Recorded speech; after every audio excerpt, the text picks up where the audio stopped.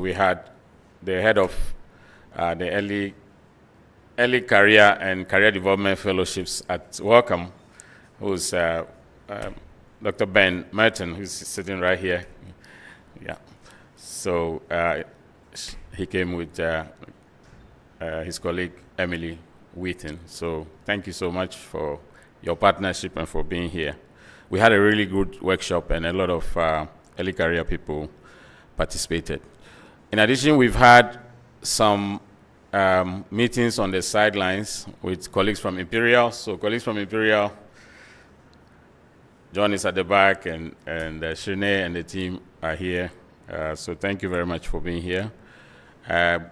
We have, Keck came together with colleagues from Cornell. So Cornell, good morning. We have Francis Crick Institute. Jean Langon is here. Jean, thank you. And then our African partner institutions, MRC, the Gambia, is here. Their director was supposed to be here, but I hear things have changed a bit and he's not yet here. So Alfred is here, one of our keynote speakers. Yeah, and London School, which is now the parent of MRC Gambia, they are here too. David Conway is on his way. His flight got delayed, but he's on the way. But Julius Hafala is at the back. Julius, you're welcome. Who am I missing?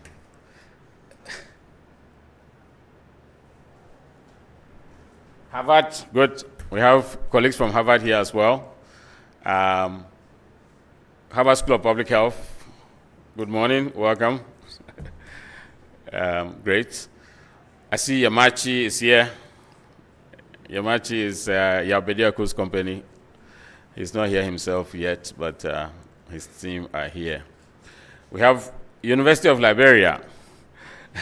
We have Professor Benis Dan, who is our collaborator from University of Liberia. You're welcome. We have UTAS, CKT UTAS. Now without CKT. UTAS, University of Technology and Applied Science in Navrongo.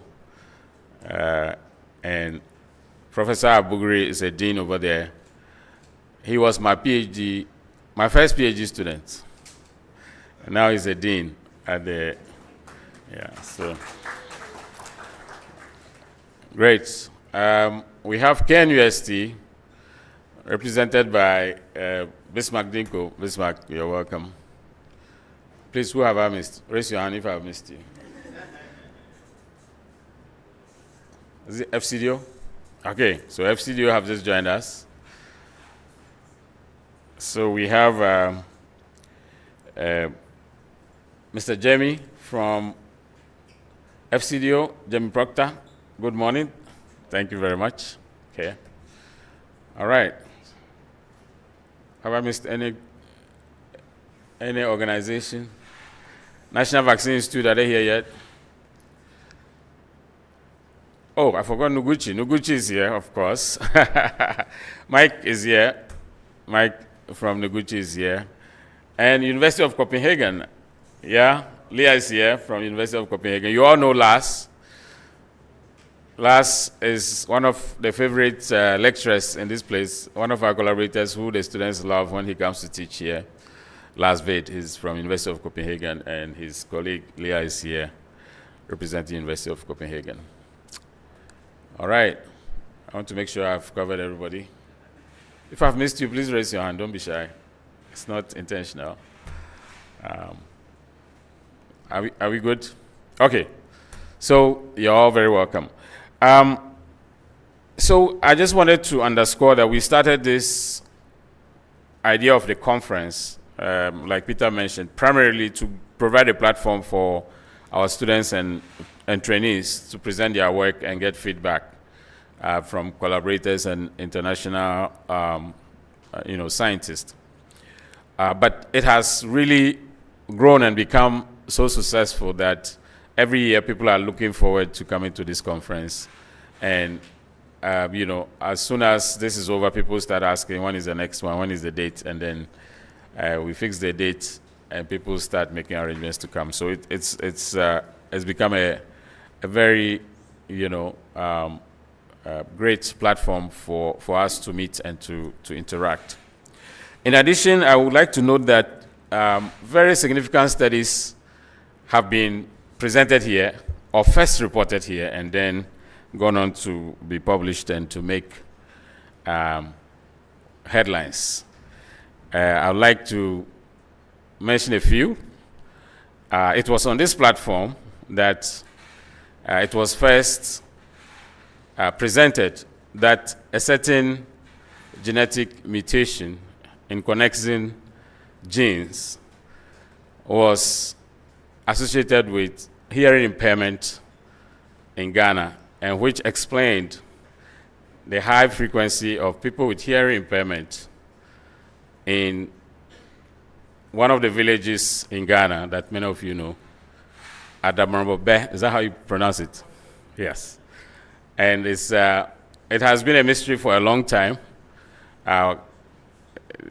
We never understood why there were so many people in that particular village that had so many, that had hearing impairment.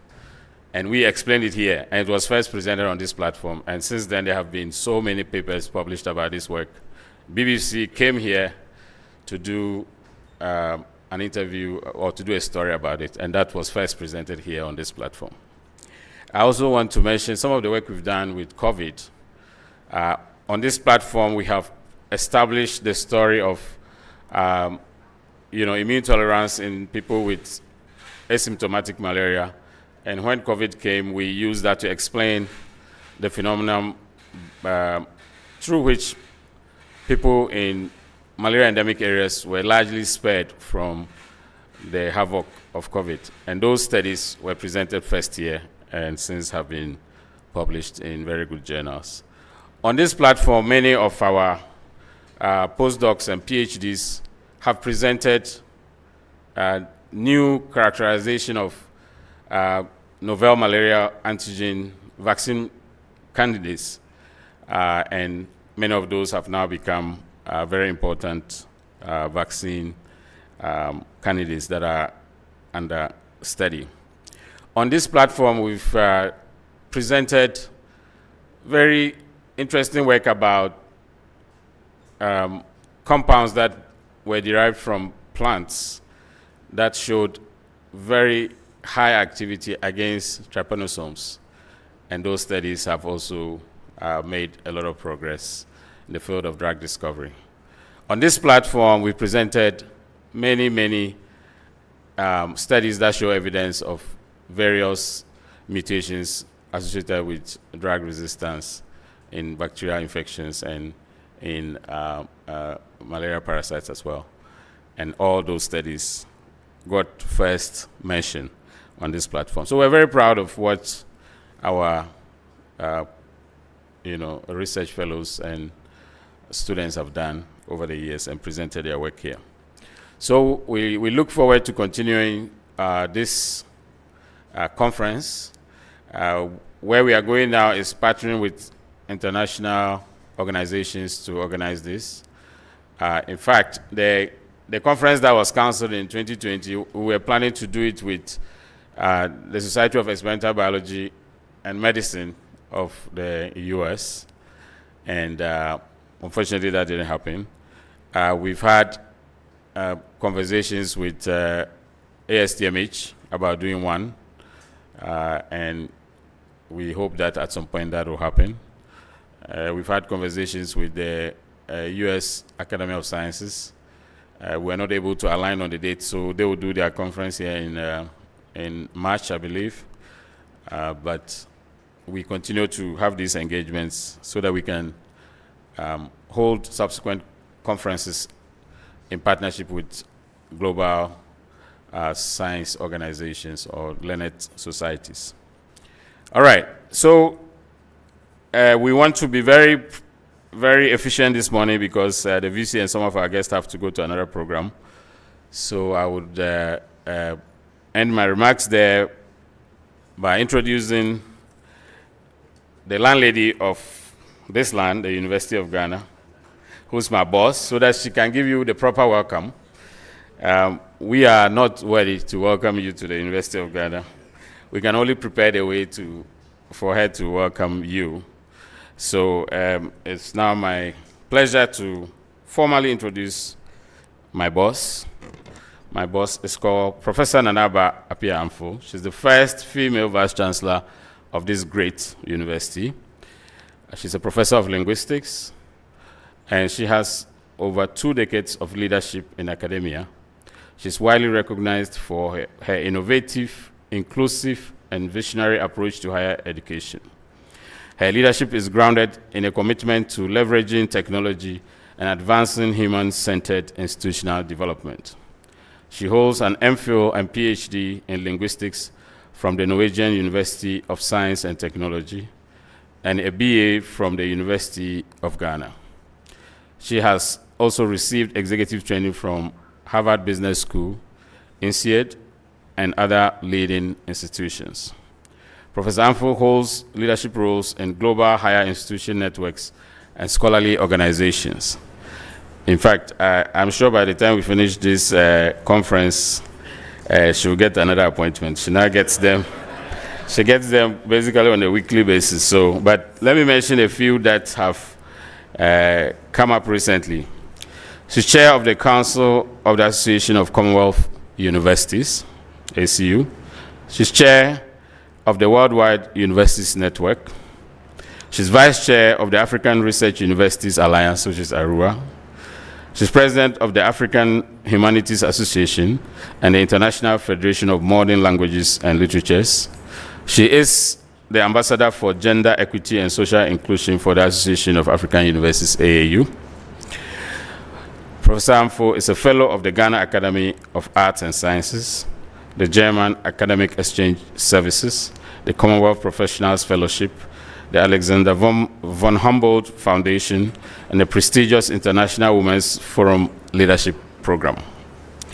She's a globally sought-after speaker, seasoned researcher in pragmatics, and she is a passionate mentor and a strong advocate for equitable, student-focused, and globally connected higher education across Africa and beyond. So, ladies and gentlemen, I present the Vice Chancellor of the great University of Ghana.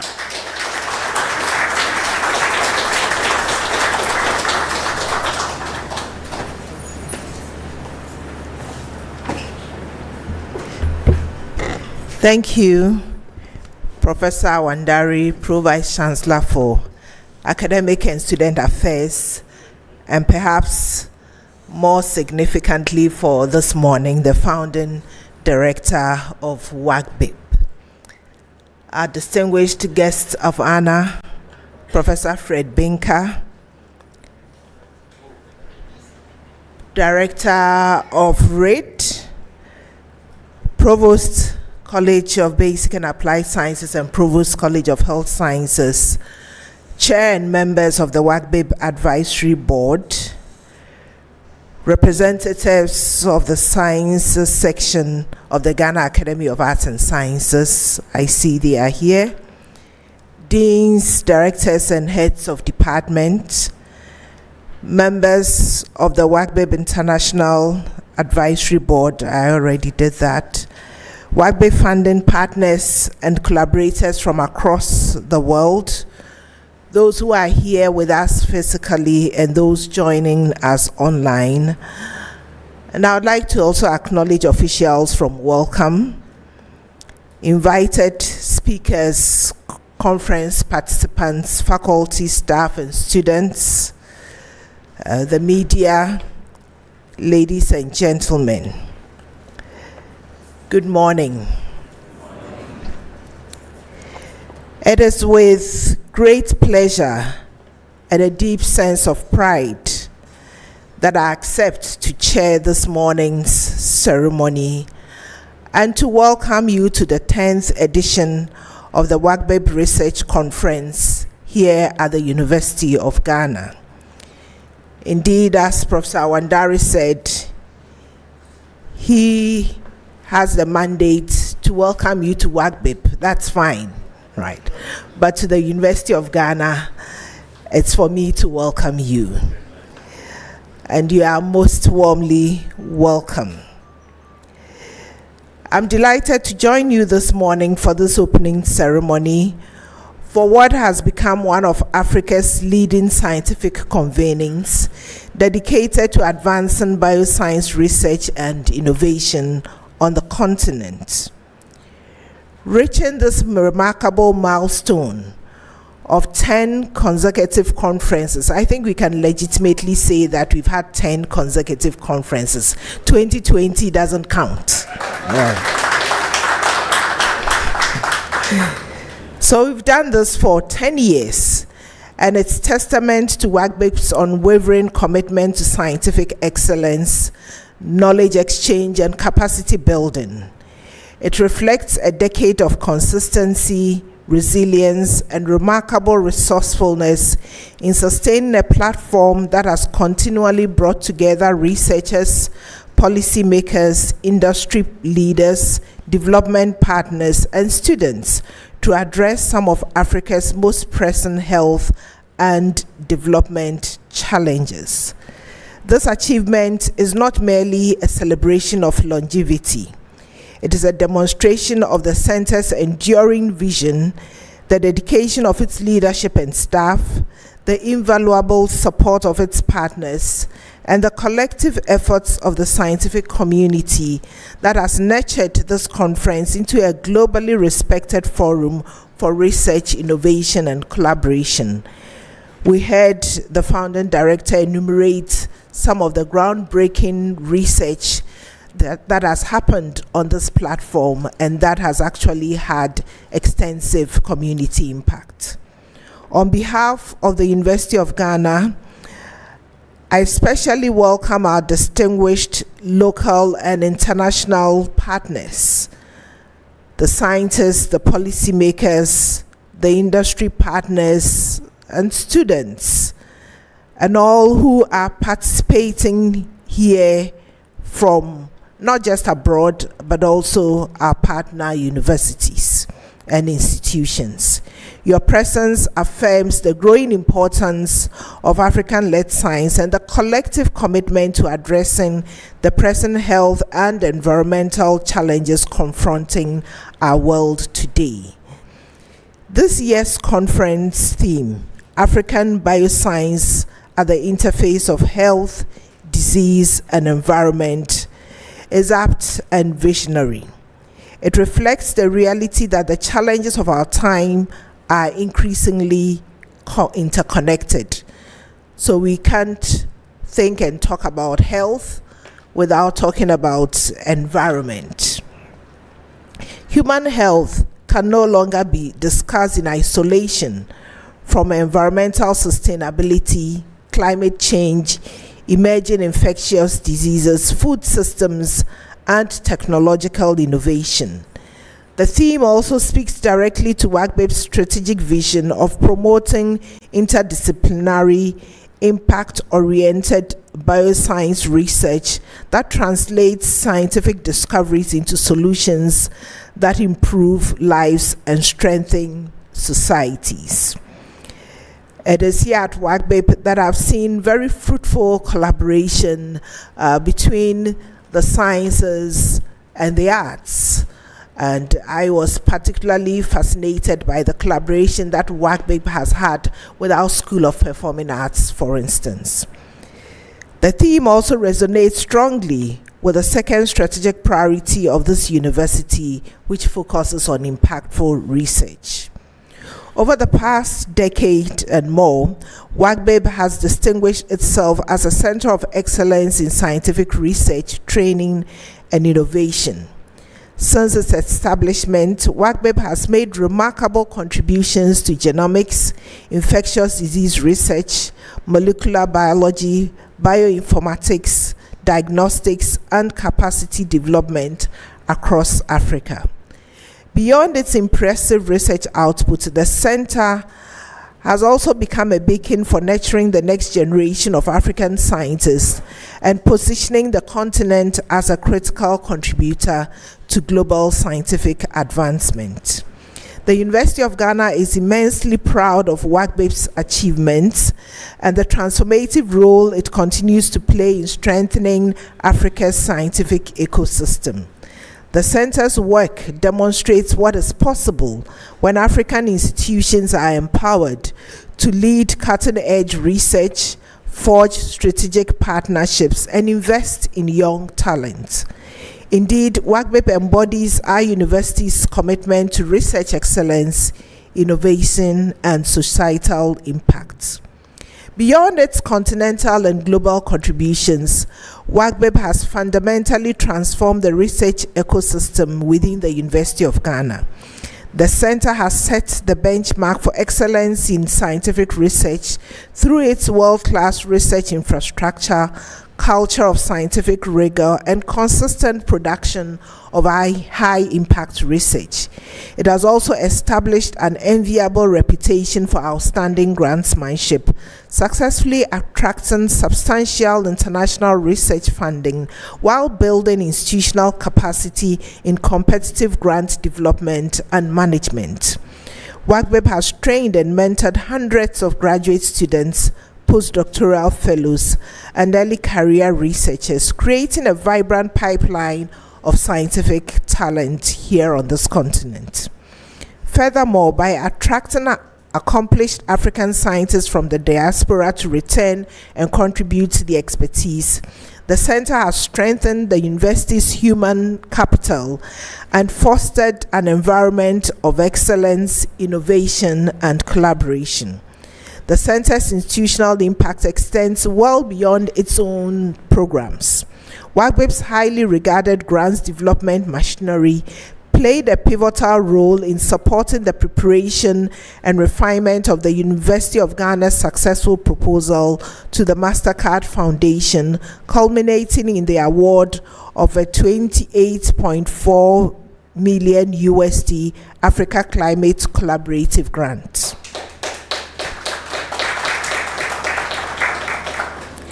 Following the award, WACBIP's robust grants management systems and administrative structures were leveraged to establish and operationalize the project, ensuring seamless implementation during its critical setup phase before the recruitment of dedicated project staff.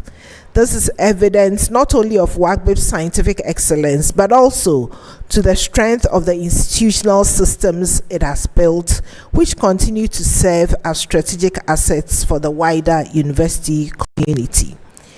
Ladies and gentlemen, this year's conference will focus on several highly significant thematic areas that reflect both current scientific priorities and Africa's emerging research needs. The selected thematic areas are not only scientifically relevant, they are also deeply connected to Africa's development agenda.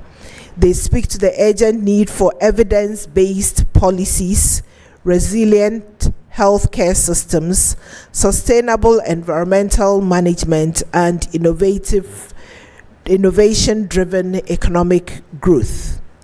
More importantly, they demonstrate the power of interdisciplinary collaboration in generating solutions that are locally relevant and globally impactful. These themes also enhance the university's contribution to the Sustainable Development Goals and align strongly with the university's research strategy, which promotes high-impact multidisciplinary research that translates scientific discoveries into practical solutions, informs policy, drives innovation, and improves the well-being of society.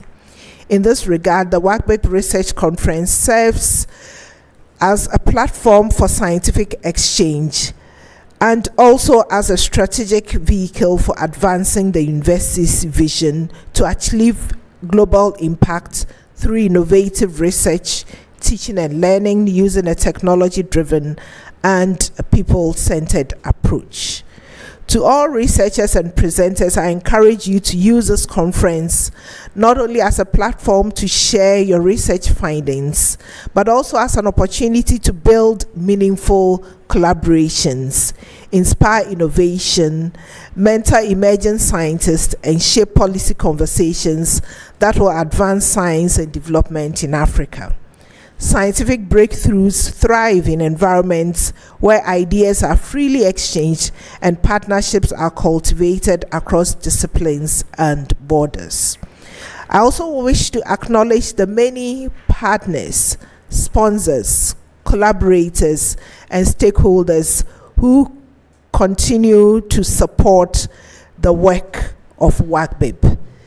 The director did a comprehensive roll call, so I believe everyone has been covered. Your investments in African science are investments in global progress, resilience, and sustainable development. As we celebrate the 10th edition of the WACBIB Research Conference, let us also reflect on the journey ahead. The future of Africa's development will increasingly depend on knowledge, on innovation, and scientific leadership. Institutions such as WACBIB are helping to ensure that Africa is not merely a consumer of scientific solutions, but actively engaged in knowledge production and innovation that shapes the future of global health and environmental sustainability. It is therefore my hope that the discussions, presentations, and engagements over the next few days will generate new ideas, deepen collaborations, and inspire bold scientific solutions to the challenges facing our continent and the world today.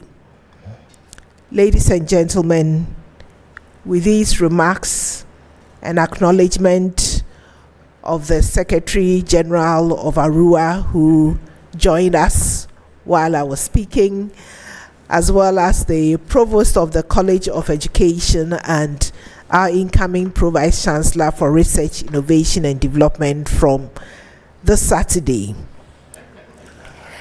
It is my singular honor and privilege to officially declare the 10th WACBIB Research Conference 2026 duly opened. I wish you all a fruitful, engaging, and impactful conference. Thank you.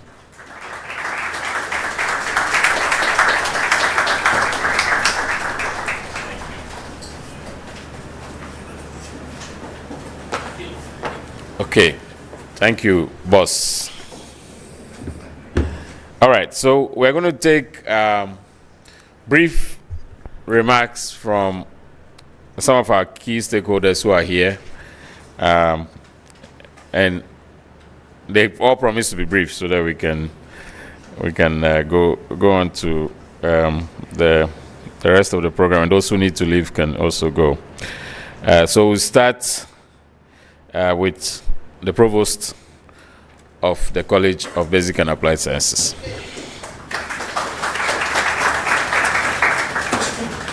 All right, so thank you very much. So I'm welcoming you on behalf of the college, because our boss has already welcomed you on behalf of the University of Ghana. So I'm just welcoming you to CBAS.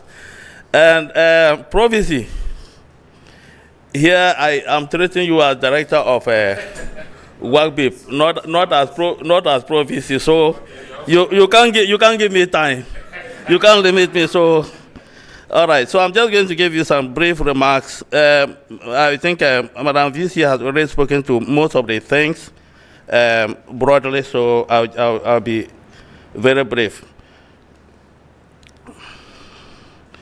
Yes, so Madam Vice Chancellor, my colleague Provost, Pro VC, ASA, Deans, Directors, and then I see my good friend here, the board chair of the WACBIB Advisory Board, and then all colleagues, administrators from within Ghana and outside of Ghana. You are welcome to the College of Basic and Applied Sciences.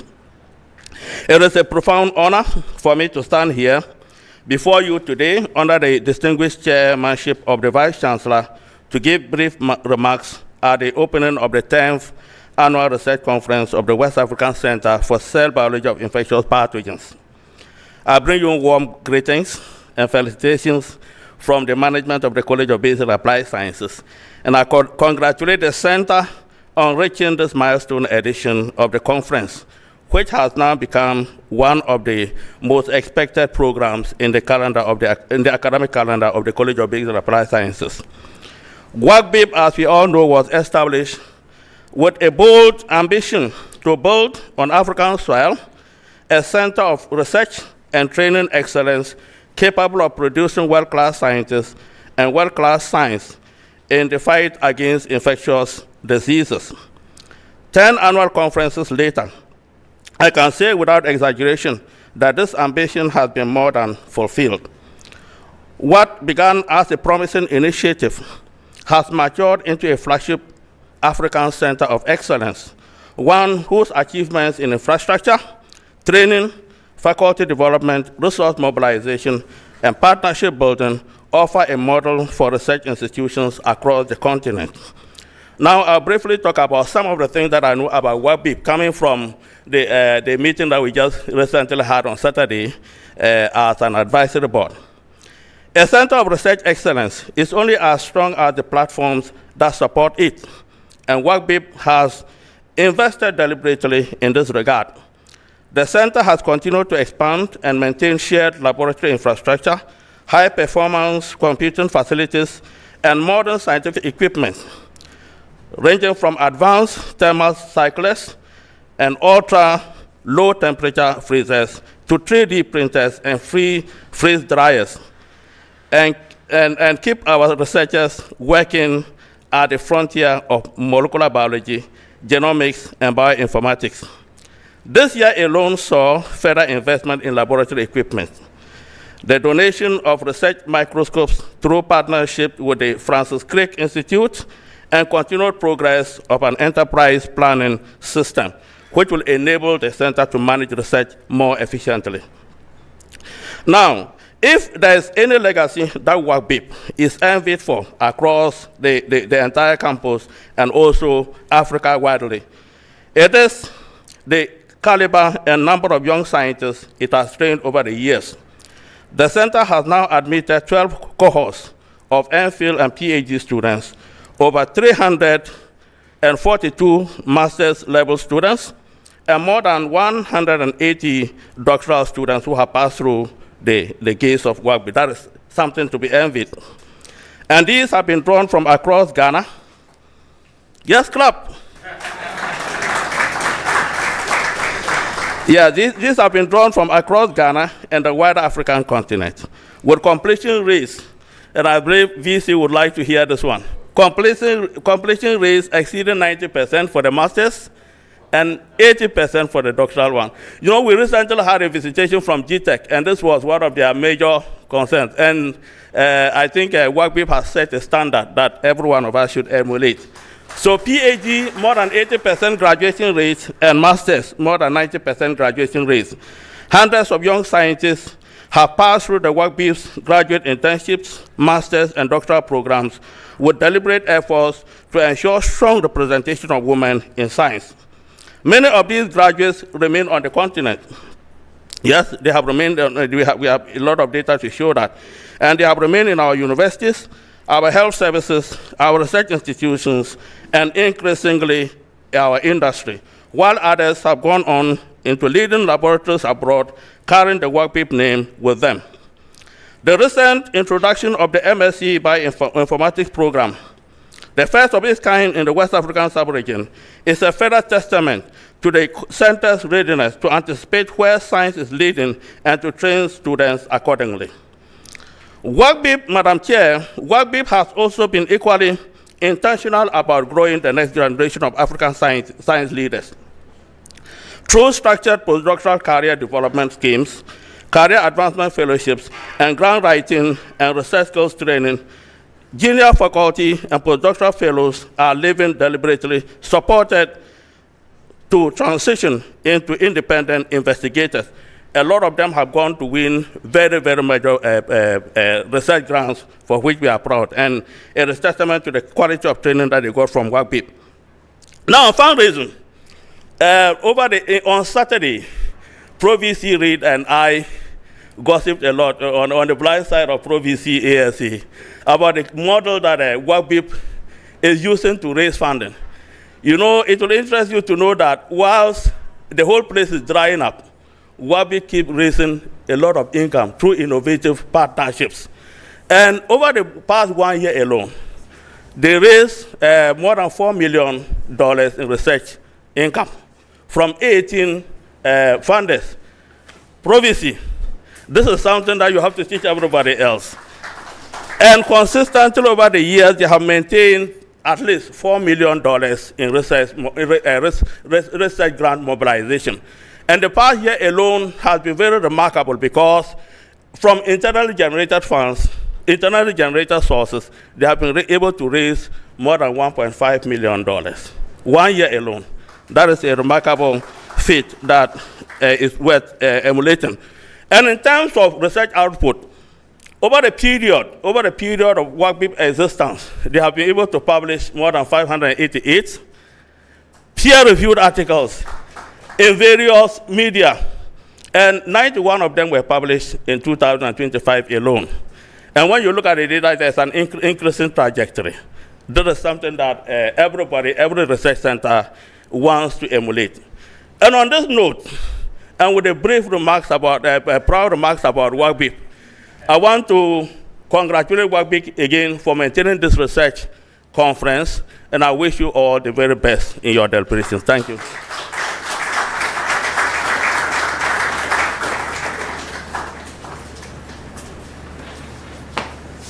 We agree that was very brief, right? Yeah, but thank you, Provost. Because it was very interesting, we didn't realize that it was so brief. All right, so I'm going to give our comms manager just 2 minutes to share some information for you, which is necessary for those of you who were not here at the beginning, so that you can follow what we're doing. Yes. So as we wait for them to project the slide, I want to take us through a very quick housekeeping announcement. So for those of you who are new to our premises, we have our washrooms straight ahead of you as you step out of the conference hall towards the PhD lecture room. We also have washrooms upstairs towards the bioinformatics lab, just after the kitchenette. So please take note. So as you may be aware, this conference is a hybrid conference, so we have some of our participants joining us virtually, and also we are live on our various social media platforms. And so we want to urge all of you to scan the code that you see on the screen and follow us on the various social media platforms, as well as also access the conference brochure and book of abstracts. Okay. Thank you. Trying to queue it up, we'll continue. Whenever they have it, they'll project it. Okay, so like I promised, the Secretary General of ARUA, our own Professor Johnny Japo, is now here with us, and he's next to give remarks. Many of us know Prof. Japo already. He was a former Pro-Vice Chancellor for Research, Innovation and Development here in the University of Ghana, and then he moved on to continue from where Prof. Binka left off at UHAS, and now he's at ARUA as the SG. So, Prof. Japo, thanks.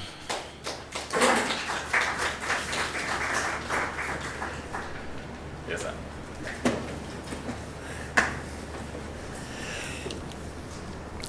Good morning, colleagues, and I want to stand on existing protocols. Madam Vice Chancellor, if you permit me to continue from where you left off, to first of all state how pleased we are as ARUA to be associated with WACBIP.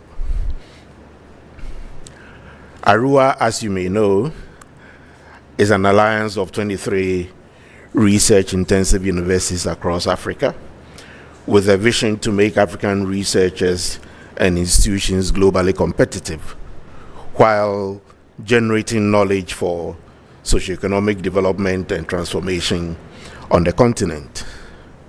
We have a mission of strengthening African research institutions through collaborative capacity building to significantly increase high quality research output and enhance graduate training and doctoral education, supporting our institutions for research management and deepening our collaborative efforts for the benefit of the continent. Many of the things that we aim at achieving are in tandem with the AU Agenda 2063 and the SDGs that we've all been working with over the years. And therefore, the conference theme here very much resonates with the things that we're doing. And we are also pleased to have Madam Vice Chancellor as the Vice Board Chair of ARUA. Over the past few years, ARUA's collaboration with WACBIP has deepened in very strategic way, mutually enforcing the ways that we work together. WACBIP serves as ARUA's Western African hub under the ARUA Vaccine Development Research Hubs Initiative, building capacity for advancing vaccine research and genome sequencing. It is also the co-lead for institutions with within the Africa-Europe cluster of research excellence in advanced infectious diseases, working with partners across both Europe and Africa to advance high-impact collaborative research and training.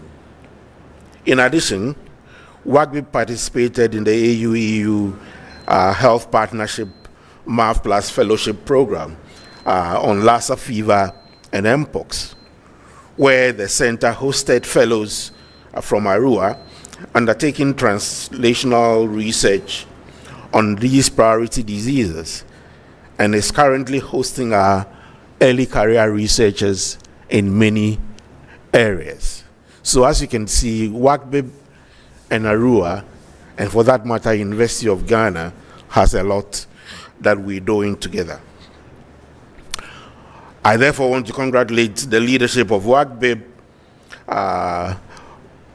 for your visionary ideas and for sustaining this conference, annual conference, which has happened every year over the last 10 years.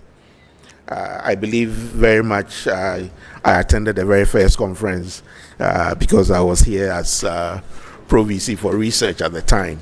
And I'm very, very pleased to see that WACBIP has grown in various forms, as has been elucidated by the Vice Chancellor and the Provost.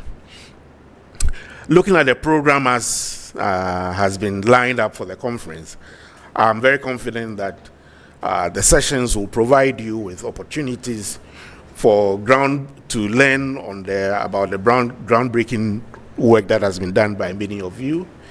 And for the very young ones, it is my hope that you have the opportunity to interact with the senior ones and also among your colleagues, share experiences, and ensure that you benefit from your stay in this conference. Because many a time, people go to conferences and all they are interested in is making their presentation or standing by their poster. But you gain a lot more through interactions with your colleagues, and that is where you network and get many more opportunities. On this note, we want to wish WACBIP a very fruitful conference and hope that the next 10 years would also bring even greater benefits. Thank you very much.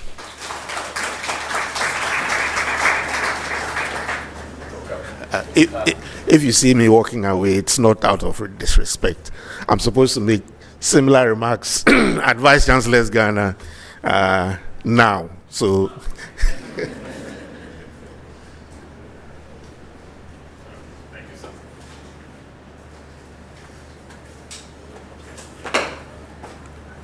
All right. So thank you, Prof. Japon.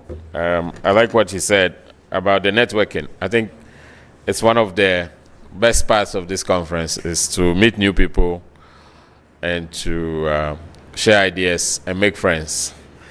And we also have a lot of food and drinks. So, and those are very good for networking. So let's make the best of it. Okay. So we would go to the Ghana Academy of Arts and Sciences, Ghana's leading learned society. The president, Emerita Professor Isabel Kwachi, couldn't make it here this morning, but the vice president for the sciences, who's also from this great university, Professor Otinyabua, is here, and he would make some few remarks on behalf of the academy.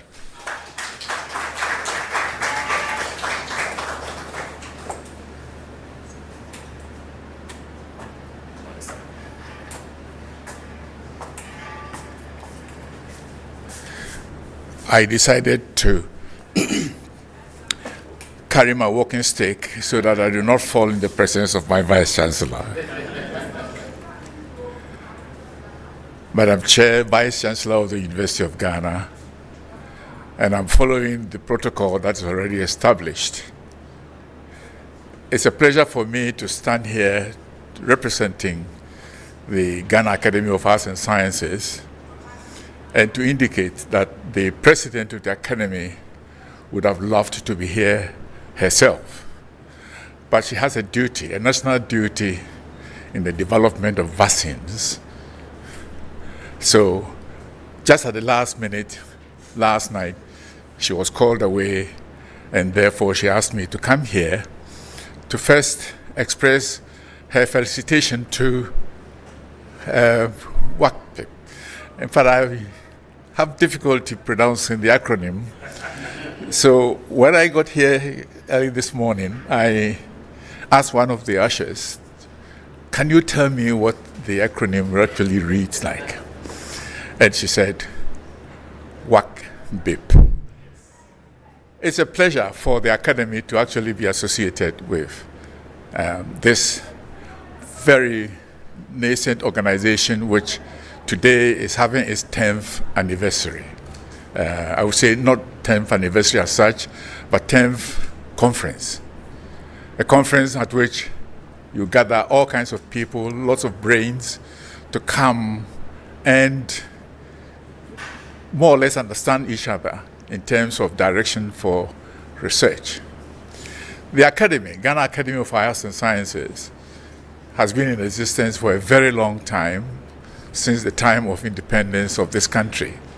And this role has been to at least bring ideas in terms of knowledge brokerage so that this country will understand exactly what is going on in terms of knowledge accumulation and dispersion. So it's a pleasure for the academy to actually be associated with this research organization, which is looking at areas of importance, very, very important areas which science would only be able to reveal. So on behalf of the academy, the president of the academy wants to say congratulations, particularly to our fellow Gordon Wandari and other members who are also here. Thank you very much.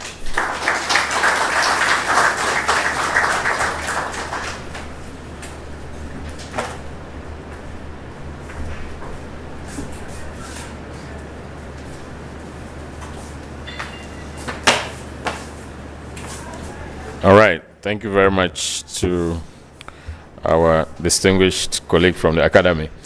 We're now going to have some remarks from some of our funding partners. First is from the Science for Africa Foundation, Dr. Dennis Chopra, who I already introduced earlier.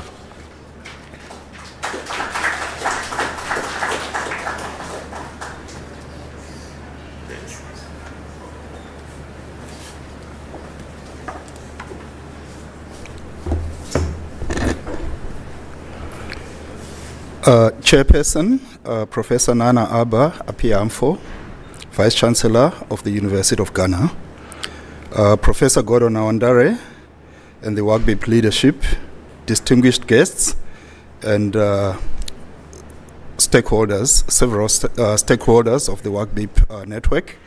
Good morning to you all. It is a great honor and privilege to join you today on behalf of the Science for Africa Foundation as we celebrate another great milestone in the journey of the West African Center for Cell Biology of Infectious Diseases, WACBIP. I would like to extend our sincere appreciation to Professor Awandare, the WACBIP leadership, and the organizing committee for inviting us to participate in this important conference, which brings together stakeholders in the WACBIP community and all the researchers that are committed to advancing African-led bioscience research. The Science for Africa Foundation is proud to support WACBIP through the developing excellence in leadership, training and science, Delta's Africa program. Delta's Africa is built on a simple but ambitious vision to promote excellent science that is locally relevant and globally competitive, and to generate African scientific leaders. Over the years, WACBIP has become one of the continent's leading centers of excellence in biomedical research and postgraduate training. Its contributions extend far beyond just scientific publications.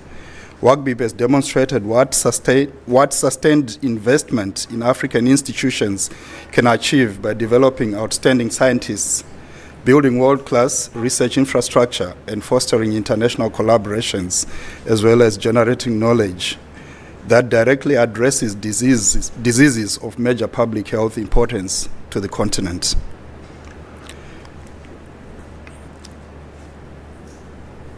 As we look into the future, SFA Foundation remains committed to supporting programs that strengthen African research leadership, institutional excellence, and sustainable research ecosystems.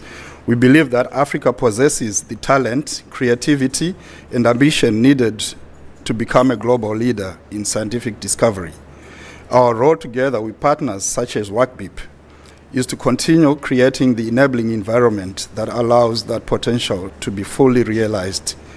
On behalf of Science for Africa Foundation, I congratulate WACBIP on organizing what promises to be an outstanding scientific meeting. We wish you productive discussions and every success as you continue advancing African-led research excellence. I thank you.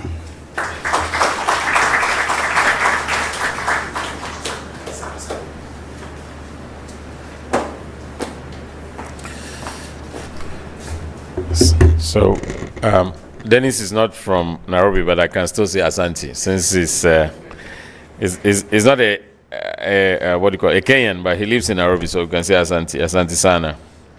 All right. We'll go to FCDO. So we have here Mr. Jamie Proctor, who is from the West Africa Research and Innovation Hub of FCDO. So, Jamie.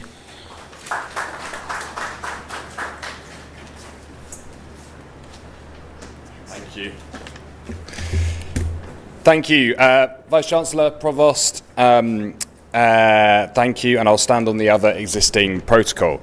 My name is Jamie Proctor. I'm joining you today from the British High Commission, and it's thrilled to be able to give some opening remarks. I think I was just going to make a few points. So the UK and Ghana have a very deep and long-standing relationship on science and tech, and we work very closely together, government to government, through an MOU and a joint strategy.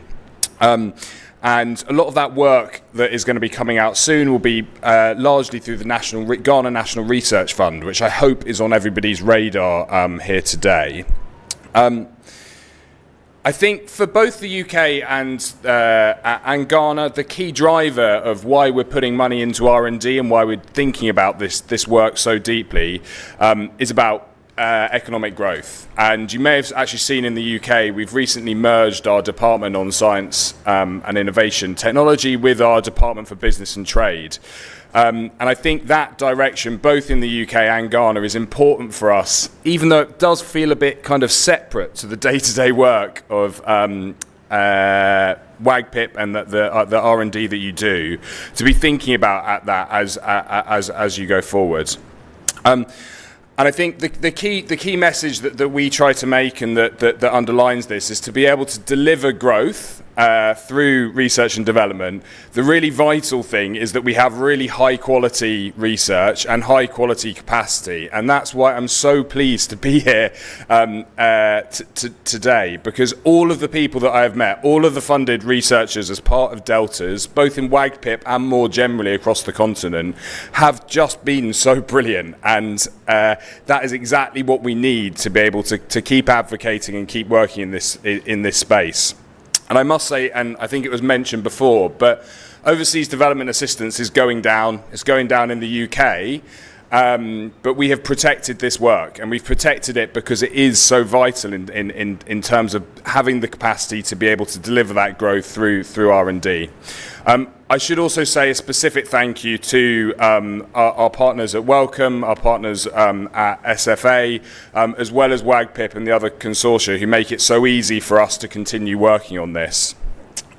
So I'll finish by just, I guess, 3 points, which I guess are challenges to those of you working who are funded through WAGPIP for research, for masters, for PhD, for postdoc, of 3 things what I think we need to do more of in the sector. So firstly, thinking, how can you go further in helping building the capacity of others, especially in other sectors? This sector and health and what is in WAGPIP is leagues ahead of many other sectors, and I think we do need to think about that as we put funding in here, but that it impacts across the board. Secondly, to keep thinking about what you can do to make sure your work delivers real-world impact. We see this a lot, and particularly through work that the UK government funds, but it's too easy to go back to papers rather than kind of purposeful work as an outcome, and to keep thinking about that every day in the work that you're doing. And then finally, and this is a bit of a new area for us, but how can you better advocate for your work? We've actually just started funding science journalist science capacity building to try and help journalists better tell the story of the work that you're doing. And I would say thinking about that and making sure what you're doing is known and the impact that it has also vitally important. So there you go. There's 3 challenges for you and a few reflections. But thank you. I will be here for as much of the conference, and I'm really looking forward to hearing more.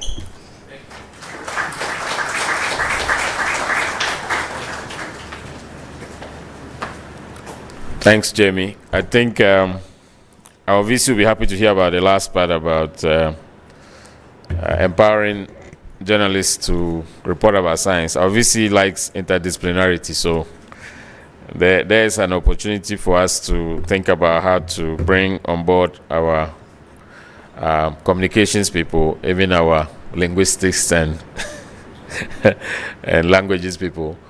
All right. Next, I'll call on Wellcome. Ben will come and speak on behalf of Wellcome. Thank you.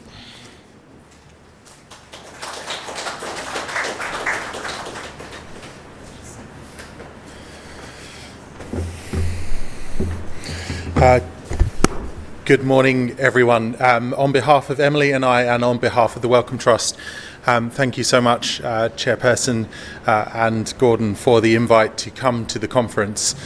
We were invited a couple of days beforehand to give a workshop, first of all on how you could find out about Wellcome funding, and then actually yesterday we spent a lot of time thinking about how individuals in that early and mid-career space can prepare for making competitive applications to international funders, and also giving them time to think about what kind of leaders and researchers they want to be in the future. As we were debriefing last night, we were struck by the levels of enthusiasm and engagement those researchers at the workshop were bringing, both from those coming from within Ghana and those internationally visiting as well. Everyone was really committed to making sure that they were prepared not just to do great research, but to be great research leaders. Their ideas and challenges that they were raising about how research should be done and the types of environments set up in institutions like WACBIB that will support them to reach their potential as researchers is truly inspiring. And it should be a great encouragement to all of us that the future of research in West Africa seems to be in such good hands. We were also able, while we were here, to have a tour of the facilities in WACBIB. And again, as we reflected on that experience of walking around the laboratories and seeing people at work, I was personally struck by the levels of collaboration and collegiality shown between the researchers, especially in working to make sure that the resources that you do have are so well used and shared between everyone. There seems to be no hierarchy of research importance. Everyone is just working to advance all of those different directions of research at the same time. And I think that that is great to see and something that I think many places around the world can actually learn from. So thank you, Gordon, for that example that you lead here. I'm also, as a result of seeing that, not surprised by the success that is seen at this centre and others. We've already heard about the Deltas programs, and it's brilliant seeing some of your researchers securing funding at international level. This is really important and something that we want to keep working as a funder to support happening. I think it was also great to see the nurturing of those at the early stages of the pipeline as we walked around the laboratories, the undergraduate classes being taught by researchers who are at the cutting edge of their field, passing on that knowledge, the master students being brought in to help with actual projects doing meaningful work. And looking after that pipeline is so critical because that takes a lot of work, it takes a lot of efforts, it takes a lot of patience. But I'm really convinced, as a global funder as Wellcome is now, that seeing that investment in the pipeline today at those early stages means that in 10 years' time, as those researchers that you're nurturing now are back on this stage, we'll be able to celebrate that continued success. So thank you again for the invitation, and I really hope the conference goes well.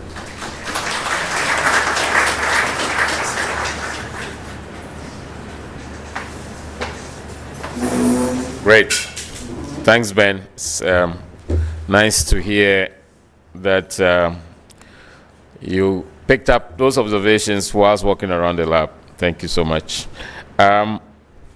We have our colleagues from GIZ here. I hadn't spotted Holger, but Holger has quietly entered the room and he's here to make his remarks. So Dr. Holger Till from GIZ.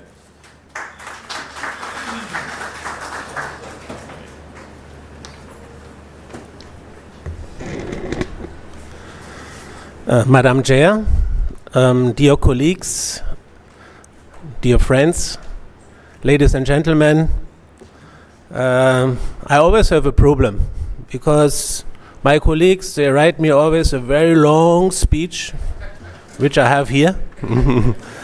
Now I have the option of reading this long speech, or as normally what I do normally, I just ignore my colleagues. Sometimes I frustrate them, but I think they are used to it, so I will not read it. So I keep it very, very short. I just went through the speech and I just looked what is actually inside. And they wrote a little bit why I'm standing here. So I'm actually standing here to congratulate WACBIB. Number one, and number two also to really ensure that we are ready to partner with you. We are already partnering with you, and we really see this partnership extremely, extremely important. So the second message what I can see here is, okay, what are we doing? I mean, I'm from GIZ, and I'm representing a program called PharmaVax. PharmaVax is co-funded by the European Union and by Germany, and is mainly to strengthen the ecosystem in the area of local manufacturing of pharmaceuticals. And now why WACBIB? Because one of the component, a key component is R&D. And now I think one key message what I really want to even if you only just remember this one message, I'm okay. The message, I think, what we have seen is the importance, the linkage between academia and the manufacturers. So that vice versa, so that starting from the trainings that we have students who are going to the industrial side and vice versa. So this linkage between the manufacturers and academia, I think, is a key message what we are actually supporting, and therefore I'm also very happy to announce that WACBIP has actually, they are the recipient, one of the recipients of our recent R&D call, which is there to work together with the private sector. So this one you can clap, by the way. And as I promised, I really keep it very, very short. We continue working with you from the side of the German government, also of the European Union, and we are congratulating you to this conference, and we wish you very interesting and good discussions. Thank you very much.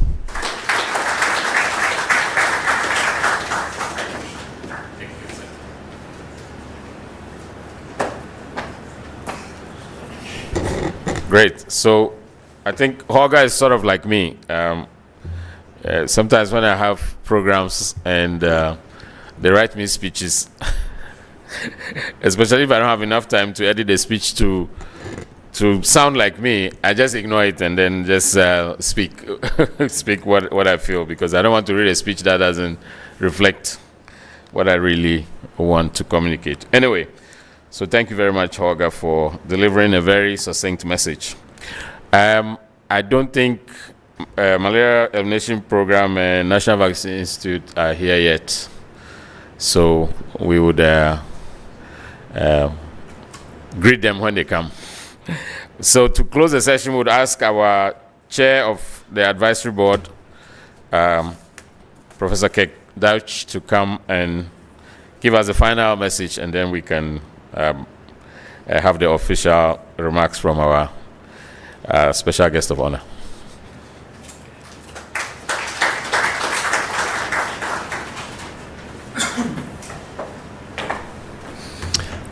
So it's a pleasure to be here. As it's noted, this is the 10th anniversary of this conference. It's also the 10th anniversary of the advisory committee meeting, which I've had the pleasure of serving on for many years.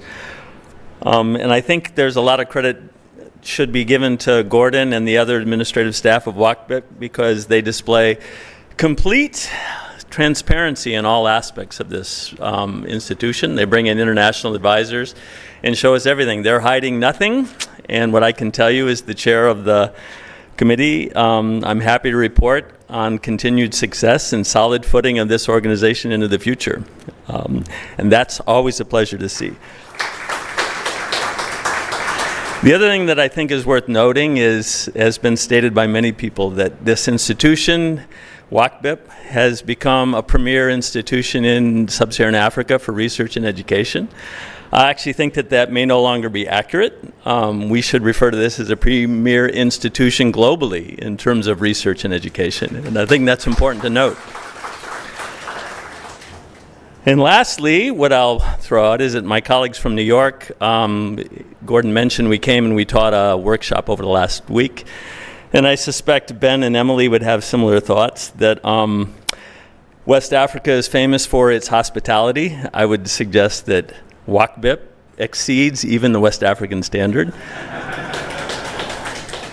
It has been a pleasure to be here and be hosted for the last week and a half. I should give credit to both the faculty, the staff of WACBIP, and perhaps most importantly, the students who have treated us with enormous hospitality. It's been a pleasure to work with them, and I continue to enjoy coming here every year to experience the hospitality. So thanks to everyone, and I look forward to the rest of the conference.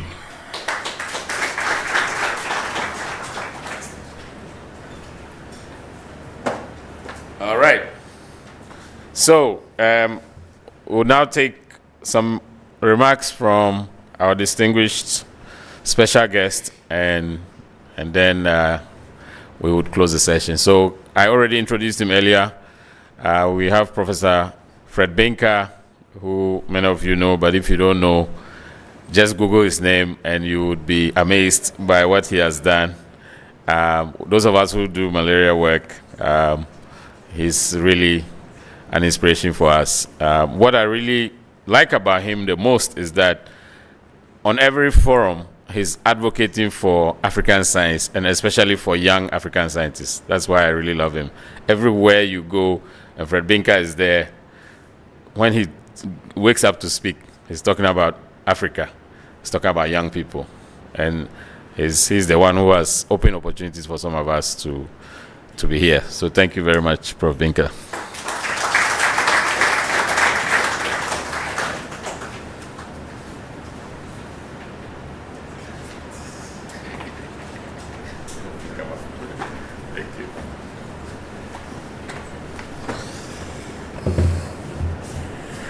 Good morning, everybody.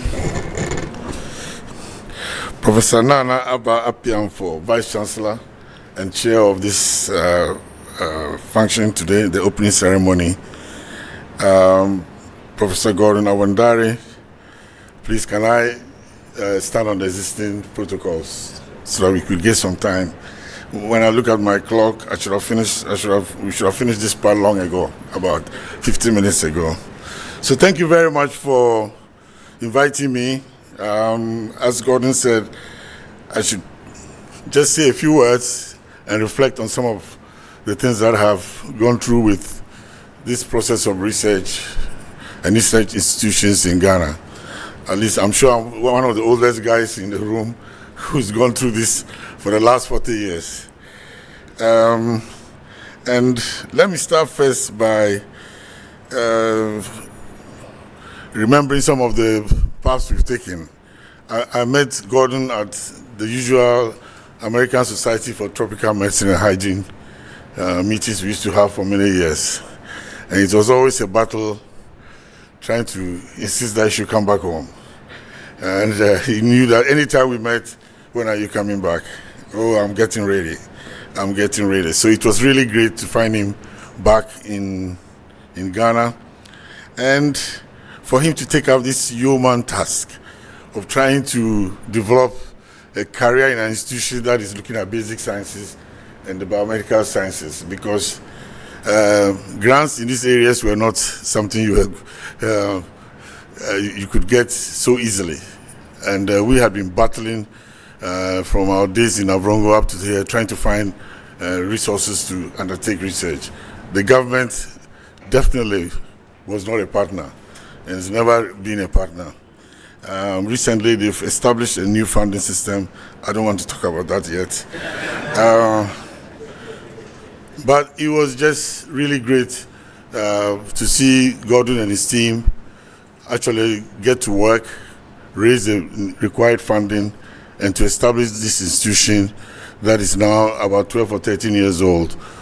I remember when he arrived first, I was just leaving to Ho to start the university in Ho. And he became one of my main benefactors. I had to send some of my faculty. I couldn't find faculty around the country. So I sent some of the young guys who had done their masters to join his team, and they graduated from here and are doing very good work in the university in Ho. Apart from that, I was really a bit worried when he said I should make these remarks, and I thought that he was trying to remind me that what are the notes? He was casting me in the form of the politician who speaks at the end of a startup like this. I mean, I've been to many conferences, and the people who make the last speeches are actually politicians who are part of the team in the country, and they say a few words, and then they say we're opening the function. Yeah, but truly I have been more on the academic side for years. In the last few years, I've been trying to become a politician, but it's been so difficult working with politicians. It's extremely difficult. So, for example, when I got this, I went back to the Ghana Health. I'm currently the chair of the Ghana Health Service Council. So I called the guys and said, look, this meeting is coming on. We're supposed to say a few words, but I know that part of the words should be, have you been fulfilling your part of the bargain? You collect all this data from WAPIP, you go for your test. Anytime you are in trouble, you go there, do you send money back? And then there was complete silence. So, anyway, so we agreed that I will be very economical on the issues of politics and rather focus on where I'm more comfortable. And so today I'm really excited that your conference is looking at the African biosciences at the interface of health, disease, and environment. I wish I could be here all the 3 days, but you've really pushed the, how would you call it? You've pushed the ladder to this point where we've been trying to undertake science research in our country, but have neglected completely the basic sciences and the biomedical sciences. It's really a pity, and we focus mainly on people like me who count things and say, okay, so many people died, others didn't die, so let's move in this direction. But you can't undertake science without the basic sciences, and if that is my first message. And when I had the opportunity to establish the University of Health and Allied Sciences, the first faculty we established was the School of Basic and Biomedical Sciences. I had a lot of flack for that. What is the medical school? Why are you establishing School of Basic and Biomedical Sciences? But the basic sciences are the really foundation for us to move forward. And I encourage you, and I'm really happy that you've come this far. Secondly, I thought that it would be good to raise just 2 issues. One in agriculture, and the other one in health. In health these days, one of the biggest challenges we're facing is the use of drugs.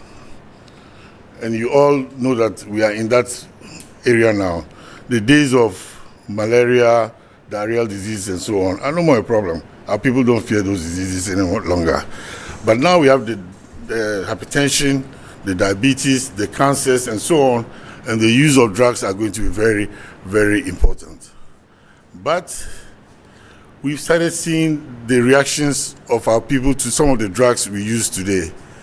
The resistance markers and all those things indicate maybe the fact that the basic sciences that developed those drugs didn't take into consideration our genetic makeup. And we shouldn't expect those who made the drugs to put us as the first point in their development process. So my first call is that we need to really look at those basic things, our genetic makeup. And as I used to tell my students, I did genetics in medical school, but I never knew we were the dominant gene. Nobody ever mentioned that the blacks were the dominant gene, but we are the dominant gene. And most of the work that is being done, the new areas of genetics, the recessive gene has different, the manifestation from the recessive gene definitely will be a bit different from the dominant gene. And we are not working on this. So this is my number one. It's the same when you go to agriculture. For me today, food, nutrition is the next, I call it the next agent. As an epidemiologist, we deal with 3 things: the host, the agent, and the vector. Now nutrition is now our new agent. And slowly but surely, we are losing grip of the nutrition that is, the foods that are being developed, seedless foods, GMOs, and all that, with no long-term follow-up on what these things portend to us. And if you've read some of the literature now, we are beginning to find plastics as part of the problem for cardiovascular disease and so on, from the water we drink, and for all this stuff that nobody could believe. When you take food, you think you've eaten food, but actually you're poisoning yourself as you go along. So it might be also important for us in your groups doing the basic sciences to really understand what is going on. we have these issues of RNA interference mechanisms. And today, RNA is the key thing. Everybody is using that as a vector to transport many things into the human system, and they're doing that in agriculture. So what happens if there's an RNA that is meant to kill what? The insects, but is modified to target one of the genes like us? We are just like this insecticide. The vector we are trying to wipe out is the insect that is causing a problem for your food that you are growing.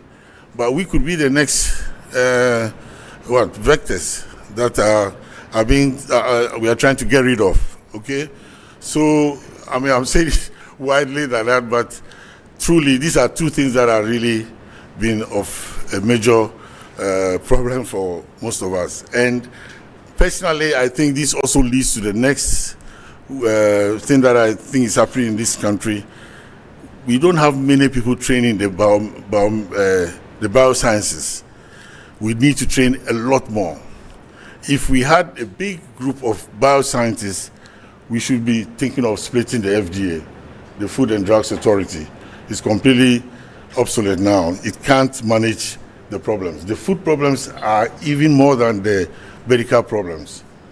And we should be looking at the format from the EU where we have a food and a biofood safety group, and then we have a medicines group, because the two groups have so much to do into the future. There's no one organization that can run those things. So let's think seriously about that.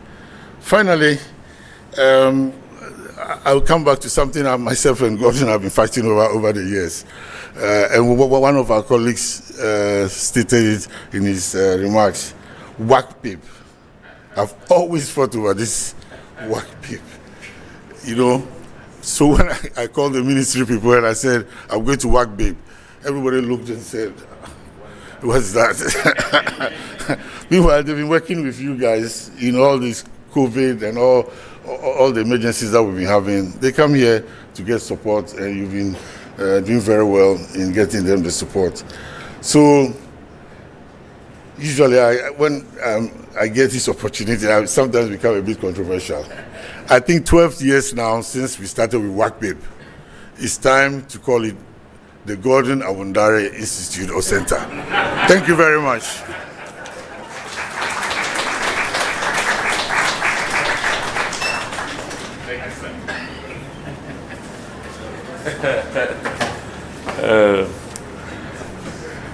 Yeah, the ever provocative Professor Fred Binker. Don't worry, it's not going to be called a Gordon Institute. It's going to be called yeah, I think I always admit that one of my first failures was the name. This name, everywhere it causes problems. I didn't consult the linguist, you see, that's the problem.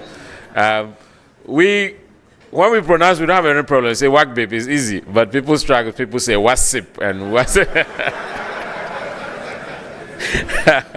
and then when they have to write it out, some people write with one C, some people leave out the B.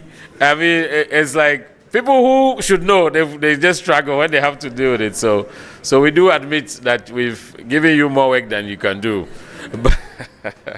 But you get used to it eventually. When we get a Nobel Prize, then it'll register finally. Yeah. Anyway, distinguished friends, it's been a nice morning. Thank you so much for your presence and your cooperation. I want to particularly thank my boss, the Vice Chancellor, for being here bright and early. I think she was among the first people to get in the room. So thank you very much, Madam VC. Thanks to all the colleagues in senior management who came to support. Thanks to all our partners who came and spoke. Thanks to all our collaborators who have traveled and come. Thanks to you all, our students. Special thanks to all the faculty who worked so hard to make us successful. Oh, I've seen Sylvia. Sylvia has come. Sylvia. So Sylvia is from AAU She is the lead for the ACE project. So, Sylvia, thank you for coming. Yeah. I think so. We changed the time from 9 to 8:30. I think it sort of surprised some people. Or it escaped some people. So I think people were a little bit late. But we thank you all. Since we did the introductions, other university officials have come. Directors. I've seen director of finance. I see directors of other institutes and deans who have come. We welcome all of you. Provost of Humanities is here, Provost of Health Sciences is here, and I think Provost of Education and incoming Pro Vice Chancellor for Research is also here, and they've been introduced. Many of my other my colleagues from Biochemistry and Inuguchi are also here. I see Dean of Student Affairs at the back. Thank you for coming. All right, so thank you so much. We're going to go take a group picture, have some snacks, and then the show will start. Thank you.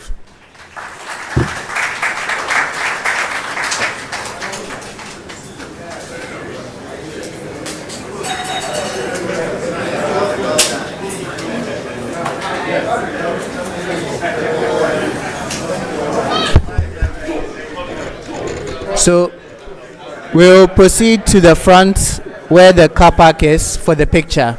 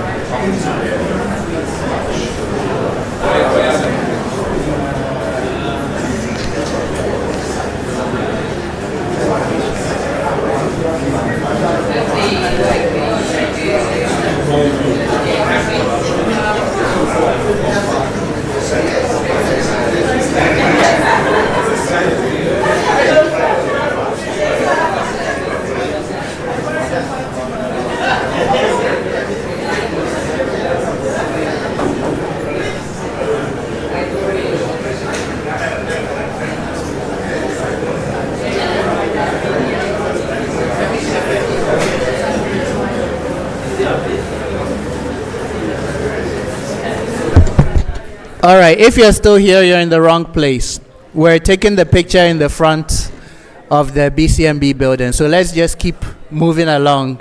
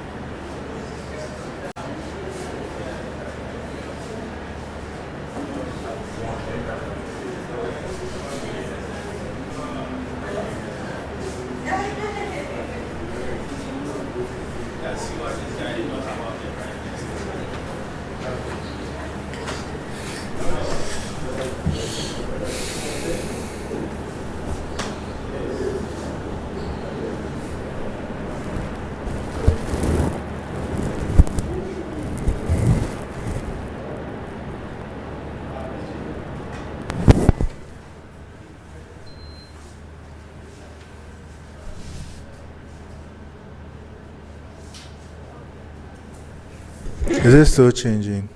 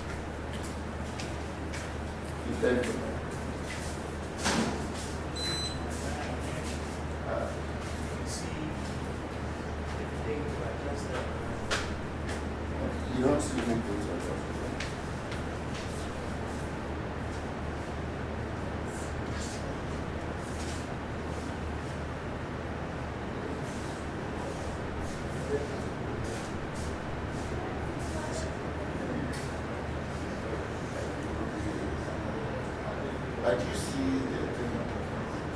Yeah. Because I personally even noticed it when they did that, so I even been the guide. This was. Okay, yes. And I'm thinking, before I was even thinking this reflection is from 12. But it wasn't so. Because there was a time that I think we used somebody before we used support, but when we took the board now. It's coming from inside here. Yeah, but the line is like the reflection, the line falls on this and it refracts it. But the light doesn't come from under. The light is there from here, inside here, onto the mirror and into the room. So it doesn't. I see a lot of dust. So we should take it. And let's have it. You have it? Yes.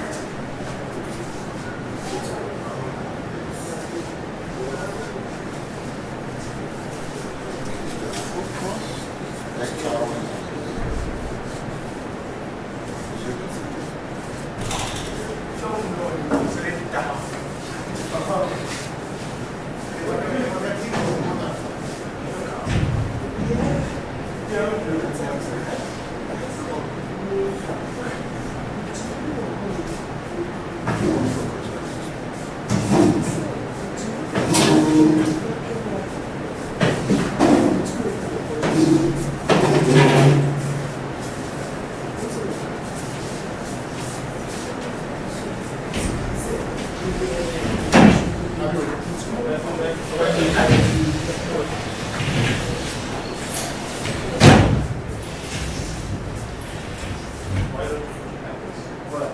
that is the person who is talking. So this way, I'm going to say no, not do that. You want to face them. Sometimes the person you want to ask questions. you will. Ready? You will do it. I will do it.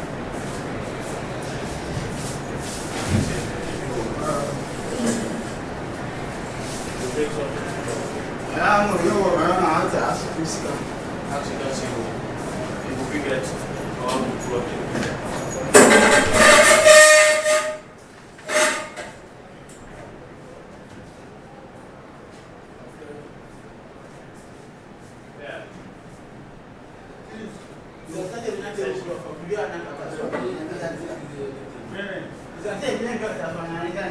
So now it's like, yeah, and then just go there the last day. Why is it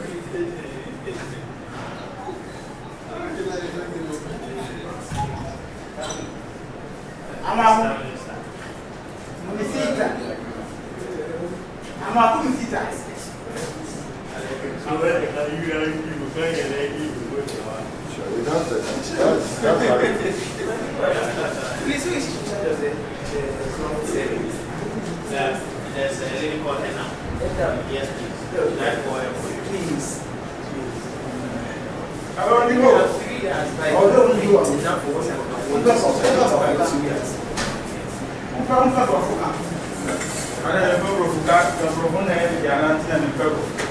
so you're going to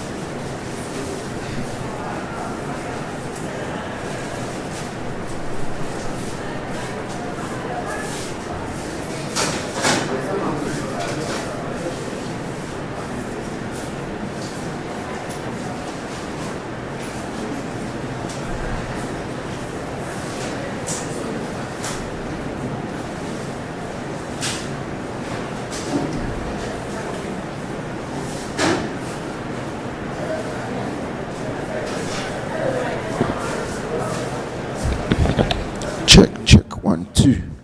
Try 1 2.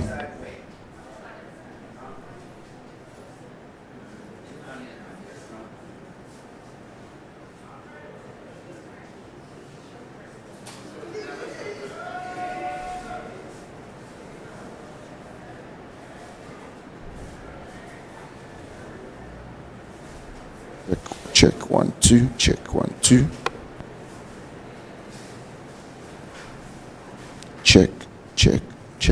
Check 1 2 1 2 check 1 2 check 1 2.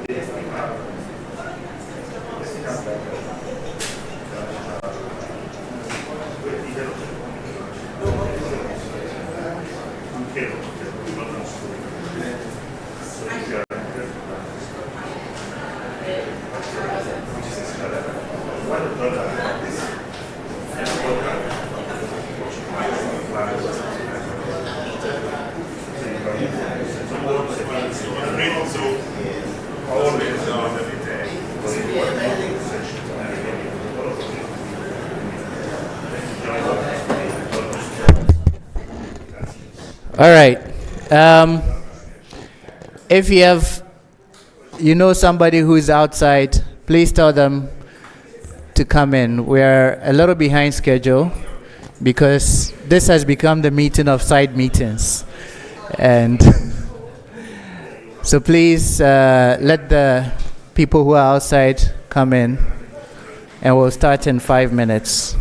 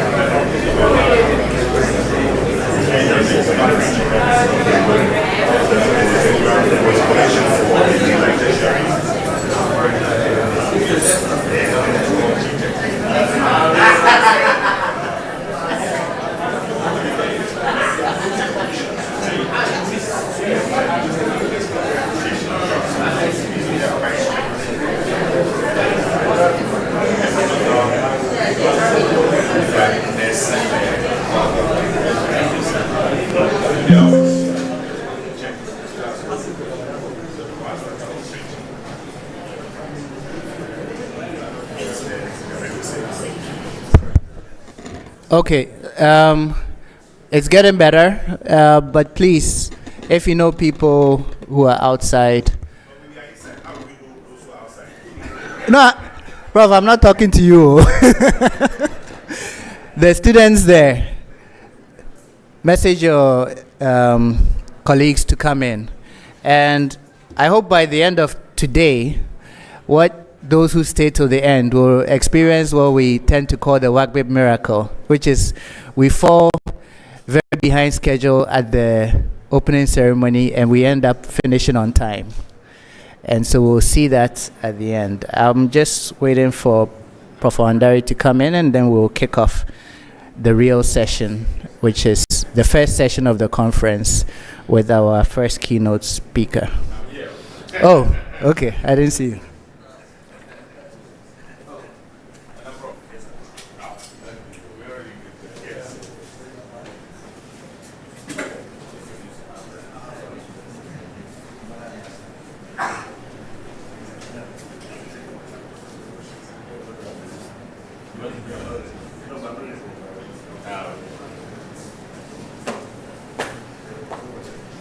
Okay, welcome back.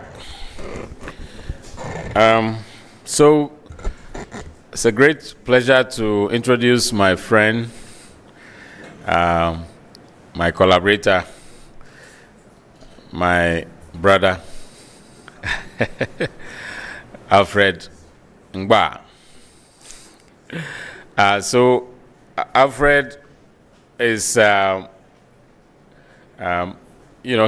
the MRC Gambia. He's been there since I've known him, but he's one of those African scientists who believe in, Africa at large and supporting people from different backgrounds. And he is from Cameroon, and he always remembers his beginnings in Cameroon, and the mentorship that he enjoyed when he was a young man. We started working with Alfred from the beginning of WACBIP.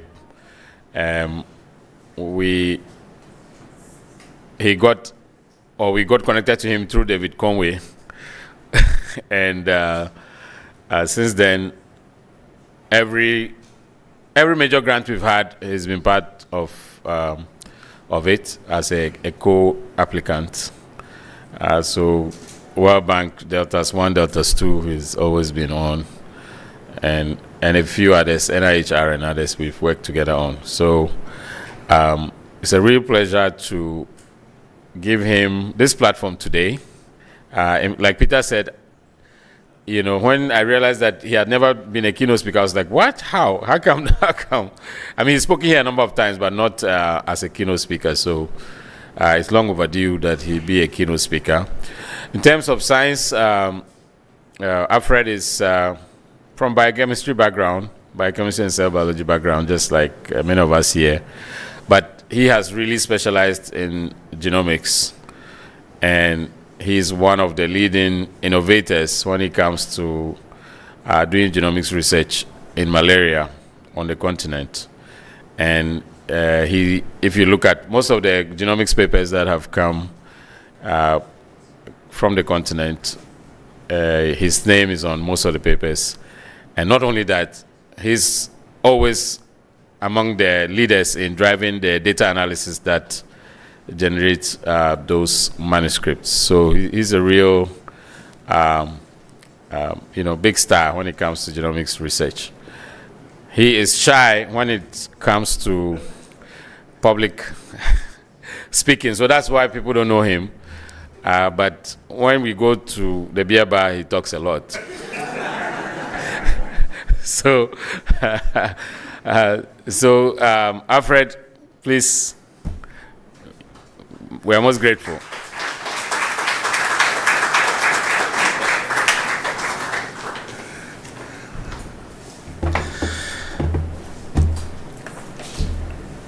Yeah, thanks very much, Gordon. Obviously, I think when you have a couple of glasses of beer, club, he drinks Star, I drink Club. You definitely get elated and you talk more than you should. So, hopefully, I would show here that I'm not shy and be able to present some of the work that we are doing. Yeah, it's been a delight really to work with WACBIP for all these years. I think, as Gordon said, I've been coming here from the inception of WACBIP. So all these years we've been going through various, and it's been fantastic to have great fellows from WACBIP. And some of the work I'm going to present here actually is work that has been done by fellows that have been funded by WACBIP and not me. I think the breadth of the things we've done are so wide that it's almost impossible for me in the last decade to present everything here. So I'm a bit selective in what I'm going to present. I kind of choose the topic when Peter asked me what I was going to present. So I choose the topic that was a bit representative, but not exhaustively representative, because I wouldn't be talking about lots of functional work today. I'll be talking mostly about genomic epidemiology done in populations, some contributed by us, some also done by others from which we are taking inspiration and doing other things. So I'll be talking about the adaptive landscape and evolutionary resilience of malaria parasites, and particularly in Africa, because malaria parasites, it looks like we're going to be the last frontier for malaria to disappear from Earth. And West Africa in particular seems to be actually the epicenter of the disease. And definitely the reason why that is happening is because the parasite has learned the ropes and they've learned how to adapt. They've learned to evolve with every single arm that we raise against them, with every single change in community, be it climate, be it change in vector, the parasite has learned definitely to adapt. I hope this works. Oh, yeah, it works. Fine. Lovely.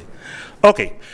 So I will not talk about the epidemiology of malaria, because I want to talk about evolutionary landscape. Now, evolution of the parasite, if you look from the chicken or you look from the egg, you can decide how the life cycle goes. But I'll start from the point where the parasite has to get into the human body or to get into any other vertebrate that Plasmodium infects. The first thing is that the sporozoites, they have to get the challenge of crossing the barriers, cellular barriers in the body of that vertebrate organism and end up in the hepatocytes. So the first evolutionary challenge they have is getting into the cell, adapting and living in hepatocytes in the cell. That's an evolutionary challenge because they're living within a cell system, a cell that is not really meant to accommodate the parasite, but the parasite has to live to adapt in that health system. So that happens when you get the sporozoites from the mosquitoes that grows into the mosquitoes, and they're in the oocysts of the mosquitoes. When the mosquitoes take up gametocytes from humans, the gametocytes themselves have to grow in the mosquito's abdomen, and they have to go through the barriers of the abdomen, grow in the oocysts, produce sporozoites, and then the sporozoites they get to infect humans. So I was going from chicken and egg, going from human, but now I'm going back to the mosquitoes. So if you start the life cycle from the mosquito side, then you're talking about sporozoites being produced in the mosquitoes. Because the sexual stages of the parasite, we're talking about evolution, the sexual stages of the parasite, which is male and female, exist in the mosquito. So which is the definitive host of the parasite? Is it the mosquito or is it humans? Now, we do most of our studies in humans, but when you have the male and the female that produce gametes, that mate, and produce offsprings, it's actually in the mosquito. So if you're going by, as an evolutionary biologist, the definitive host of malaria parasites are the vectors. And when they're in the mosquitoes, they develop through all those cell systems, they end up producing sporozoites. Now, those sporozoites have to be successful in staying in the salivary gland until the mosquito meets a human being. And when the human being is bitten and the sporozoites get into the human skin, now they have to go through the entire capillary and find themselves in the hepatocytes. And in the hepatocytes, they have to, before they get into the hepatocytes, they have to traverse several cell layers. So there will be a lot of binding of molecules on the surface of the cell, getting into the cell, adapting to living in the cell, and then multiplying in the cell. And in the hepatocytes, once they get in, they adapt, and then they produce merozoites. Now, they don't produce those merozoites to stay in the mosquito. They produce them to stay in the hepatocytes. They produce the merozoites so that the merozoites get out from the hepatocytes and infect red blood cells. So there is a third cell system in the human body, which are the red blood cells.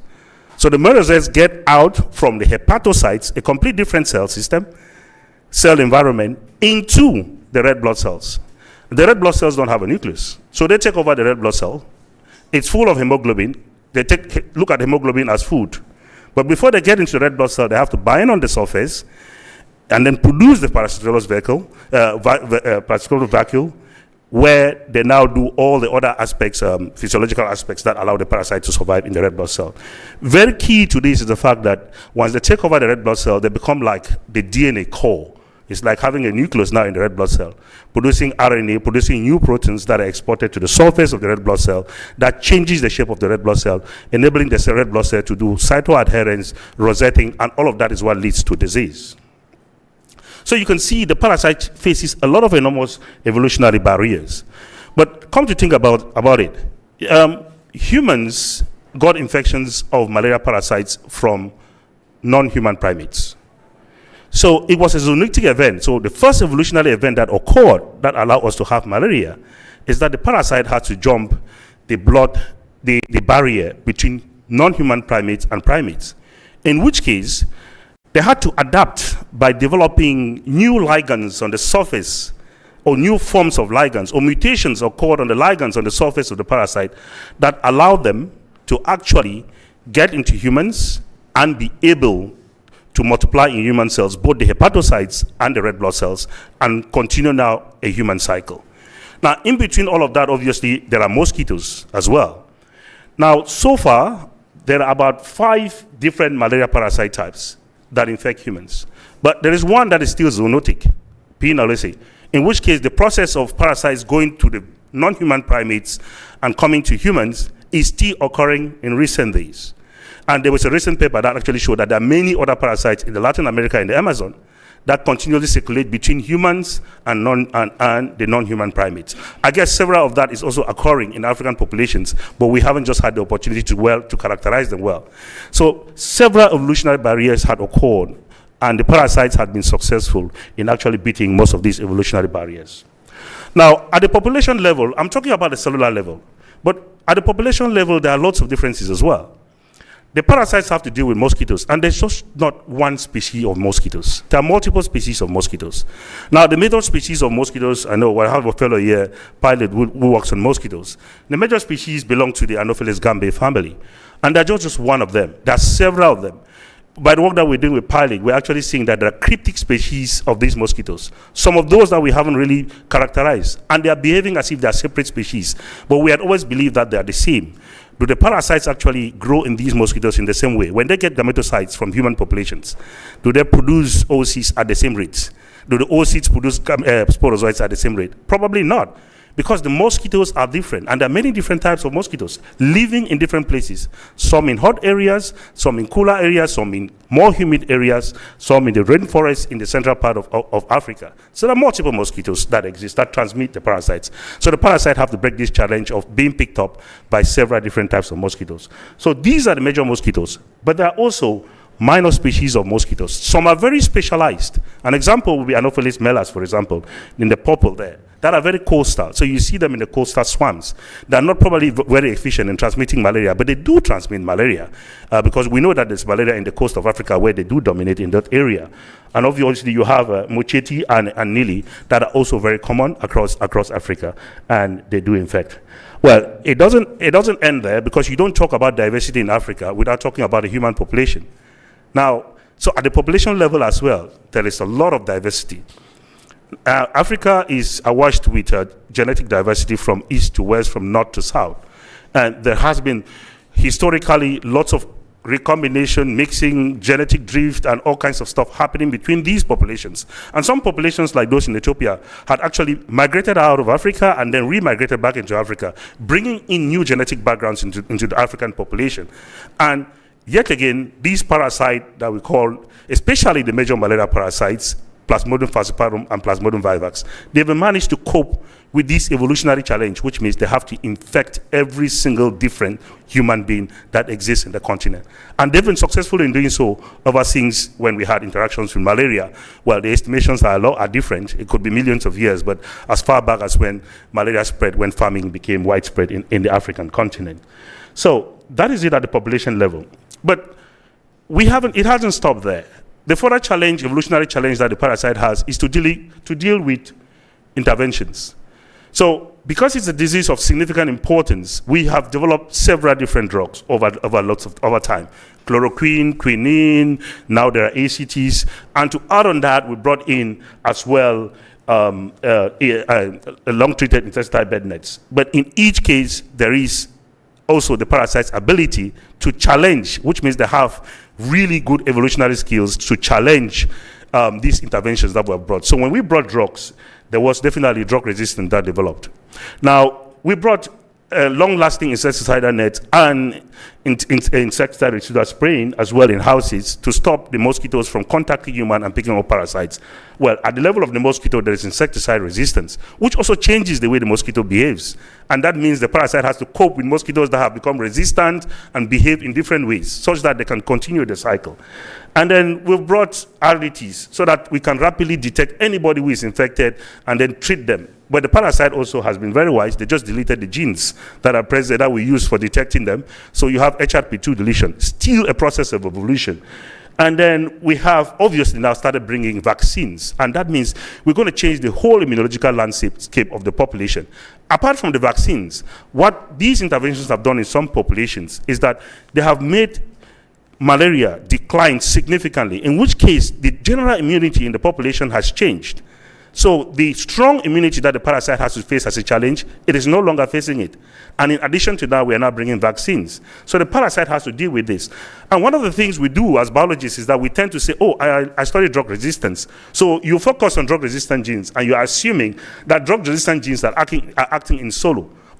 Julius says I'm an immunologist, so I'm looking at how cytokines and cells and cytotoxic responses affect and clear parasites from the system. But those parasites are drug resistant at the same time. They have to deal with all of these, both immunological challenges, vector challenges, other intervention challenges, and diversity in human beings. So it's a system that exists. It's an evolutionary system. And for me, it is a model on how you can actually study how a pathogen has been able to cope with multiple barriers that challenges its own existence. And that's the landscape that actually exists for the parasite.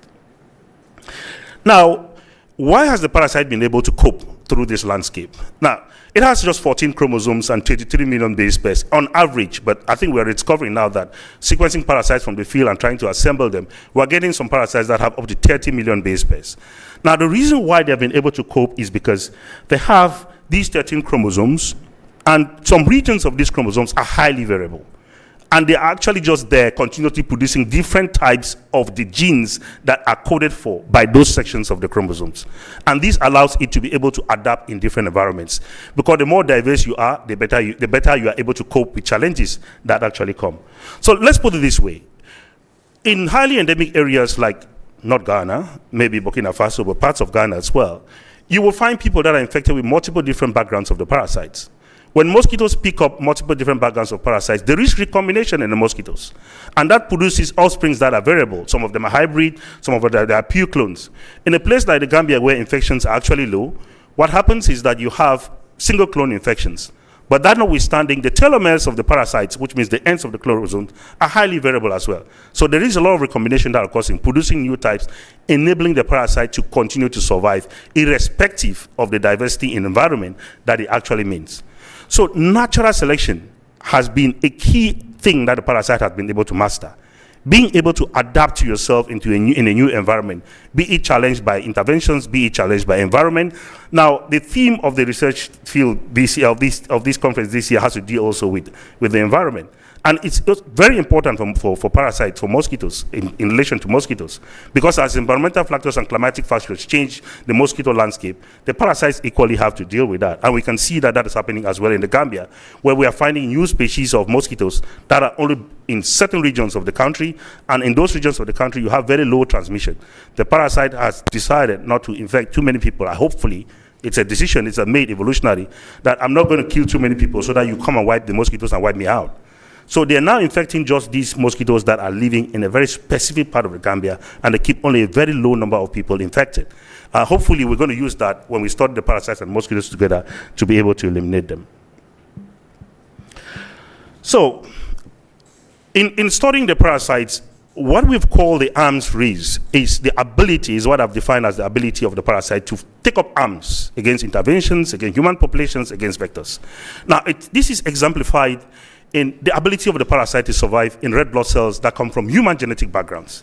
It's a classic example of what you call parasite evolutionary dynamics, where the red blood cell, over time, through history of infections, human populations have evolved to develop protection against the parasite. And some of those markers of protection, we can genotype them. So we genotype humans. So when you see someone with sickle cell, of course, sickle cell in the homozygous form is bad for the person. But in the heterozygous form, it's protective against malaria, severe malaria in particular. When you have thalassemia, over time, it has been selected for by infections with malaria in that population and is protective against severe malaria. G6PD is also the same thing.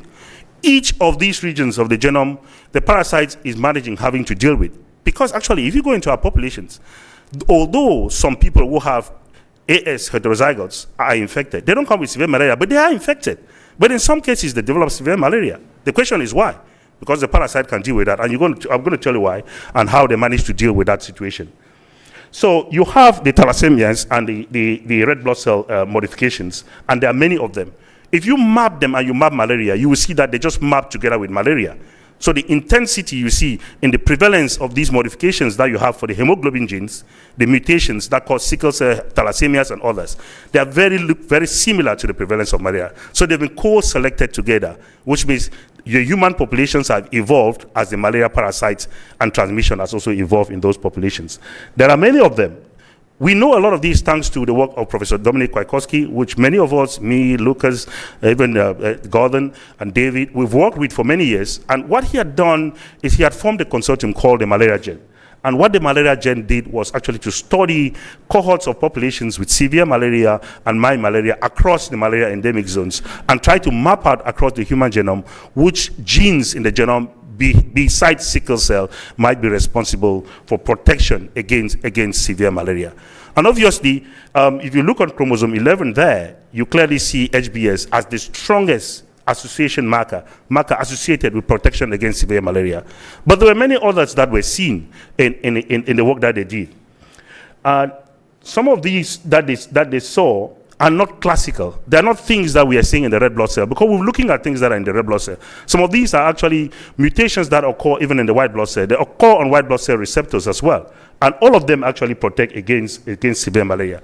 An example of some that occur not within the red blood cell in hemoglobin is, for example, the structural variants that you see on the glycophorines coded for by glycophorin A, B, and C, and E on chromosome 4. Now, this produces different types of receptors on the surface of the red blood cell that are meant to stop the parasite from invading or changing the tension of the red blood cell that actually prevent the parasites from invading. But parasites have still been able to manage to cope through that evolutionary barrier and be able to infect and actually gain access to the red blood cell and cause disease. So across the continent, these markers of protection against malaria, you don't see them in every population. Apparently, through the history of malaria, different populations have developed different markers. So one of the classical examples, obviously, is that glycophorin variant that you see on chromosome 4. It now produces a blood group type called the DAN2. And you find this highly prevalent only in small populations in Eastern Africa, mostly in Kenya and Tanzania. And it gives protection against malaria, severe malaria, beyond 40%. That is a very strong selection that has happened only locally. Now, the only reason that could have happened locally is because there is a combination of the human population and the parasite population dynamics that has evolved independent of the rest of the continent to actually allow that protection to occur. So the interaction that occurs locally is very important for evolution. So one of the things we had done in some studies is to look at how some of these local populations really evolved different mechanisms of protection against malaria. Now, a case in time is the one we did in Cameroon, where we studied highland populations and lowland populations, Bantu and semi-Bantu populations. I'm semi-Bantu. I don't know, Bantu, which means semi-Bantu, which means I'm more related to those that come from South Sudan than those that came from the forest of Cameroon. And what we saw there is that we are not seeing HBS as the main protective mechanisms in the population that you find in the highland, which means where I descend from. What we see there are two genes, one that protect from probably severe malaria related to cerebral malaria, and the other, which is a superoxide dismutase, that actually probably makes the red blood cells more oxidative, that prevents the parasites from actually growing in them, and it supports, so you have superoxide dismutase. So there are different markers of evolution that has occurred in different populations that allow parasites to survive.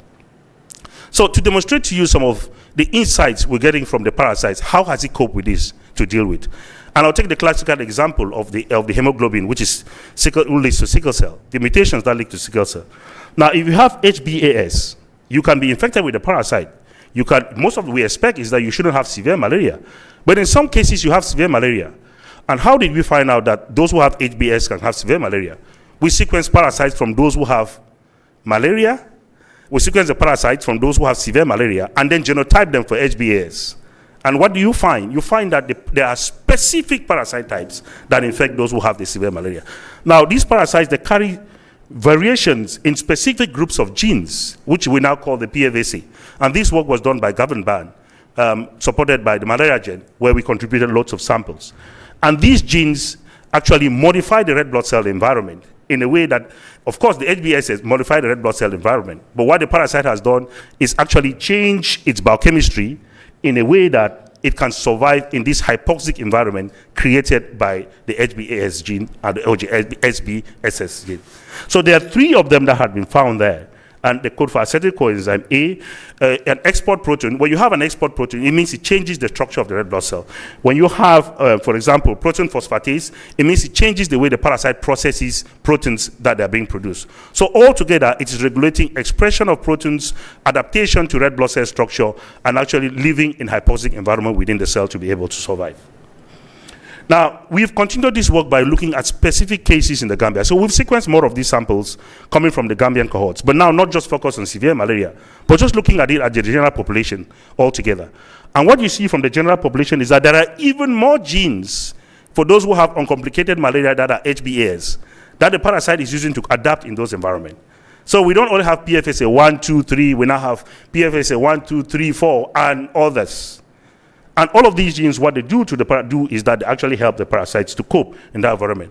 Now, classical as evolution might be, if you look across populations, you don't see some of the genes in some populations evolving in the same manner.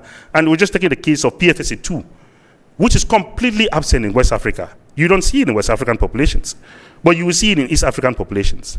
And PFSA4, which you see in East African populations, but you don't see in West African populations.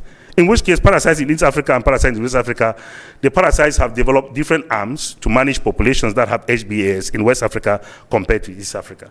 So it is a complex dynamic that we are trying to dissect. But the only way we are able to do this is by doing both human genotyping and parasite genotyping at targeted level and at whole genome level to be able to do these correlations that are occurring together. Now, we believe that because we've seen other genes of protection in the genome of the human populations and varying in frequencies in different populations, we should be able to see more mechanisms of protection from the parasite.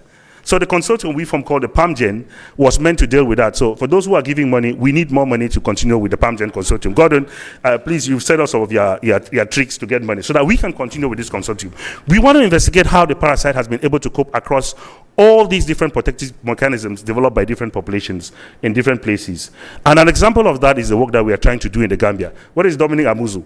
This is something Dominic should be doing across the entire continent. He has started it, but we are now focused on analyzing some of the data from the Gambia, where we've genotyped. Now, these markers that we know are actually associated with resistance against malaria. And what we are seeing in this analysis is obviously there are regions of the parasite's genome where there are specific variations in the genes that allow them to cope with these various protective mechanisms that humans have developed. A classical example is the one that you see on CD40. On CD40, there are clusters of genes in the parasite genome on chromosome 10, and they're mostly antigens that are helping the parasite to actually cope with it. Now, these various variants that we are identifying in the parasite genome enable the parasite to deal with cellular stress, to grow in cells that are not perfect, to also be able to produce gametocytes, not just grow, but to be able to produce gametocytes and transmit, because a successful parasite is one that is able to transmit its trait to the next generation. So they don't only have to cope with that environment, but also enable them to transmit into a new environment. And that seems, these are new data, it's unpublished, take snapshots, but don't put them on LinkedIn, because we are yet to publish this one. As WACBIP is where we usually present data before we publish. So we are seeing several candidates. Again, in this case, we are seeing that the frequency of these genes that we are identifying from the Gambian population are dominant in West Africa. They are not dominant, especially for the CD4 genes, for example. The genes that enable them to cope with specific types of HLA, which are presenting cells on the surface of the white blood cells. They are dominant in West Africa, and you don't see them in East Africa. But that's probably because we're studying the Gambian population. And when we look at the human genomes of the Gambian population as well, you can see there on chromosome 6, you can see clearly that there is a very strong selection of HLA regions in our Gambian populations. So there is co-evolution between the parasite and the vector. Across the continent, when we look at all the parasites across the continent, we are now starting to classify them into different subpopulations. There are some subpopulations that are very specific to Ethiopia, others are in East Africa, Central Africa, West Africa, and in West Africa you have obviously almost looking like a single type of parasite, with the exception of those that come from the Gambia that are slightly drifting away. So multiple parasite populations exist over time, and they have had to deal with multiple human populations. Now, it sounds like I am talking about humans in isolation, but it's not only humans that are diverse. Now, we are also doing analysis of the vectors. Now, this is how the populations of the vectors look like. And if you look at this structure that we've actually done from sequencing 6,000 human vectors of the parasite, here I'm looking at only Anopheles coolizei. Now, if you put those genetic structure on the map, you will see that certain populations are limited in certain regions. So here we go. And now we call them ecotypes, in which case the vectors have adapted to live in specific places. And so transmission of malaria have to be efficient in those places. And most of them have actually developed markers of resistance. Now, recently, this is just last week, I asked those in the bioinformaticians, take a look at these ecotypes and take a look at the parasite populations and see if you're going to find anything that actually marks the parasite populations against the vector types. Very simply, if you just look at simple differences in allele frequencies between the vector population types mapped against the parasite types, all of a sudden we now see multiple genes that are appearing. The most significant of these is the genes that enable parasites to develop male and female gametes that are present inside the mosquito. We see variations in the populations that each population seems to have a different type of mutation that has enabled them to survive in the different ecotypes of the vector. That actually, again, that is new, and so hopefully we're going to publish them very soon. So I cannot exhaust the type of analysis we are doing on the parasite genome, but we are looking at the various different things. Now, mosquitoes also develop immunity just like humans. So parasites have also developed different abilities to also cope with both mosquito immunity and as well as and human immunity. So there are things like balancing selection, where we look at regions of the parasite's genome where you have multiple alleles that are maintained over time, and it keeps those alleles there because it increases its ability to cope with different factors and changes in different factors. We look at soft selective sweeps, in which case, although there is an advantageous allele, there are multiple advantageous alleles that are within the population at high frequencies. And the parasite keeps that, and that's what the parasite uses to cope. This is particularly important for drugs. It's particularly important for drugs because drug resistance, we have always analyzed it and determined it from the parasite genome using very classical approaches. In which case, we expect that when you go to a parasite population that is resistant to a drug, you should see only one dominant mechanism that exists.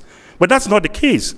In some cases, for example, like with the case for artemisinin combination therapies, the drugs that we're currently using, you are seeing resistance emerging in East Africa, but each population is coming up with a different set of marker. So the selection in that part of the genome is soft, it's not strong. There's not one dominant one like you saw for chloroquine that actually took over the entire continent. Multiple ones do exist. And over years, all these drugs have actually allowed parasites to develop different mechanisms of survival.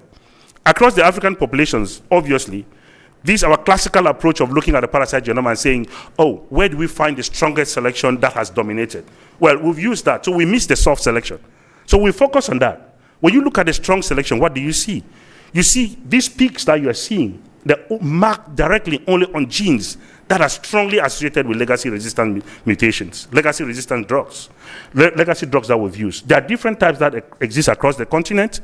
But we also see new regions of the genome like DBL MSP2 and AP2MU that are emerging in African populations that may be actually coding for new mechanisms that allow parasites to cope with the current drugs that we are using. Now, what we've tried to understand as well is whether all these genes came from Southeast Asia. So because we have parasites that we've collected over a long period, we can map it.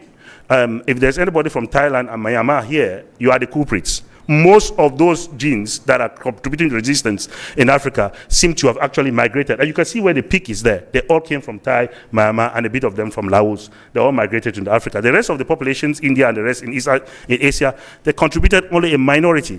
So the suspicion that those Indians that were coming from Southeast Asia to Uganda and Kenya may have brought all the resistance is not true. Some other people may have brought the resistance from Thai and Myanmar into the African populations. Now, we've wanted to understand how these genes, when they come into African populations, they evolved. And Lucas and I had this small consortium looking at different populations that have actually taken different drug regimens over multiple different years to see how they've evolved. And you can see, if you just look at markers of SP resistance, each of the genes have had a different trajectory in the way that the markers have developed in frequency. You can see over time, that's the increase in the frequency of the markers. But the rates at which they increase differ. The appearance of the mutations do differ in different populations, in which case the parasites in different populations have different evolutionary mechanisms, or the backgrounds of the parasites actually cope with these new genes in different ways, and the speed at which they increase in different populations do vary. The Gambia is a classical case. I'm not doing this just because I live in the Gambia. I'm doing this analysis for the Gambia because it's a population where they've sustained over the last 20 years very low transmission, but they cannot eliminate malaria. And we have reasons to understand. We want to understand why can they not eliminate malaria? And they're pumping drugs, they're pumping chemo prevention, they're now using vaccines, they're spraying houses, they're nets every year and all that. But the parasites, they've said, we're going nowhere. We're here to stay. Now, when we look at the population of parasites in the Gambia, what we've seen that's intriguing is you have parasites. We are not using chloroquine anymore in the Gambia. But look at the frequency of chloroquine-resistant mutations in that parasite population. You're getting more than 60-70% of the parasite population still keeping a mutation that enables the parasite to cope with chloroquine that we are not using. In which case, that mutation, although it is there as a chloroquine-resistant mutation, it might now be interacting with other genes in the genome to get the parasite to be more fit in the Gambian population, fit with the mosquitoes or fit with whatever. So we try to understand it. And we look in the population, there are two groups. There is the chloroquine-resistant one, which is dominant, but there's also the chloroquine non-resistant one that are not dominant. And the reason why we can study this over time is what we have actually kept parasites. MRC Gambia has been there for 70, 80 years now. And there are parasites that have been there for like 50 years. So we can study 50 years from parasites from 50 years ago and actually map the trajectory of every mutation that has emerged in the parasite population from the 1960s up to date and link that up to what we are seeing in the current trends or what may have been happening in terms of intervention at the time that happened. Now, classically, when you look at the changes over time, what would you see? For those strong genes that are strongly marking resistance, for example, now the classical case there is chloroquine resistance. Look at, it took the parasite within 10 years. Within 10 years, almost every single parasite in the population was chloroquine resistant. So it's a very, very strong selection that occurred across the genome.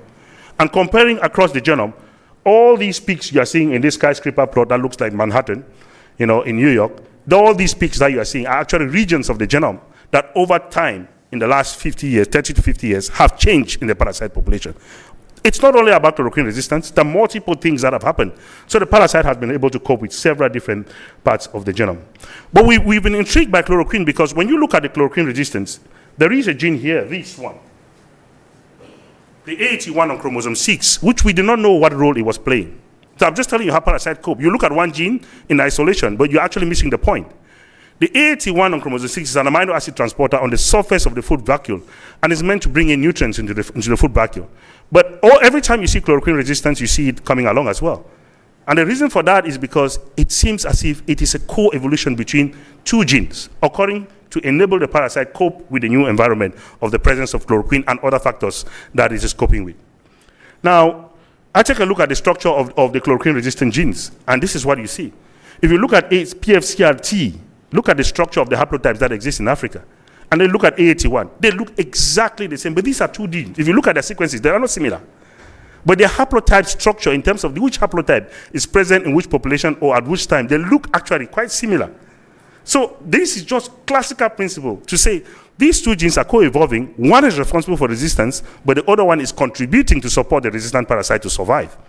And when you contribute to support a mutant parasite that is supposed to be deleterious to survive, there is something we can now call epistasis. So they are acting epistatically. Now, two mutations were found in these two genes. Their distribution across Africa look very similar as well. Now, if you look at the positions where those mutations are on the transmembrane helices of these two genes that are both sitting on the food vacuole. So in which case, two mechanisms evolving similarly in two different genes contributing to the same effect. And so functionally, we will want to test this. And one of the ways to test this is that if you pool parasites that have these mutations in different combinations and expose them to the drug, and then you sequence the parasites later, which ones do you find that remain? When we look at the parasites that remain, you can look at their chromosome 6 and 7, you can see those two dips there.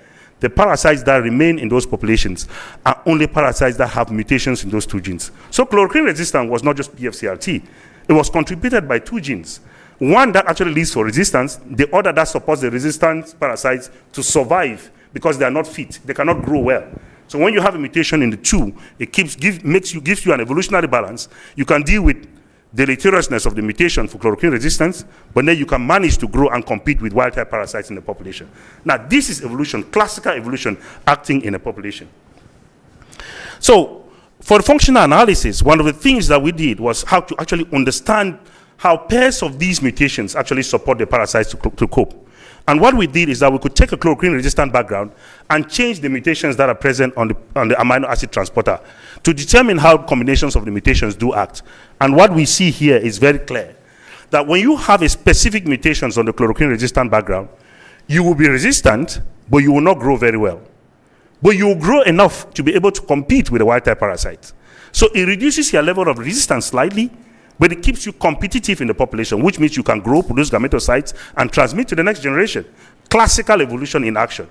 Two genes, evolution acting on both of them, making sure that two phenotypes that exist in the parasite, growing and being resistant, are actually occurring at the same time. Because you cannot separate the two. You can't just do one and then you let the other. You have to do both at the same time.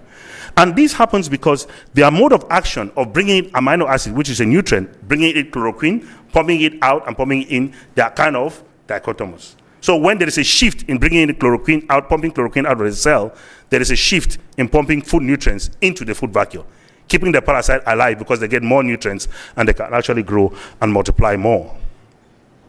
So we're studying this in more detail. And one recent question we're asking is actually presence of the mutation in chloroquine in the Gambia still mean that the parasites are still resistant to chloroquine?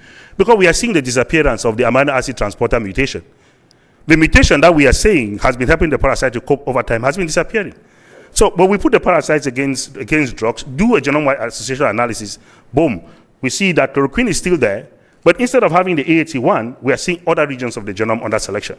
So other regions of the genome have accompanied, in the absence of AAT1, have accompanied the CRT and allowed the CRT to be happy. And that's probably why the CRT mutation is persistent in the Gambia. The resistance phenotype is persistent in the Gambia, even in the absence of chloroquine. Intriguingly, parasites that have reverted to wild type, they no longer have the CRT, but they keep the new background. They are getting a little bit more tolerant to dihydroartemisinin, which is the drug that is in combination that is used now against malaria. So wild type parasites in the Gambia are slightly more tolerant. They're not resistant, they're tolerant, which means you put them to drugs, they need a little bit more drugs to die. So combinations of mutations that have nothing to do with KRAS 13 are enabling parasites to actually deal with the ACTs that are being used in the Gambia. Hopefully not to resistance, but something else will help them to survive. It's similarly, if we look at other drugs like lumefantrine, it's still the same thing we are seeing. Over time, the parasites in the Gambia are not developing classical mechanisms of resistance. If you just look at the parasites from the period we've studied, you just see mutations that have increased over time in frequency. And there's one of them there in the cysteine desulforase, which has been proven in a mouse model that changes actually the expression of certain genes that allow parasites to cope with lumefantrine. And when we look at their frequencies, we see that when you have when you have that mutation, you have a good resistance in vitro to lumefantrine. But this is not a causal effect. We've not proven that these mutations actually cause the lumefantrine resistance. But the presence of this mutation must be interacting with the pathway that allows the parasites to survive. So once again, I'm just getting back to the same flow of what I said. The systems that the parasite have to deal with are multiple fold. Of the parasite, you cannot isolate single mechanisms and just understand them. So if I take parasite backgrounds from multiple different phenotypes, chloroquine resistant, lumefantrine tolerant, ACT tolerant, and I put them together and I try to compare tolerant versus non-tolerant, what do I see? What I see is not a single gene. Take a look at that. Every single region of the genome that you see there seems to have changes that have occurred. Now, very strangely, some of those changes are changes in antigens and not in genes that we suspect are responsible for resistance. And so it's coping with immunity at the same time, coping with drugs at the same time. Because whatever you say, the parasites are actually still in the immune system. They're still being challenged by the immune system. They're still being challenged by immunity. And so if you do a network analysis of what really might be leading to resistance, you will see multiple different regions and multiple genes contributing to resistance. And this is an example of comparing the genes that are contributing to lumefantrine tolerance. Multiple genes are actually contributing to that, and some of them are actually antigens. So we went back about almost 50 years of parasites and say, okay, but what have changed? Since we're saying that the systems, if it is systems that have changed, not just single genes that have changed, and not just drug resistance, if you go back 50 years and look at all the parasite genomes, you should be able to see multiple different things that have changed. It seems that is what is happening. So if you look across, the top peaks there are actually related to drug resistance. But there are multiple other peaks that you are seeing in the genome, and multiple other smaller peaks that we have not managed to actually analyze. Some of them, one of them there is actually the one that allows the parasite to cope with HBAS, with sickle cell. So when you look at over time, the parasite has developed the ability to cope with sickle cell. On top of that, it has added the ability to cope with drugs. On top of that, it has added the ability to cope with immunity. And so you see both antigens, things that are meant for adaptation in red blood cell, meant for adaptation to infect new red blood cells surface receptors, to cope with drugs, and then to cope with other environmental factors. And you could just tell that the genes that give them advantage over time, you can see that their frequency just increase in the populations as you go along. Now, this is not to disappoint. I'm wrapping up now. So this is not to disappoint Jane and others. So what about immunity? We can't deal with immunity in isolation. It's very complex because most of the genes that are responsible for immunity are at the ends of the telomeres, and there are multiple gene families. Bismarck will know that.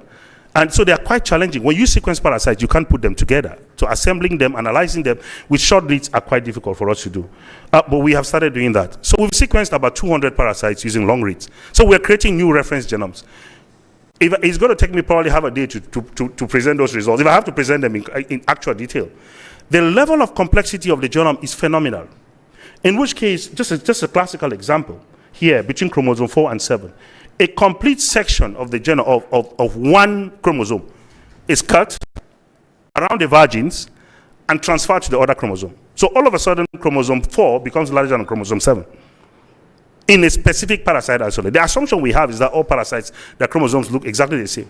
So there's been a lot of swap, complete translocation. In some cases, it's a swap, where the telomere from one goes to the other, and there's a swap. In other cases, there's a complete translocation, where it moves from one to the other. And that causes complete gene disruption, which means that it changes the way the genes are expressed, it changes the chromosome on which they are sitting. And so that may change a lot of dynamics about the parasite. So we've just started understanding this now, but we are not able to. We haven't published this, but there is a paper that probably in the next few months you're going to have them online to show the structural changes that are occurring on the parasite genome that are actually, because most of what I've presented are things that are driven by single nucleotide polymorphisms. But there are copy number variations, there are deletions, insertions, and different kinds of polymorphisms that are actually supporting the parasite to survive. So I hope I'll conclude here by saying, please do not think about the parasite evolution as a single thing. So those who are in immunology, stop saying that we are seeing selection on these genes that are just responsible for survival against immunity. Those who are like drugs, it's not just the drugs. Those who are in mosquitoes, the TEP1 gene and PF47, no, that's not what is happening. It's a combination of factors. It's a system. So the more we can actually analyze both vectors, parasites, and humans in the same population, I think the more we'll be able to analyze the system. And where else can you do them? In places like the MRC, where you have the HPC and bioinformatics and lots of people to support, or WAC-BIP in this case, where you can dissect the cells, look at them under the microscope, or maybe at the CRIC, where you can actually do collaborations and not only assemble genomes, but also understand the functions of the different components that are translocating across the genomes. So we should continue to look at the parasite as a system at the genomic level, at the transcriptomic level, at the proteomic level, and at the metabolomic level, because that will give us a full understanding of the evolutionary dynamics of the parasite across multiple populations, and not just model populations like the Gambia or Ghana, because it's convenient for us. There are more populations across Africa that require us to actually study the parasites in these populations. Now, we are doing a little bit more functional work. I think I have two of my kingpins for functional work. Jatu is right here. She's doing a lot more work on the evolutionary landscape analysis of parasite coping in different cell systems and how they compete and grow. And there is Ndai, who is doing a lot of the gene knockouts to understand how parasites with different combinations of genes in different regions of the genome, not only in drug-resistant genes, actually enable drug resistance to evolve. There are many more people that are actually doing some of this work, helping us to do work both in the field, in the lab, and do a lot of computation. And obviously, there are plenty of funders and the populations that are supporting the work that we're doing, both in the Gambia and across Africa. Thank you very much.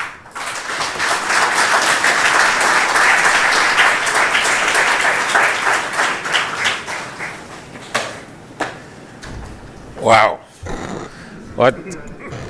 What an excellent lecture. I've never heard Alfred be so fired up as I've seen him today. The passion for the work was yeah, the passion for the work, you could just see it come true. And what a fascinating organism the malaria parasite is, right? You can just imagine what it has to go through, what it has to survive, to adapt. And it keeps doing it. It keeps doing it. It's been very successful. So anyway, maybe we can take two questions. We're over time already. John at the back and Jean. Thank you for your talk. I don't know about you, but I feel like I need to lie down for a while to recover from it. So thank you. Sorry, we can't hear you well. You said you like what? I liked his talk and I need a rest after it. So I work on Anopheles and I haven't thought about Plasmodium enough. And I was really struck by the way you articulated how the parasite effectively hijacks the red blood cells, if I understand correctly, and uses its own nucleus to drive, presumably, expression of its own genes, perhaps. I don't know. Do you know if it produces its own ribosomal proteins in order for that to happen? And when you do those sweeps of alleles, do you see signatures either in Anopheles or humans or both that could indicate genes and gene products that are required by the parasite to activate its nucleus in the red blood cells? Yeah, so the part that I've avoided to present here, things that have to do with RNA expression. So we've done some transcriptional studies Obviously, yes, you've used the word hijack. For the red blood cell, that's true. But for the hepatocytes, there's already a nucleus. But so it has to deal with the fact that there's another nucleus as well. But it probably behaves there like a virus, essentially just taking over the system. So classically, it behaves like any other cell. So the red blood cell will look like any classical cell, producing RNA, getting ribosomes, produce ribosomal proteins as well. It codes for ribosomal proteins, plenty of them. And so it has its entire cellular system. So there is the parasitoros vacuole. It's a vacuole where the parasite there behaves as a cell of its own. So the rest of the red blood cell with the hemoglobin and everything else that's there is just for it to transit things up to the surface of the red blood cell. So the cellular aspect of the parasite is driven by the parasite itself within the red blood cell. And that's the case for hepatocytes as well. And it produces everything that every other cellular organism does, but obviously only adapted for enabling it to survive. Because in its life cycle stages, it has to multiply several times, produces multiple merozoites, daughter cells, and also produces gametocytes that are getting transmitted. So all of these happens by its own determination altogether. Yeah, so I'll definitely be happy to answer more or discuss with you more about specific questions if you're happy to. Yeah. Jean?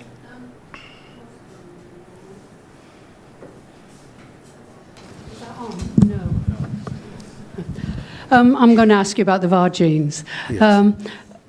Any particular VAR gene families, or is distal to the telomere? I mean, where are they? What do they do when they translocate? Are they differently expressed? Are they not expressed? Do you know anything about the transcription? Unfortunately, Jean, so we haven't done. So that's a question that came up in our last meeting to check whether some of the disruptions, whether these translocations completely cause disruptions, and whether the gene families are completely not expressed. We don't have that. We don't have an answer to that because we don't have isolates for which we've sequenced whole genomes and we've determined the transcript. Yes. Well, I think JATU is in the course of sequencing some of those isolates that we've actually generated those assemblies for. So we'll be able to determine whether these and specific families are actually expressed. Because if you imagine that you disrupt them, you have fewer VAR genes, so you would be less able to combat. You'll be less able to cope. Yeah. But so just to put it, I think they may not have disrupted. Of course, these are huge recombinations across chromosomes, but probably the minor recombinations across chromosomes that create var diversity probably still remains across the various chromosomes. Yeah. Hi, Alfred. Is it okay to? Yeah, hi, Fred. That's really great presentation. So I was just wondering, in terms of the parasite evolution, so when you presented on a PFSA1 sort of traits and why it's sort of protective, in terms of the selection, do you know when these parasites sort of evolved and were selected for? And also, I was just wondering, in terms of, do you think these traits are sort of being selected for due to the sort of intervention? I think you talked about the intervention, but do you think the intervention is really playing a role in the selection mechanism, or is it just the immune pressure that is keeping that? My second question has to do with Ghana and Gambia, just comparing the two situations where Ghana is high transmission, somewhere sort of probably in the south low transmission, but obviously high transmission, in the Gambia low transmission. And Ghana is using sort of three sort of alternative first-line therapies, whereas Gambia, I think it's just one, right? Yeah, for the moment. Exactly. So do you think that sort of is driving the differences in the parasite evolution? I'll start with the second one. Yes, probably. It might be driving differences in parasite evolution because in terms of pressure, the drug pressure on the parasites do differ. But at the same time, the intensity. So you cannot look at it in isolation. You cannot just say the pressure is just because you're applying drugs. But there are a combination of other factors happening, including the dynamics of the mosquito vectors as well. Now, what we are seeing when we sequence the mosquitoes is that we're clearly defining a population that we call the far West African population, where around the coast of West Africa, Gambia, Ghana, Guinea, Bissau, and a bit of the northern part of Guinea, there seem to be specific populations, not just at the level of the humans, but the parasites and the vectors that are in that geographic area, creating a very specific dynamic. And I'll give you an example, not only for the malaria parasite. Mycobacterium africanum also has a very specific distribution around that area as well. HIV-2 also has a very specific distribution within that, not to stigmatize the population, but just to indicate that in terms of our history of disease and interactions, different populations have been able to cope with disease in different ways. And in this case, it would seem that the evolution of parasites in these coastal areas of the Gambia and Senegal and Guinea may have happened in a complete different way. So our parasites have refused to go away. They are keeping chloroquine. They're happy with it. They're evolving different mechanisms of selection that may be helping them to tolerate the drugs. Now, for your first question, I think I may have missed that. With the PFSA1 haplotype. Yeah, so the PFSA haplotype, the PFSAs are actually evolving as a response to the hemoglobin mutations. The parasite principally get the amino acids from hemoglobin. They eat hemoglobin. That's what they do. Now, the process of digesting hemoglobin creates hypoxia in the cell because it introduces redox stress.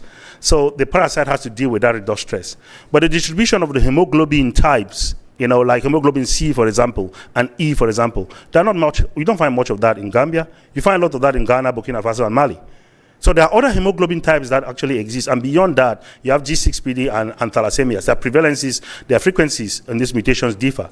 So within different populations, the parasites have managed to cope with these by getting mutations in different genes, combinations that allow them to cope with it. Now, these mutations that I've shown, they're highly linked. They're on different chromosomes. But when you find one mutation in chromosome 1, you expect to find the other alternative mutation on chromosome 4, on chromosome 11. Which means they're acting as a system, they're not acting as in solo. And in different populations, there are different combinations that are working. I'm also happy to answer more or to discuss with you further on what we've seen. There are a lot more that we've seen there that are important for us to do, to talk about. Yeah. Abdul, yeah. Where's the microphone? Thank you very much.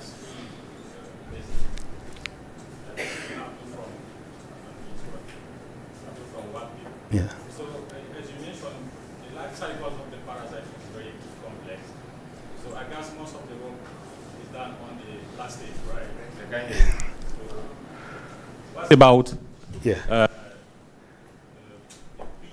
stage of the parasite in human? You have some data on that? In terms of the evolution at this stage. I guess this is more challenging to do, right?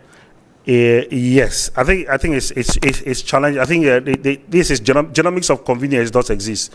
The person I can get, where I can get, when I can get, then we try to make generalizations out of that. That's a very common problem across all epidemiological studies. But I think the functional studies might be able to deal with that. Yes, we are not able to sequence other stages, and the reason for the technologies don't exist. Now, there are attempts to sequence parasites from vectors. That's actually happening now. I think Collins, where's Collins? Collins is here. And so Collins is doing that. So we will actually understand more about diversity that exists at the point where the parasites are recombining within the vectors. And the DNA actually, when you find the genome of the parasite within the sexual status in the human, irrespective of whether it's a gametocyte or whether it's an emerocyte, the genome essentially doesn't really change. So you only get the mutations that occur during the mitotic cycle that occurs within the cells. But in terms of the actual genome that defines that lineage, it doesn't change. And that's why parasites have lineages. I can give you a whole session about the relationship between parasite lineages. But parasites definitely have tribes. Tribes defined by their virgins and tribes defined by combinations of neutral mutations that exist in the background of the genome. And for the genome we get, most of the time what I've presented to you here are mostly things that have to do with parasites from red blood cells in humans, because that's what we can easily access and that's what we can sequence. But again, I think we should do more. Sequence more parasites from mosquitoes to see how that differs. You can't sequence parasites from hepatocytes because it's quite difficult to access biopsies of liver. I don't know who is going to give you ethic clearance to be pinching livers of malaria-infected people to sequence the parasites. Good luck with that request. It's probably not going to happen. But maybe there are also experimental models or hepatocyte stages that could be used in future for that. But for now, I don't know what Ajan knows if there's any of those. If it does exist, I think it will help us understand a little bit more about the evolutionary dynamics within the hepatocytes, for example. Thanks. Okay. Good.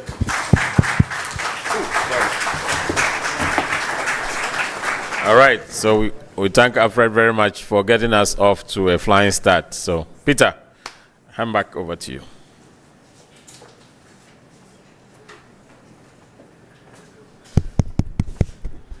All right. So, we continue with the day. For the first time, I'm finding myself a little bit glass half empty in terms of our ability to make use of the adjustment in time that we built into the system, because as much as we try to compress the early morning session, we weren't able to succeed. I will acknowledge the presence of the Dean of Engineering, School of Engineering. Yes. So we're going to start with the first session of today, which is molecular diagnostics, biomarkers, and surveillance. I wanted to make a point that since we've exhausted the allowance that we've put in here, I'll entreat the chairs to be quite strict on time and allow just 2 questions maximum per participant. And actually, when we were putting together the program and selecting the chairs, we realized that now we have evolved to the point where you end up, and some people are not assigned chairs because we have actually built that capacity. And the first chairs traditionally have been the head of Department of Biochemistry, Cell and Molecular Biology, and I'm going to call the HOD Professor Teresa Manfujira, and our head of research training, Professor Samuel Dodu, to come and chair the first session.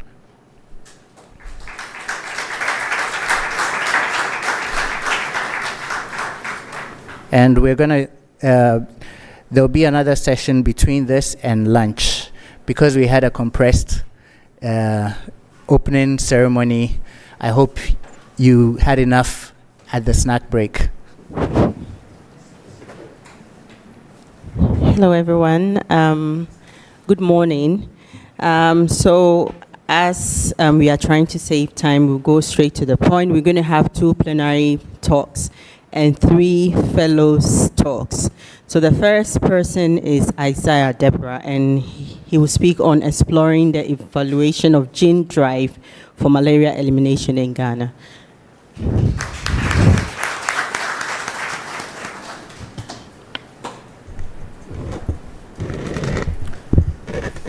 Thank you very much, and thank you, Prof. Alfred, for your inaugural lecture. And one thing we learned from the lecture the takeaway message for me is the major host is the malaria vector. And once we do away with the vector, there will not be problem with genetic diversity, this immunity and all that. And dealing with the vector is not that easy. So for the purpose of my talk, I will take you through exploring an innovative approach. That's the evaluation of gene drive for malaria elimination in Ghana. And I'm to present with my colleague from the National Malaria Elimination Program, Chris, but he's currently not here. He's online.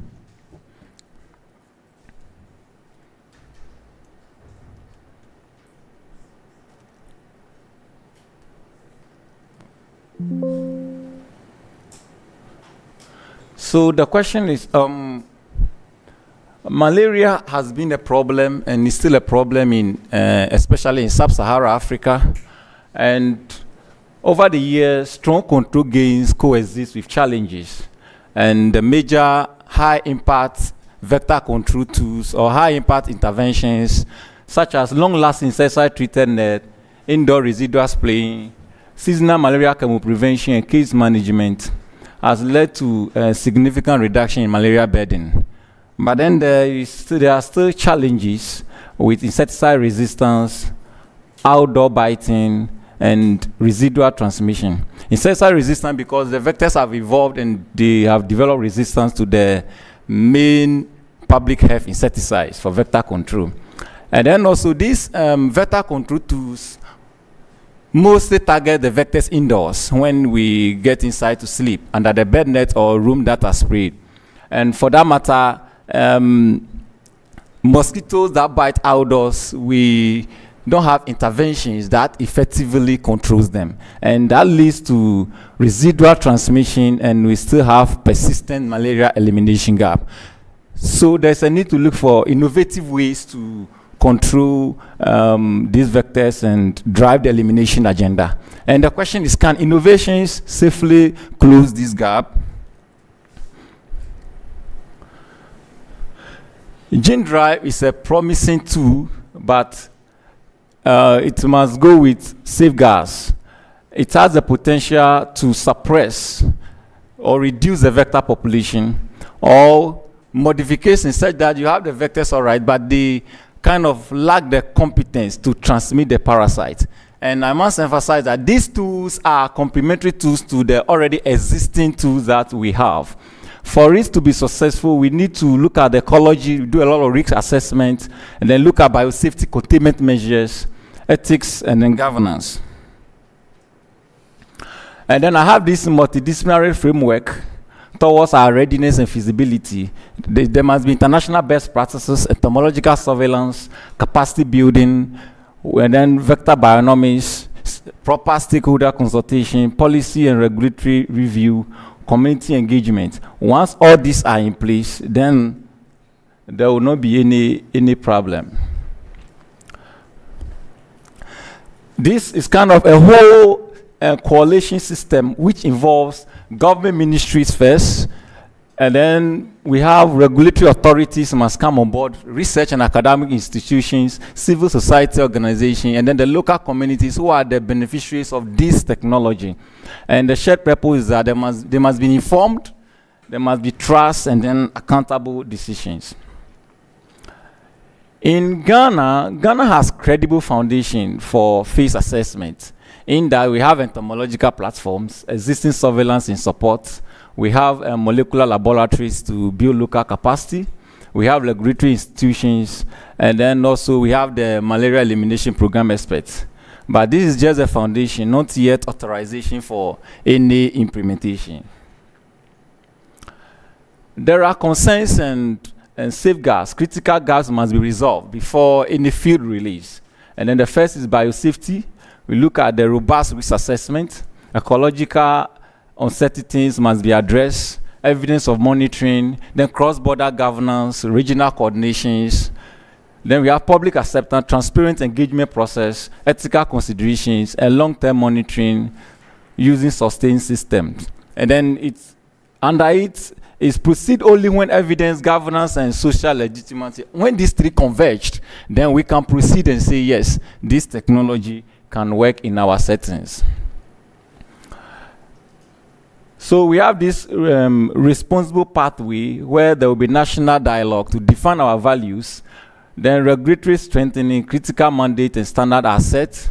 Then we have operational studies to generate local evidence, and then have stage field evaluation only with approval and consents. Then there should be long-term monitoring, and at the decision gates, there should be evidence, biosafety, regulatory approval, and community legitimacy. This technology has come, and it is WHO has already given us guidance, and then AUDA NEPAD also gave us guidelines for testing and deployment of these innovative tools. And then in one of the integrity in this guideline is that it states that for gene-drive mosquitoes to move to field testing, a well-reasoned justification that they will do no more harm to human health than wild-type mosquitoes of the same genetic background, and no more harm to the ecosystem than other conventional vector control interventions. In conclusion, responsible innovation begins with before the field release.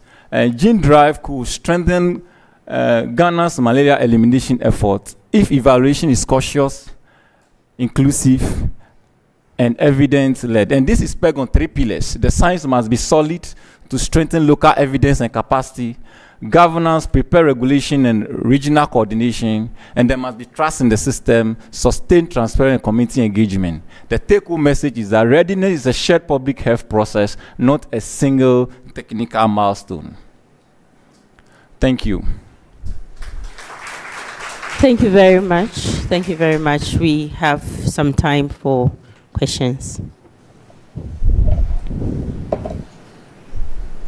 Yeah. Prof. Ngwa.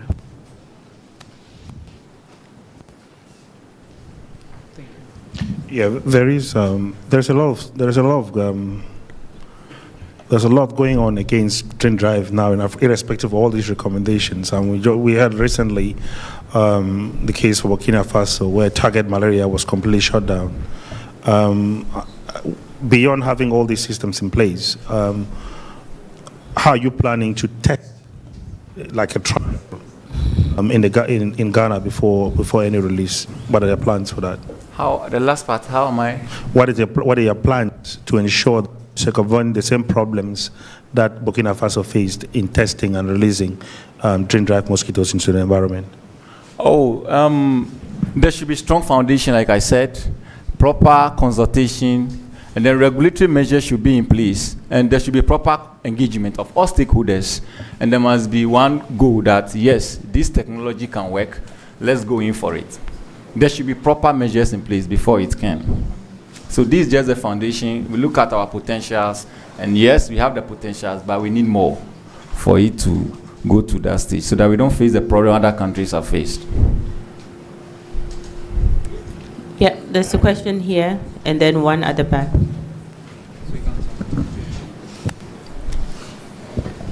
Yeah, I think to follow up on what he says, what are the metrics? What will tell you that this is going to work, this is not going to work? I think what we need to know is what are those things, indices you're going to follow in order to know whether it's going to work, or you declare, okay, we've achieved a certain level regarding these metrics, and therefore this would work in the community, or we've not yet reached that stage. And what are some of the challenges that need to be addressed so that we reach a certain metric? So you have to have some kind of yardstick to help you arrive at a decision. I think that's what he's talking about. What will be the support for making the decision? All right. Yes, I get your question. The support has to do with the biosafety in terms of containment facilities. And then we need to have enough capacity. And then the regulatory authorities must put measures in place. And like I said, AUDA, NEPAD, WHO, they already have established guidelines on how such innovation should be deployed to the communities.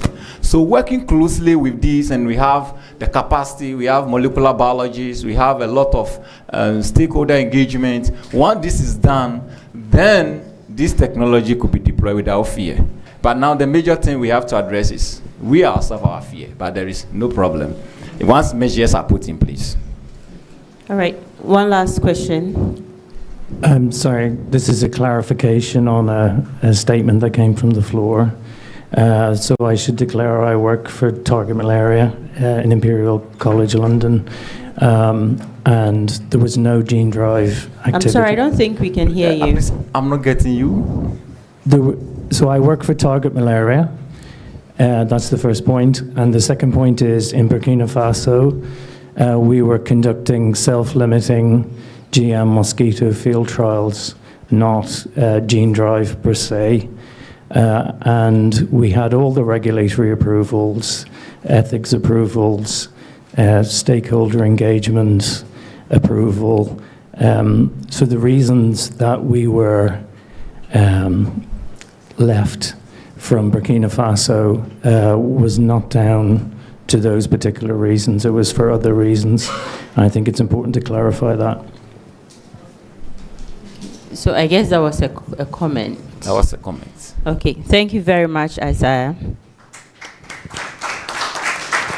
So our next plenary is Kwabena Kandapa, and he will speak on design of a fiber optic localized surface plasmon resonance biosensor for point of care detection of mycolactone.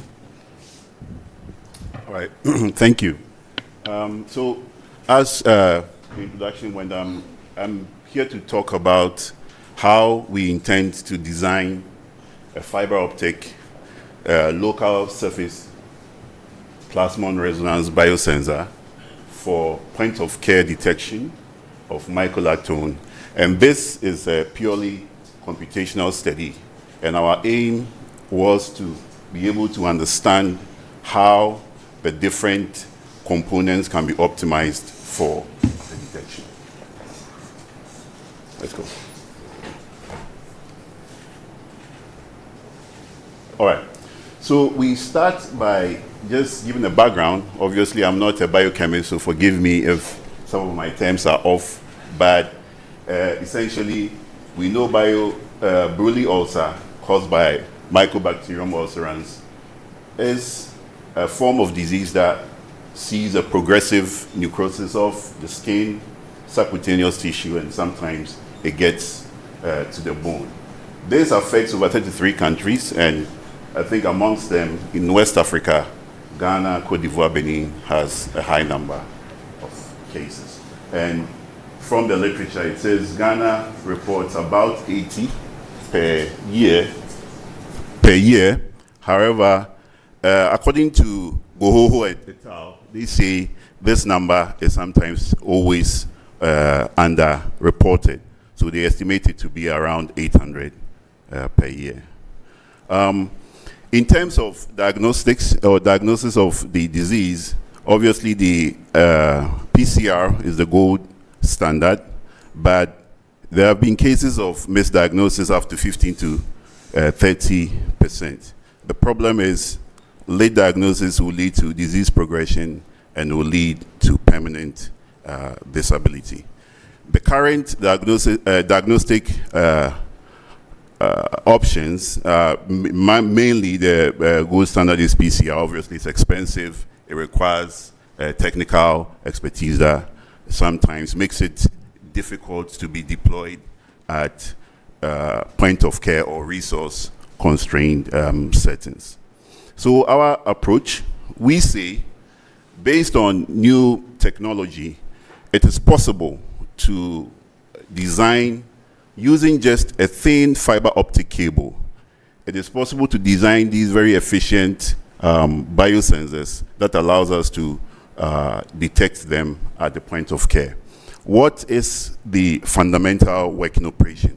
So it turns out that if you have a fiber optic cable and you coat it with nanoparticles and you attach an antibody to it, you are able to then detect any analyte in the sample.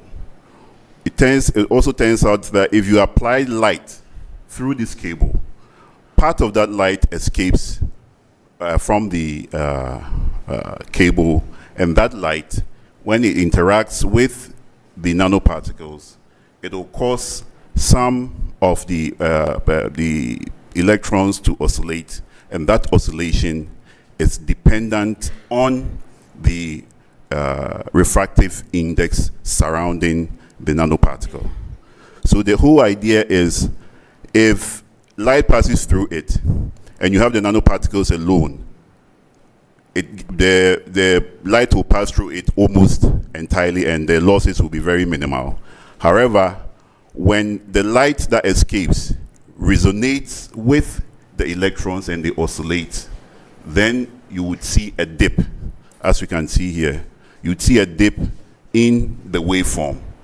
That waveform shows us that the resonance has occurred.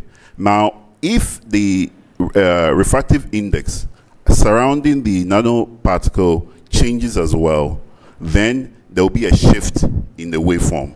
So that shift in waveform is what will be used to detect the presence or absence of the analytes. So this is essentially the whole idea behind the design of the biosensor.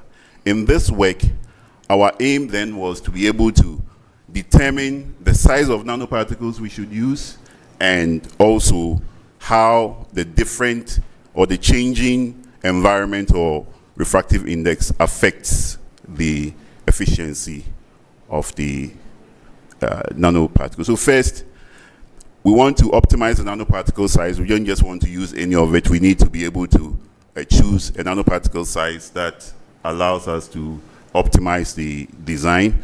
So we will look at the aspect ratio of the nanoparticles, which is essentially the length divided by the diameter of the nanoparticle type, which is a nanorod, as it is called. Sensitivity levels have been reported up to 508. We are hoping that we were hoping to be within that range. So our results will show if our wishes were in fact meaningful. Now, also, we know this work is possible because we know now that the microlactone is uniquely produced by the Mycobacterium ulcerans, so they are detectable. In fact, two works, you Chu and Akogo in Ghana have all confirmed that these are uniquely produced and they can be identified. So once with that background, our work then wanted to understand, if you combine all these factors, are you able to get meaningful sensitivity and values that will make such a work, such a device possible? Yes, so in terms of what we wanted to understand, first we wanted to understand the sensitivity, which tells us how sensitive or how it's able to detect the presence of the toxin. Also, the figure of merit is, if it detects it, are you able to see it on the display unit? And lastly, what is the limit of the detection? So these three are key parameters that you need to optimize if you want to get a good device. How did we want to go about it? We wanted to start it from our engineering skills. We wanted to start with computational studies, because then it allows us to carry out all these different scenarios, and then we can choose one to limit that. So to achieve that, we use a 2D model, a finite element analysis model, where the geometry we used was a 2D axisymmetric model. The reason we chose this is because then it allows you to do a 3D of the results, so you can see you can study in 2D, but then at the end of it, you can visualize the 3D version of it. So using the wave equation that describes the light distribution, so when light goes through one end, it comes out from this end, and then we want to see how the changes here will affect the results.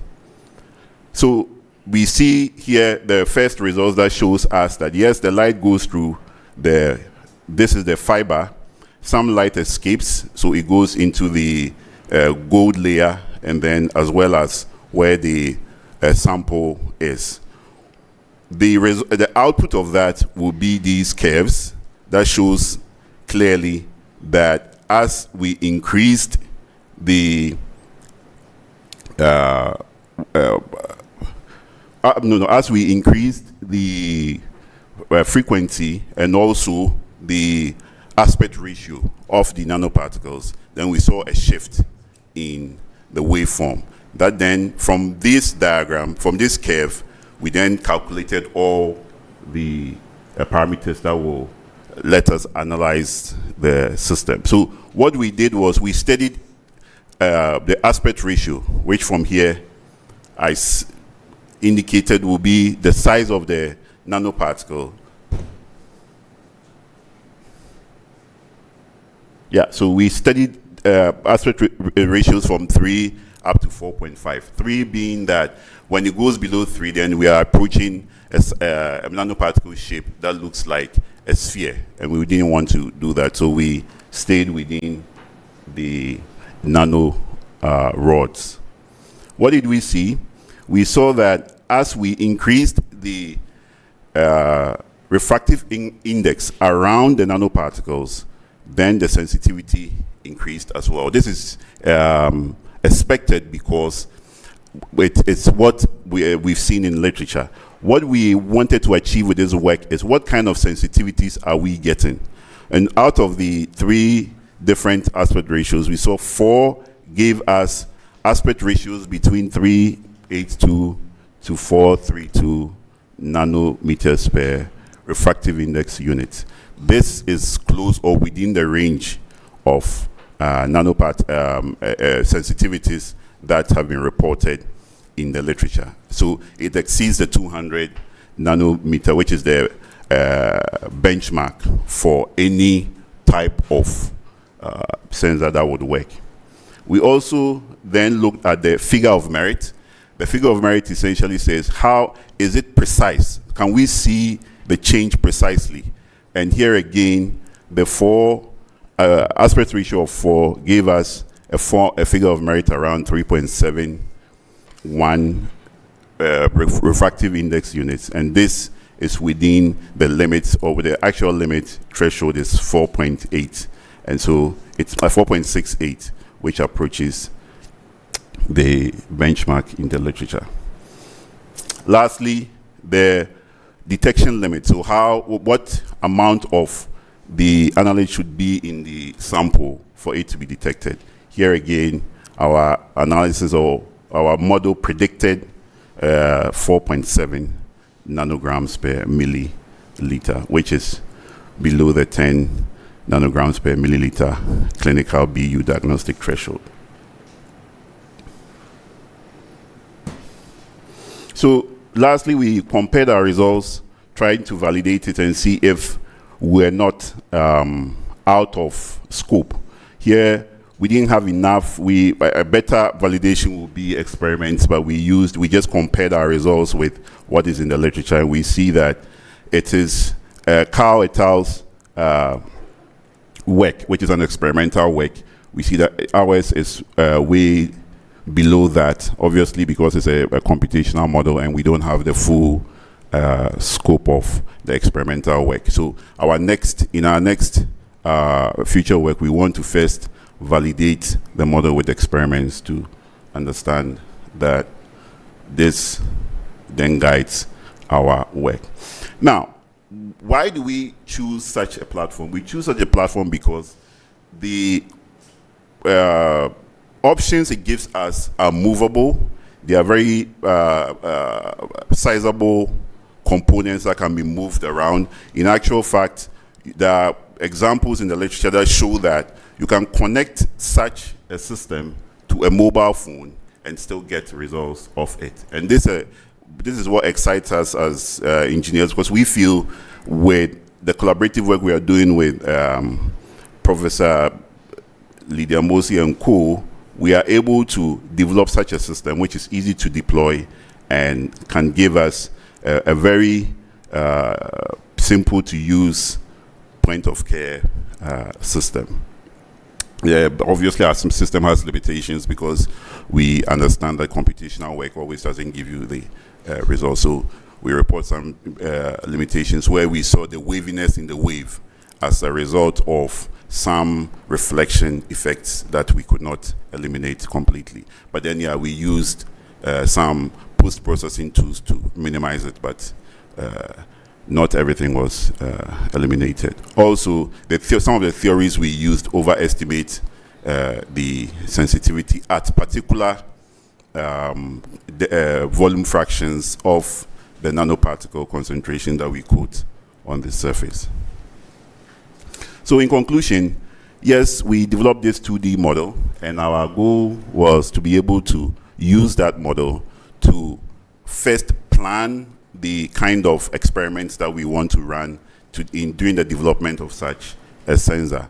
The model, yes, exploits different analytical formulas to arrive at what the predictions we obtain.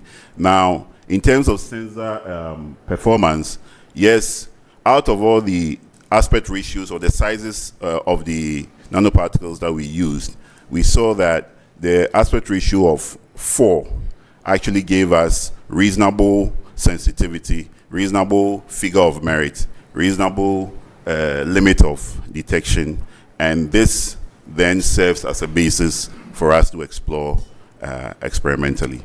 Clinically, this is good because we think that such a biosensor, if developed, will allow us to be able to deploy such systems in resource-constrained settings. The fact also that we are able to detect these toxins in the samples also gives us basis for such a work. Thank you. Thank you very much. So we have time for 2 questions. At the back. Thanks for the talk. I have kind of related questions. I might have missed why you needed the nanoparticles to be wrought and why you chose not to try spheres. And then if you could also speak to the wavelength of the light you used. Come again, I didn't get the first part. The first one? Yeah. Why did you stick with rods and not spheres? Okay. And then the second question is about the wavelength of lights that you used. Okay, thank you. So essentially, the literature shows us that the rods have it's just a matter of which one is efficient, right? The rods are efficient because of the kind of electrons it allows you to oscillate, because the number of oscillations that you get will then determine the sensitivity of the system or the biosensor, right? Also, the rod, because of how it is shaped, you are able to attach more nano antibodies to it. That then means that you can detect more toxins in the sample as you want that. Now, what we got here for the wavelength, it's between 738 to 771 nanometers. Yeah. Okay, final question at the back. Yeah, that's a very wonderful work you are doing. I just wanted to know, are you developing your own mobile app to be able to use it? And secondly, there are different types of platforms. Is it Android? Is it, or are you just using what is already on the market? And if so, how common can this be deployed so that we can actually benefit from it directly? Yeah.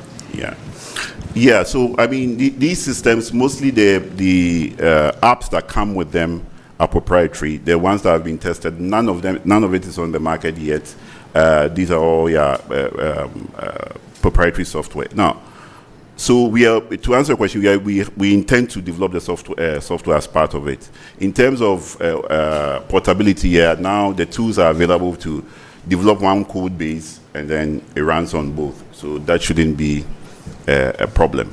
To add to that, just to further the discussion, the system will not only run on mobile phones, it can also run on if you just need a light source and a spectrometer to be able to read it. So we can buy these components that come with a commercial spectrometer or a light source that already have their softwares that we can use to test the system. In fact, we have that system already running in our lab.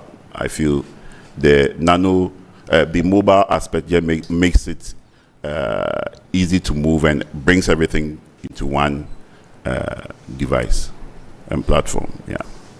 All right. Thank you very much to our speaker. All right. So we move to the first section. So our next presenter will be Flavia Bauer, and she's going to present on a host transcript-based qPCR assay for differential diagnosis of febrile illness.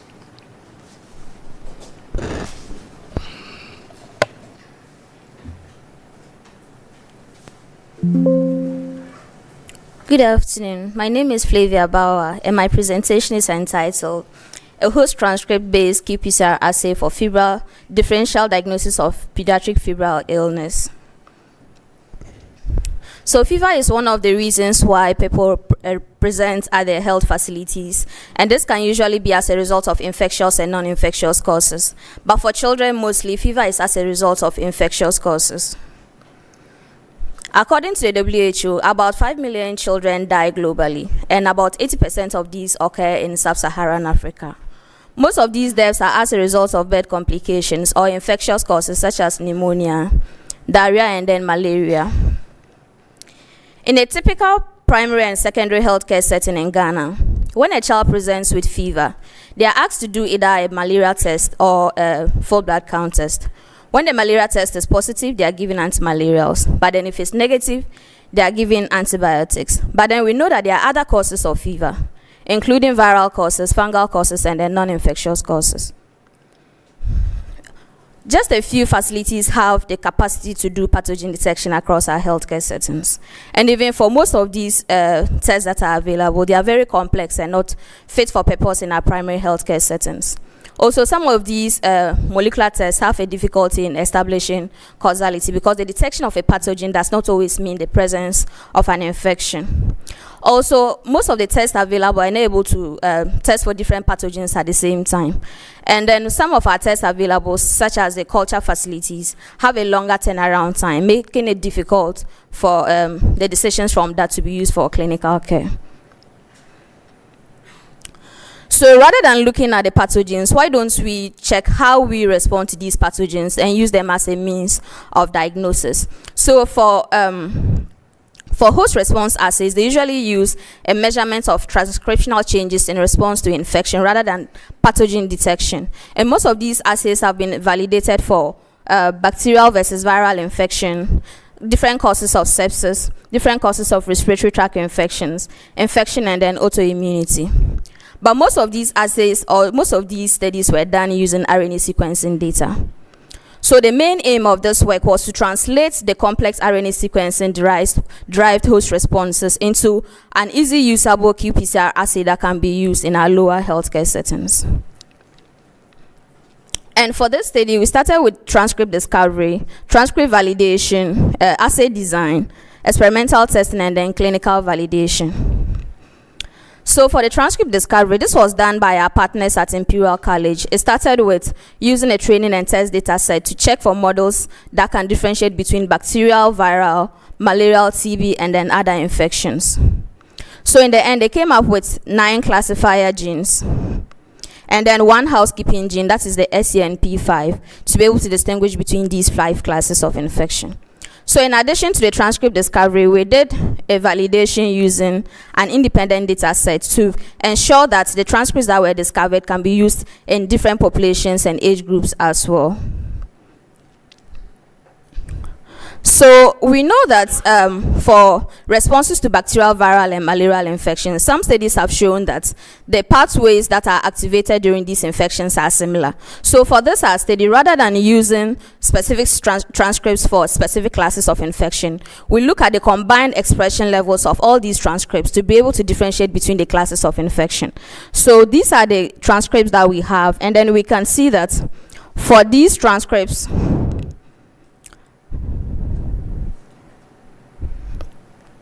for this gene, for instance, we can see that it's expressed almost the same way across all the classes of infection.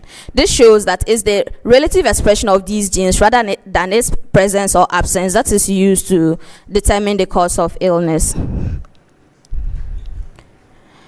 then using a 2-dimensional view of this, we can see that for all the transcripts that we are using, we can see a clustering of the bacterial and the viral infections. But then we see a significant overlap between TB and other infections, viral and TB infections, as well as malarial and bacterial infections. But then when we use a supervised classification model, we can see that for those same classes that had an overlap, we can see that there's a high area under the curve for bacterial and malarial infections, for viral and TB infections, as well as for TB and other infections, which had very significant overlap during the 2-dimensional view. Also, the overall area under the curve for these classes have been found to be very significant and show that this assay can be used to differentiate between causes of febrile illness.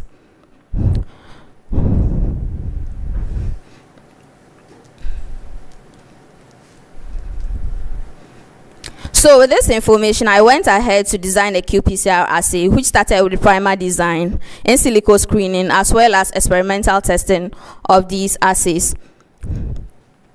And then, as indicated earlier, for our African population, we have limited data. So we decided to use data from returning travelers to the UK, who were mostly children, and had RNA sequencing data to be able to perform the first round of validation.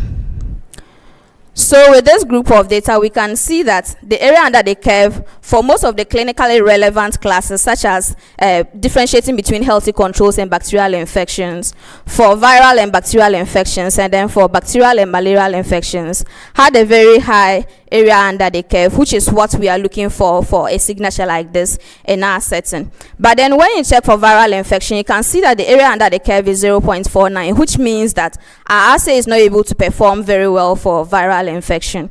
And this can be as a result of it's not being able to differentiate between healthy controls and people that had a viral infection. So we decided to add 2 additional genes known as the Siglec gene and then the ROC genes to be able to perform this differentiation, as well as adding 1 more housekeeping gene, the GAPDH, to be able to normalize this expression as well. So with the 10 gene signature we had initially, we can see that for the viral detection, we have the area under the curve somewhere around 0.75, but then with the addition of the 2 genes that are for viral detection, we see that this increased up to 0.95, meaning the 2 additional genes are able to help us differentiate between viral infections better than just the 10 gene signature that we had initially.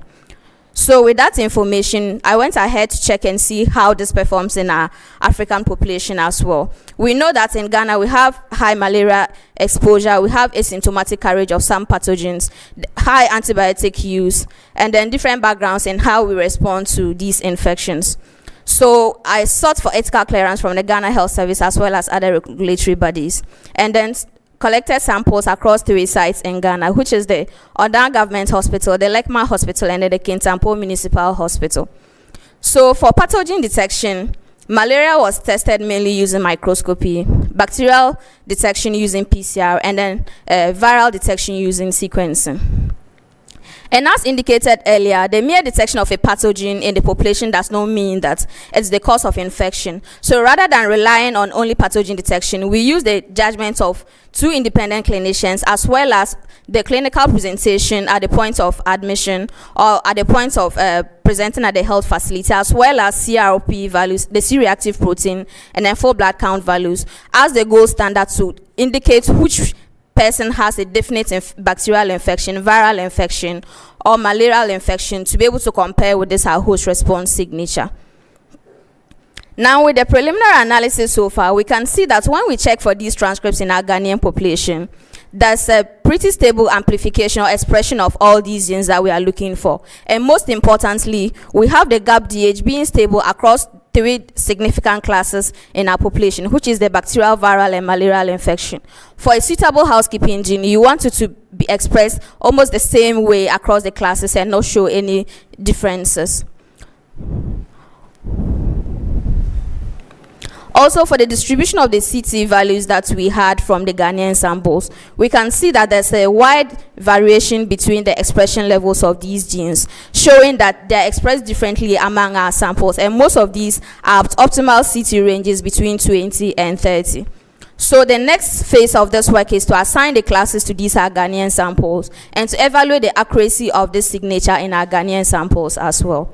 So in summary, we have 11 transcripts with 2 housekeeping genes that have the potential to distinguish between bacterial, viral, malarial, TB, and other infections. And these transcripts have been able to perform very well in an independent RNA sequencing data set. qPCR assays have been designed for these transcripts as well, and the expression levels are stable in our Ghanaian population. In the end, we want to translate this into a point-of-care device that can be used in primary and secondary healthcare settings to help in decision making. And hopefully this will be able to reduce the amount of antibiotics that are being prescribed at these facilities. I would like to acknowledge the support of my supervisors, especially Prof. Dodu, without whose support I would have been back in my village and not be doing science. And for our funders, the NIHR, the DIDA network, as our collaborators at Imperial College, the staff and participants at the recruiting facilities, and all our collaborators here at WACBEP as well. Thank you. All right, thank you. Okay, so we will allow one question. Any person question? Okay, question with them.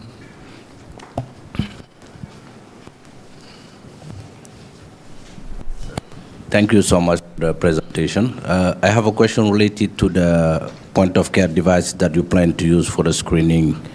For your candidate transcript, did you plan to use them as a singleplex, or you plan any multiplex assay to look for this transcript at the same time?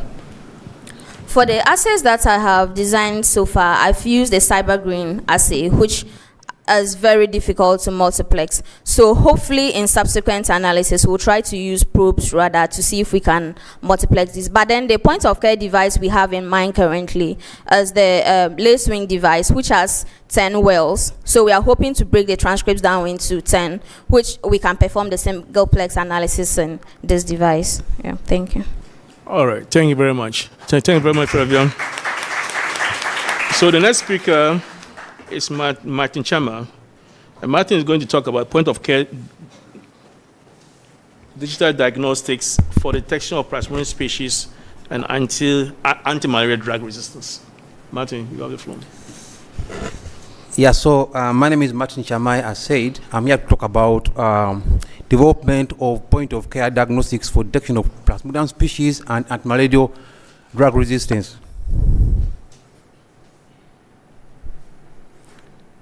So malaria is life-threatening, as you all know, and caused by 6 species of the genus Plasmodium.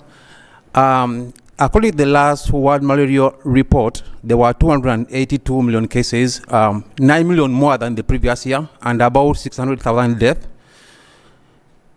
And there are several drivers that can be attributed to the high rise of cases, interested mainly in species and resistance to side of care treatment. Why? Because they still have diagnostic challenges and which affects treatment and surveillance.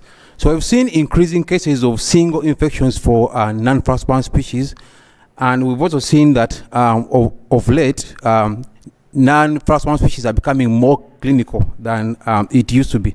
You've also seen cases of asymptomatic cases and subpatent infections in communities. So in treating malaria, we use what they call SCTs, which combine the fast activity of artemisinin and the slow action of partner drugs, but with a longer half-life. But we've also seen that there are increasing cases of resistance to standard of care drugs. Of concern is artemisinin that are emerging in some parts of Africa. And then partner drug is still widespread. So for the sake of this talk, I'll talk about C469Y that is almost at a prevalence of 40% in some countries, especially Uganda. So the question is, how can molecular point of care tools improve surveillance or potential treatment of malaria? So there's ongoing spread of resistant parasites, non-plasmodium species, and subpatent or asymptomatic infections. But the capacity to detect is still confined to high-tech laboratories, which limits extensive application of tools and impacting treatment and surveillance. There is need for point-of-care tools to try and target those communities where malaria has the greatest effect. So in this, assuming someone came to the clinic or a child was brought to the clinic, and they did the normal microscopy, and they realized that the species involved are some of those that don't have what they call hypnozois, a liver dormant stage that's not cleared by standard of care treatments. And they are treated, meaning that they'll go home and they'll have no problem. But what if the opposite is true? We have hypnozoid forming parasites which are still poorly diagnosed. It means that there's a chance for relapse. So you treat someone comes back sick after some time. But what if we go via the method of trying to use a point of care diagnostic test, screen all the species once, and then give treatment, the appropriate treatment to someone who deserves additional maybe therapy in form of maybe primaquine or tafenoquine for hypnozoid forming parasites. The same case applies if someone has a resistant clone. B and C is what is currently being practiced, but they don't target clones specifically, meaning that there's a chance that someone will still fall sick again. But what if we are able to identify someone comes to the clinic, you test, and on top of identifying that the person has parasites, you have an impression of the clone, just like how it is done with TB, and then treat alongside the parasite profile. So the answer is we still need PCR-like point of care tools to strengthen elimination of malaria in Africa. So the aim is to develop and evaluate new point of care tools in detecting Plasmodium species and antimicrobial drug resistance mutations. And in this, I will talk about something called a smart lead. So normally, when someone comes to the hospital, they like a quick result, but little do they know that sample preparation is one of the reasons as to why there is a delay, which is the same with point of care testing. Before we talk about point of care testing, it means that we also have to improve or quicken the methods by which we obtain the DNA that we are going to use. So a smart lead is just a small cap that is magnetic that we use with normal tubes that are being used all over in many labs. So the smart lead can isolate DNA for you using magnetic nanoparticles very fast. And it can extract up to 12 samples, equipment free, easy to operate, and can be battery powered. And next is what they call the Dragonfly platform, which is a combination of a smart lead and something called a Dragonfly, which are lyophilized lamp panels. So the two blocks that you see are just heat blocks and just a few equipment that you can use to test even outside the laboratory.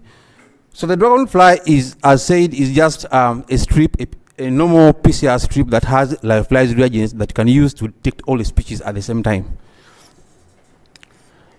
That is just the workflow of how you can do the extraction within 15 minutes. And that is the reality, how the extraction takes place. So image A just shows how the beads look like that you use for attracting DNA, and then you can isolate using the cap that is magnetic and then have DNA as fast as possible for downstream analysis. And then C just shows an image where the nanobeads have bound and then the solution is clear. So, and the last one is the elution. So after designing the smart lead, so the next is how does it perform on clinical samples? So this is validation. So these are qPCR results that compare the smart lead to QIAGEN. So the Y is the time to positivity, and then the X are the number of samples that have run so far. And you can agree with me that is quite comparable, which is almost the same when it comes to non-transparent species. But there are a bit of challenges working with non-transparent species, regardless of whether using QIAGEN or using the smart lead.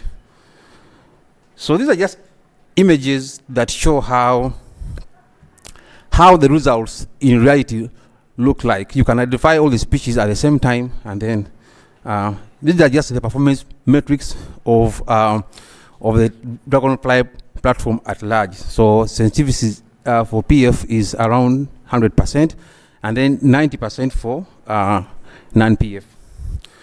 So the other question is it possible to also develop SNP-based LAMP assays for detection of resistance to at-miss means? So we all know that the Plasmodium genome is challenging, given that it's 80% AT rich.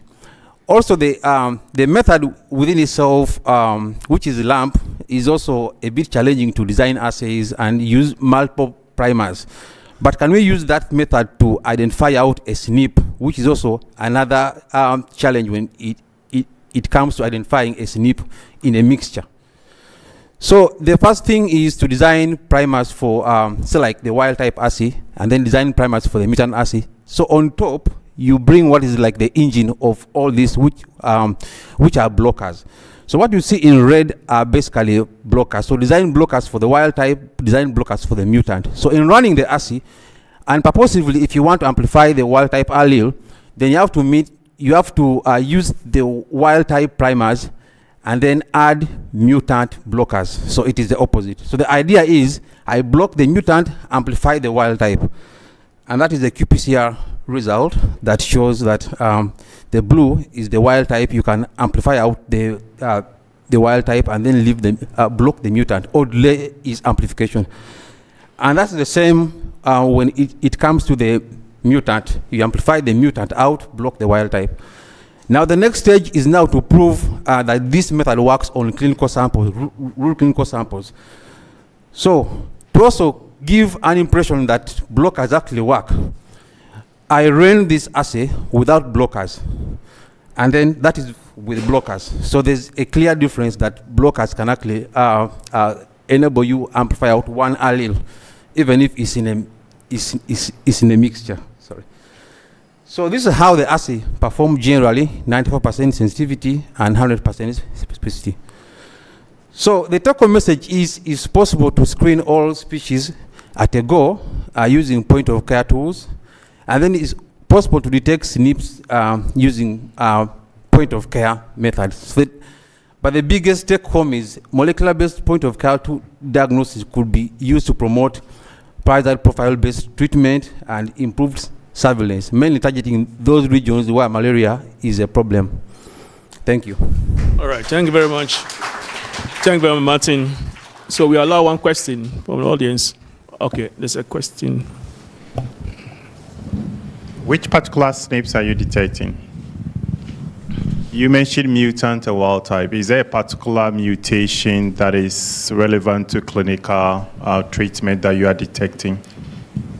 Yes, so there are multiple, there are quite many. So I'm talking about 469Y, that is C469Y, which is extremely, it looks like there's higher transmissibility of that particular allele. But if this is for one, but if it means that if you want another one, you have to design the same assay.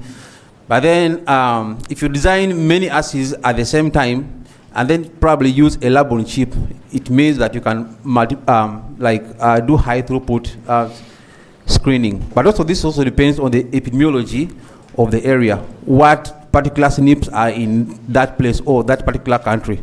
So for a particular patient, if a patient you're not able to just detect parastemia, you can also detect that the person has a chloroquine-resistant mutation, right?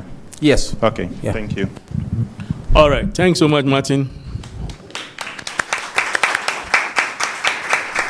So the next presenter the last but not the least for this section is Richard Kwamina Abiu. Richard Kwamina is going to talk about One Health molecular surveillance of zoonotic bacteria and antimicrobial resistance in slaughterhouses in Accra, Ghana. Thank you. Good afternoon. So I'm Kwamina, and I'm presenting on One Health molecular surveillance of zoonotic bacteria and antimicrobial resistance in slaughterhouses in Accra, Ghana. Okay. So essentially, zoonotic diseases are diseases that can affect both humans and invertebrates. It's believed that outside ectoparasites, about 2/3 of all infections are zoonotic. And then antimicrobial resistance, and for the purpose of my presentation, limited to bacteria and antibiotic, is simply when antibiotics fail to work at the right dosages or the right drug regimen. Classically, it's believed that non-compliance plays a role, or spontaneous evolution. There are many justifications for why it happens. So we'll walk through some of them as I do my presentation. And again, when it comes to infectious disease, one of the most important things is knowing what is around. That's essentially surveillance. But then with respect to surveillance, we have the issue of tunneling of vision. And that's pretty much normal with every other thing, like the law of Pareto. Essentially, very few infections get studied. Maybe because they are notorious, they are deadly, but it's worth it with recent events, even in the world, to know what essentially exists. And when it comes to AMR, it's a little bit anthropocentric. Everything is human, with very few coming from animal and nearly nothing from the environment. So that part is also missing. So I came up with a proposal that we should look at it from a One Health point of view at human and animal interfaces to see what we are having, just to improve how we search for existing pathogens, and again, with respect to my work, bacteria in the environment which we find ourselves. And I chose the slaughterhouses because all the modes of transmission exist there, being it aerosol, wind, blood, touch, everything is there. So it's much easier to agree that that is an interface, a One Health interface. Again, for economic purposes, to the abattoirs that agree that I use their facility, I'm going to represent them with these alphabets, J, T, and G. So when you see them, they are slaughterhouses. My aim was essentially to find the risks, statistically not to find the risk, but to prove the risk exists, because we already know the risk, and then find what pathogens are there, and then follow up with what AMR markers or AMR motifs we have in these pathogens. To do that, I employed a cross-sectional studies, got permission from ECBAS, which we are part of, and then involved the veterinarians, the district assembly, consent. It was a whole lot of people to get involved, as classic of all One Health research. The approach was to have a focus group discussion, questionnaires also to help me understand the risk, and then I sampled. So the sampling is from humans and ruminants, that's the sheep, goat, cattle. For them I took blood, and then for the environment I swabbed the formite, as many as I can in an enclosed space, and in that enclosed space I took the aerial distribution of bacteria using what they call the open plate method. Essentially, you put a sterile plate there for X number of hours, then you incubate it and see what you find. Once the samples were obtained, I cultured a few and took it down the pipeline to find the phenotypic AMR markers, and then others I used metagenomics, and then followed up on the isolator I got to find if I could see any other markers that we have using PCR. Sorry. Apologies, went fast. Good. So this is an overview of my samples. I had about 131 samples that were from either the animals, humans, or the environment, and from it I had 189 isolates. So, and this is the breakdown. When you see NA, I'm essentially talking about places I didn't get permission because it's voluntary, or places that when I went they had closed. Abattoirs work very late. Sometimes I get at 5 a.m. and they are done, and there's very little that you could do about them. So that is why we have some NAs. But again, that did not affect the whole concept of the idea. Now, from the metagenomic data, just a broad overview, you would see doesn't work, but it'll be fine. So you will see the black, starting from the left, the sample distribution. We have the black highlighting one of the slaughterhouses, so that you see the relationship between the distribution of sample within that slaughterhouse. And then, wait. Yeah. Okay. Oh, okay. Okay. Thanks. So that is the relationship I'm talking about. And then for that, good. So you realize that the samples co-occur within the same facility. And that will mean that when you found the sample that I picked here, when I say sample, because it's metagenomic and they are pooled, all the available bacteria within it, it's pretty similar to other units within the same slaughterhouse. So that's why I'm using the word they co-occur. And then when I find the top 10 or 13 bacteria in terms of abundance from the samples, you also realize that within the same facility they co-occur. But what was interesting, and it's not pretty much interesting, is that between the facilities they were not showing that pattern. It appeared random, and that was easy to identify from my questionnaire because people were not moving from one facility to another, and the facilities were geographically distant, which was one of the reasons I chose them. I think I must have missed a slide when I was pressing this for the epidemiologic data. So if you give me 10 seconds, we will go back. It changes nothing. Aha, this one. Did I talk about it? Yeah, I felt something was missing. Anyway, so to better appreciate the within facility and between facilities, this is the layout. So essentially for facility J is closed, everything is nice. What you think an abattoir should be is privately owned. For G is semi-open, they are part of it that is closed. The slaughter floor is closed, but the rest are all over the place and is run by both the government and the private. But then for the T, it is open field. You go, you pick your animal, they put it on the table, slaughter for you. Everybody's happy. So that is how it appeared to be. Where I'm having the location signs are the areas within which I sampled. And I sampled in category just 3. The point of sale, the slaughter floor, that's where the animals get slaughtered, and then the storage unit, those 3 areas. So areas where we didn't have an enclosed slaughter floor, I just took the swabs, but I couldn't have taken the open plate because to be constrained by just normal environmental pathogens. You realize again that whilst J stood out, there was no particular difference between G and T if you compared all the 3. But that was still irrelevant because the risks was pretty much the same. And risks like how they clean, the numbers at peak, number of animals they slaughter, and the people in the particular space were pretty much the same for all of them, even though J was very neat. And the reason for this was also the same. They had a belief system, which everybody does. Everybody believes in something, and whatever they believed in could protect them against zoonotic disease. Therefore, it didn't matter that they protected themselves. And again, some of them was just environmental or common sense. I know we have to wear PPE overalls and all that, but a normal day, 34 degrees in Accra, in a room about this big with 74 people and maybe 80 animals in full PPE, you'll probably die of heat stroke than zoonotic diseases. So they decided they would rather wear their t-shirts and shorts and risk themselves getting TB. TB and heat strokes are not friends. So that's what they chose to do. And with the self-medication, I was very glad when one of the presenters were talking about the other drugs people abuse, because in this line of work, anti-malarials are important, antibiotics are important, but what they are worried about is pain, because if you have body pains, you are fired. Another person without body pains comes to slaughter. Therefore, paracetamol is nothing. Hard drugs, now you're talking. They pop it like easy so that they can work. But then again, with all the interactions Prof talked about, then you want to know what the hard drugs could have done to the normal drugs and the AMR patterns and all that. But that was well outside the scope. So now that we've done this, we go back to where we were, the exciting science. So essentially, we have established that within a facility, the bacteria movement is pretty much the same. And that's because they didn't have biosecurity measures as we know it in the textbook.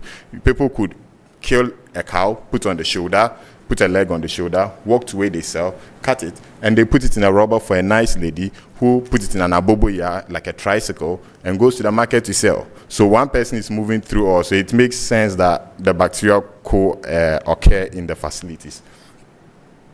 Now, once I got the method genomic data, the 16 years method genomic data, there came the not so fun part. I had to categorize all of them into whether they are classically called zoonotic, whether they are a major zoonotic or a minor zoonotic. And here, I had work from Prof. Woolhouse. I had help from Prof. Woolhouse and his team because they had already done that. They were the reason why everybody keeps on saying 60% of all infectious diseases are zoonotic in nature. So I could use their data with a little bit more from other sources to classify them. And then I realized at least 1 out of 5 of every pathogen bacteria I found was zoonotic, and that was not fun. It included some of the things that I would not mention because it could scare everyone. But then again, it's just DNA, so nobody should worry. Yeah. So that's what that was about. But at this place, what I find interesting is what we prioritize. WHO prioritizes bacteria of importance after a set of tests, but let's just take their names. With their names, WHO prioritizes 19. Ghana in 2018 did a One Health prioritization, that word, where where they prioritize certain bacteria of importance for Ghana to focus on. They ranked 31 of them and picked 6 pathogens, and of the 6, about 3 of them are bacteria in nature. But what I did is run through the 31 and choose what matters. Veterinary has 28 diseases, of which 7 are bacteria in nature, and IDSR, which is also for the humans, also have that. And what you realize that what Ghana considers important was underrepresented in my data. Now, I must say that this is a very small study and does not say we should change a lot. But now I'm wondering, if we cast the net wide, what will we find? Will we be worried so much about E. coli as opposed to Yersinia pestis? Because some of the bacteria that I found, when I went reading, they were all accidental finding in the hospital. Nobody went looking for them, and they just published them as case studies. So now I'm wondering, if you cast the net wide, what exactly do we find? And that's what I think is very exciting about the approach I'm using, because then we can see across board what matters, at least from the DNA point of view. Now, I also cultured a few, some of the sample. I made you have 1 minute. Whoa, apologies. So the isolates, I'll try and run through fast.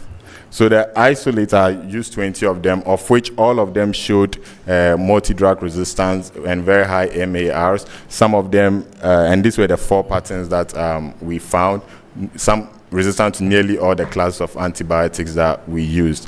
I went on to see the MIC, how it presents clinically, and only doxycycline seemed functional against a few bacteria, some of which were from human sources.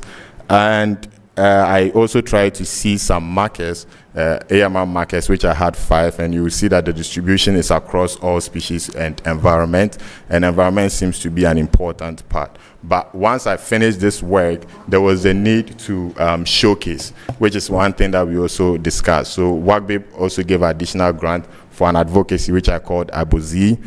The team came together, brought all those that matter in the field, from the district assemblies all the way to veterinary service, to discuss the findings, because the AM levels were very scary. And then we came up with some recommendations, which we went to the media, that's so radio, TV, and then social media, to also discuss, to see if these are feasible.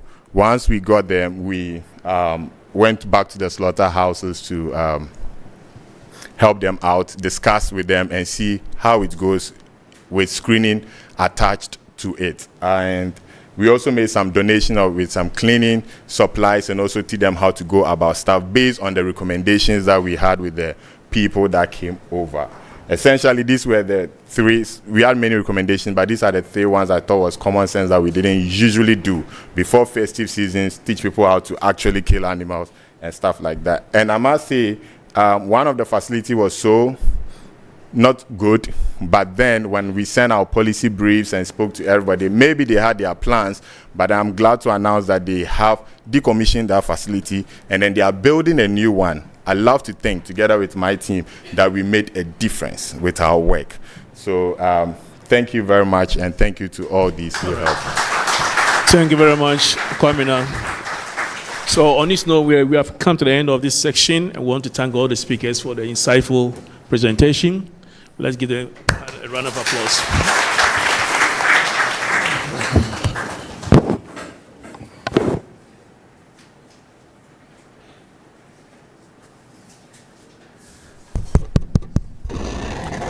All right. So we'll start with the next session, which is, first off, we'll thank the chairs for keeping us on time and keeping the presenters honest.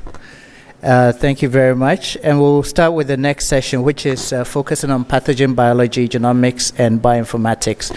That's the first of those sessions. And the chairs for this session will be Professor Benios Kwashi and Dr. Elma Ametepe. Again, we have just 2 talks in this session, which will take us to lunch.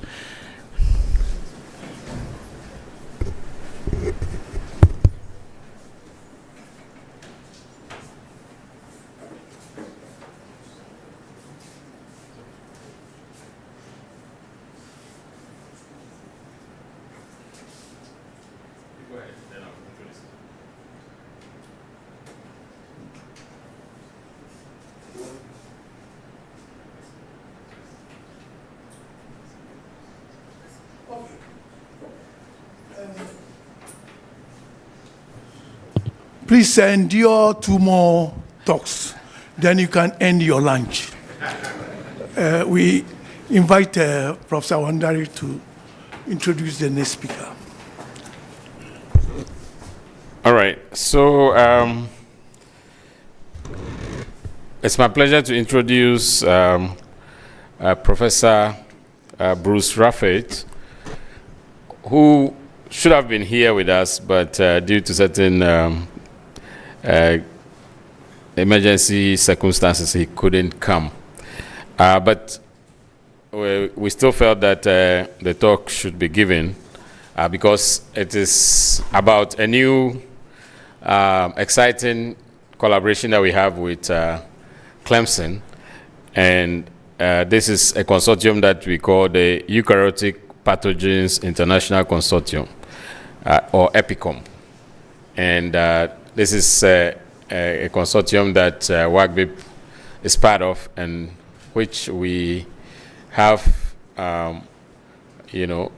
plans for research as well as student exchange between our two institutions. So I invite Bruce to give us the background to Epicon and the vision for what we're trying to do. Thank you, Bruce. I hope you're online.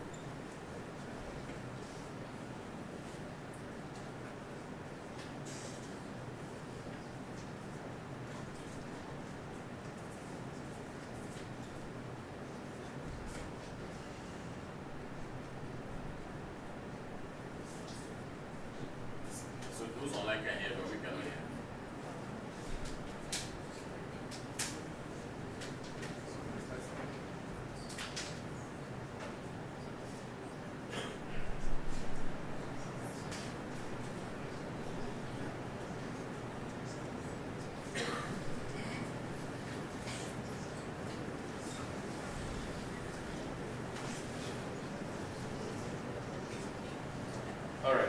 Maybe we can take the next presenter. If it's in person, right? Why does it fix the sound? Okay, then whilst we wait for the sound to get fixed, we'll take our next presenter. And this is someone presenting for the fellow session, Timothy Nathaniel Yakubu. He's going to give us a talk on ApoBec C3 driven evolution and genomic dynamics of Mpox virus in Nigeria, evidence from high-resolution NextClade analysis. Timothy, if you're here. Is he also online?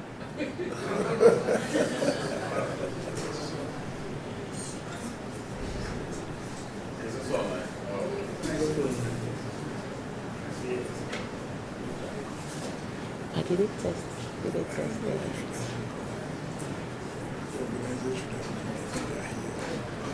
Okay, Timothy is also online, but unfortunately we still can't hear.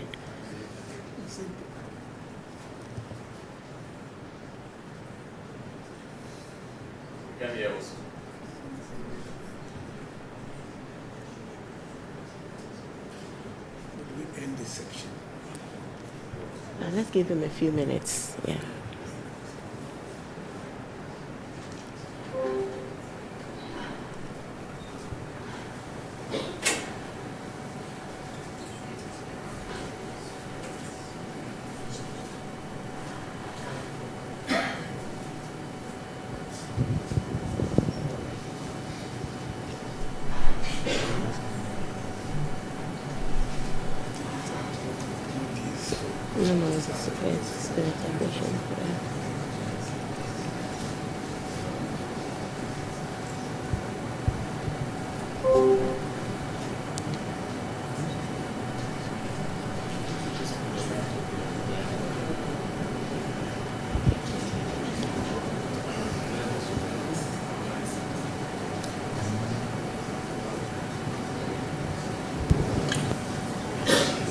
Hello.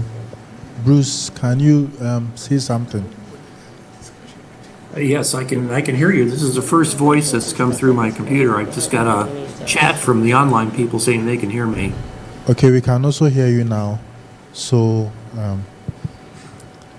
we can begin your talk. Okay. I'll reshare it then and see what happens. Oh, okay, there it is. So the sound works for the F2F community? Yes, please. Oh, great, thanks. It's always such a relief when the technology finally starts working. Yeah, I'm pretty excited to share with you some news about the Eukaryotic Pathogens International Consortium today. I'm also very impressed by the talks I've heard so far, the dedicated researchers who are making such a positive contribution to the destiny of the world. And I'm sure we all know that the pathogens we study are a true global problem. They know no borders, and that Gordon pointed out that we're always looking for ways to increase that global collaboration. And Epicon is one thing we just recently started, so this is fairly new, so this will be breaking news to almost everybody. Okay, I'm going to try to advance the slide. I have some co-authors here. Myself with Clemson University. Kerry Smith is the Epicon Board Chair. He's also the Director of the Eukaryotic Pathogen Innovation Center at Clemson University. That's about 150 people, 24 faculty, 23 postdocs. I think over the past several years, we've actually had 4 students from WACBIC come here to pursue a PhD.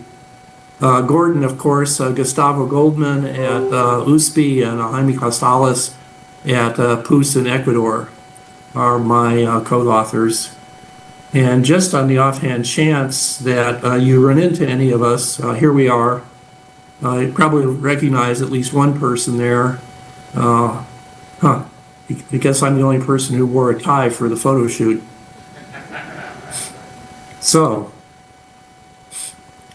what I'm going to cover today very quickly: what is Epicon, why was it formed, who was involved, what are we trying to accomplish, give you a sense of our status, what our first steps look like, and how, if you're interested, you could become involved yourself.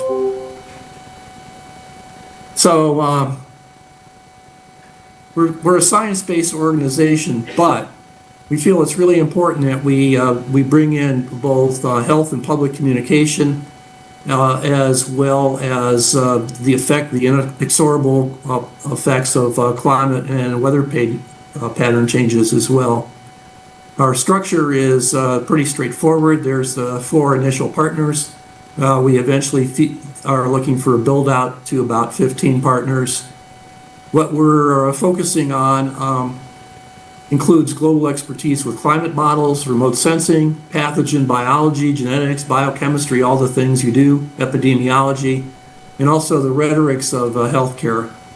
The working core of Epicon, there's 4 working groups. There's one on pathogenic fungi, a second on parasites, a third on amoeba and worms, and a 4th one, CQBT, which brings together communication, commercialization, education, and student training that works with the other 4 working groups.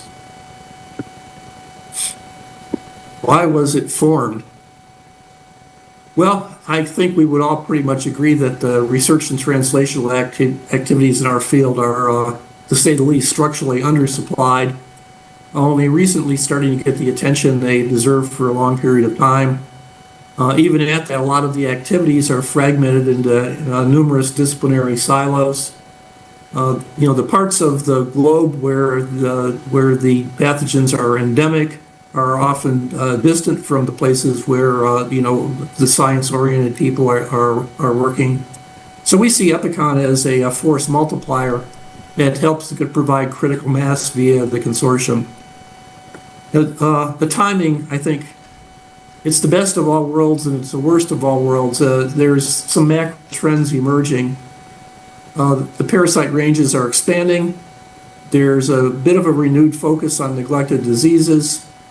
AMR is on everyone's front burner as a priority, and the whole thing with genetic AI and the data revolution is enabling all sorts of new types of biological initiatives.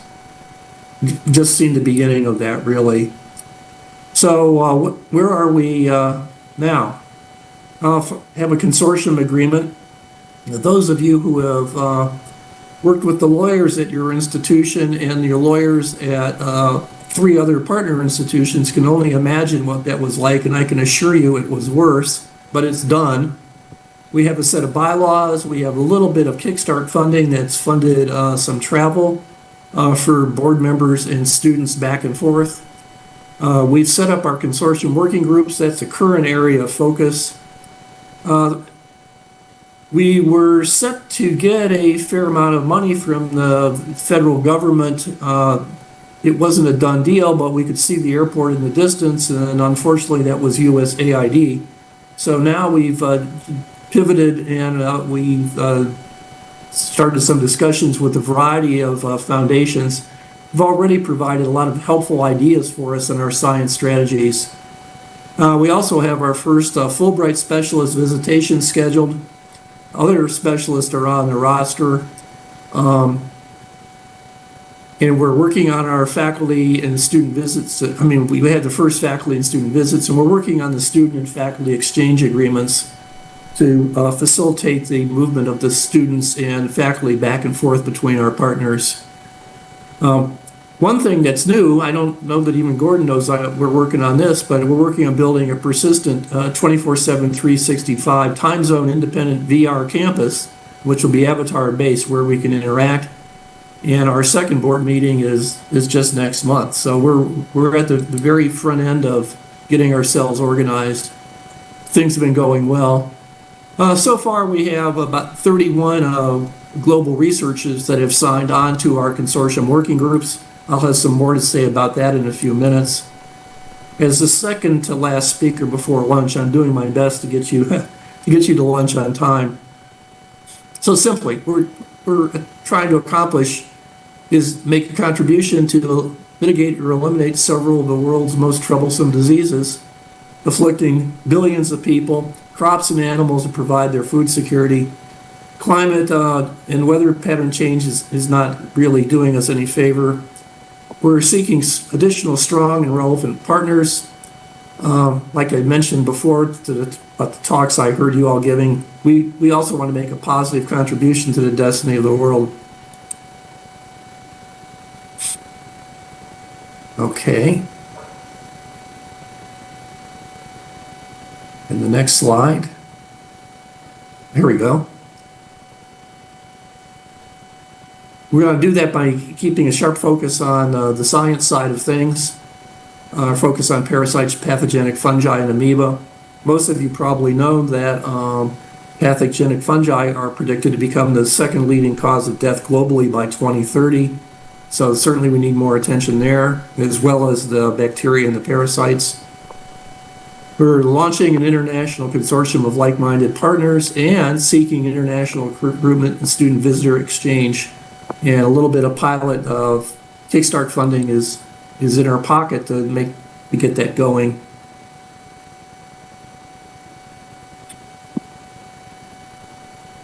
Oh, here's our org chart, and I just wanted to draw everyone's attention to the working heart, which is the third layer down there. Those are the forward working groups. And we can see here that the co-authors are each leading one of those 4 consortium working groups. The bottom layer is just the breakout of the CQDT group.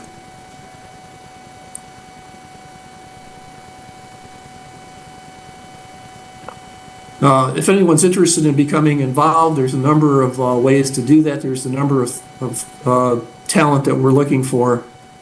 Obviously, you could apply for a PhD program at any of the 4 universities. We hope to be able to make that pretty much a seamless thing, where if you have your PhD at one, you'll be able to spend time at any or all of the others.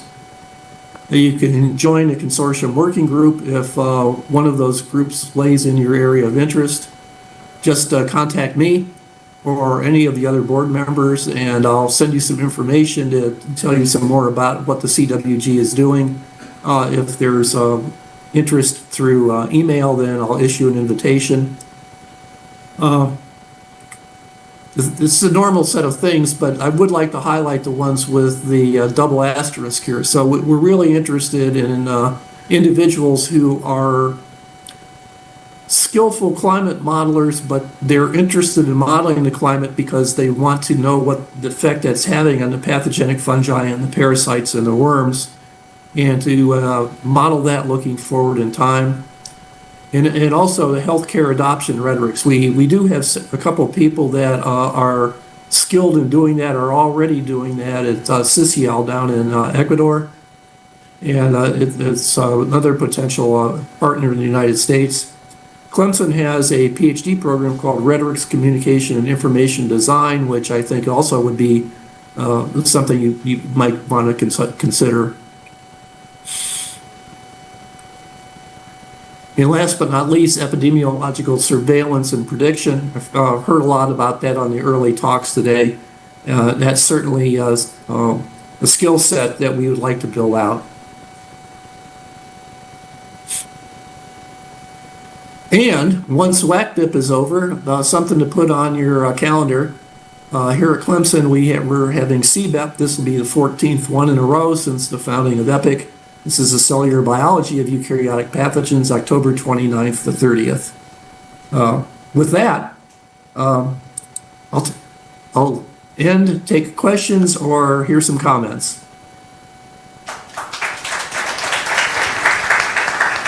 Thank you very much. Again, I'm very disappointed I couldn't be there in person. I love the WACBIP shirts. I'm willing to trade EPIC merchandise for anybody who's interested in doing that.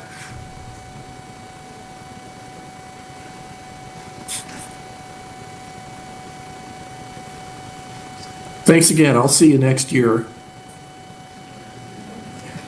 Thank you very much for your presentation.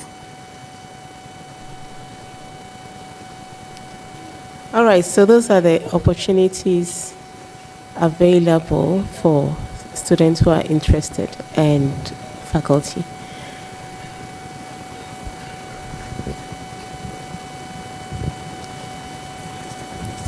Our next presenter is Timothy, and Timothy in the next 8 to 10 minutes will talk to us about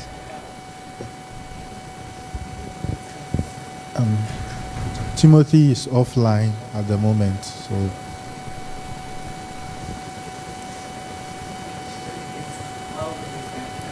okay. Yes, I guess it's hard to run an event without some technical challenges. Typically, we have the online people at the end, but we move them up because of the change in the schedule. So when we go for lunch after this session, if you go out the doors of the WACBIP doors, we'll go in two directions. So UG officials, faculty, international guests, postdocs.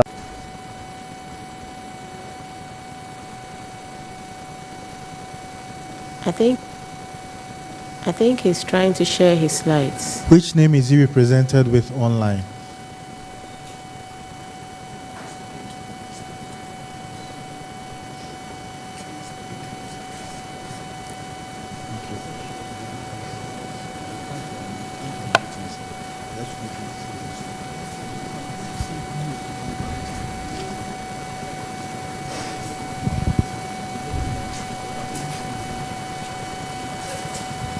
Please, if there's a chat, may we know who is chatting online?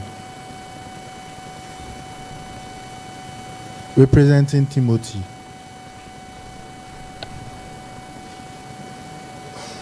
Where is he?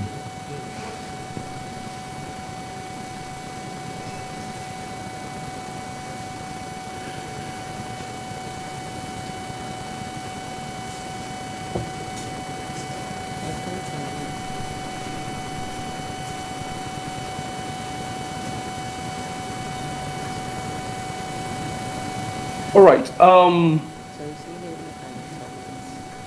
My apologies for the technical hitches. Just confirm you can hear me. Yes, we can hear you.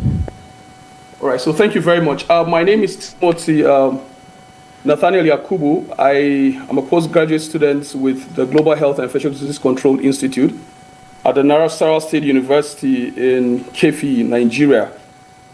And I'm appreciative for the opportunity to actually share the work we've been doing. I'm presenting on ApoBec-driven evolution and genomic dynamics of Mpox virus in Nigeria, evidence from high-resolution next-clade analysis. That's actually part of the output of my ongoing PhD work. So the background, Mpox reemergence globally with have reemerged globally with accelerated viral evolution. Host Apobex cytidine deaminases are major drivers of viral mutagenesis. Genomic dynamics in endemic settings such as Nigeria remain incompletely characterized. So our project basically, focus on understanding genomic evolution trajectory, which we believe is essential for surveillance and outbreak preparedness, especially looking at the context of Mpox. So part of the objectives is basically to characterize the genomic diversity of Nigeria Mpox virus, particularly looking at the outbreak within a 10 years period, so to say, from 2014 to 2025. And then we also aim to assess evidence of ApoBec-mediated editing, identify dominant mutation patterns and signature, describe clade distribution, recurrent mutations, and evolutionary dynamics. Then to evaluate recurrent amino acid substitutions and potential adaptive changes that have happened over this period. So for our methods, we basically conducted a retrospective genomic epidemiological study of Mpox, looking at genomic and epidemiologic data that were available between 2014 to 2026.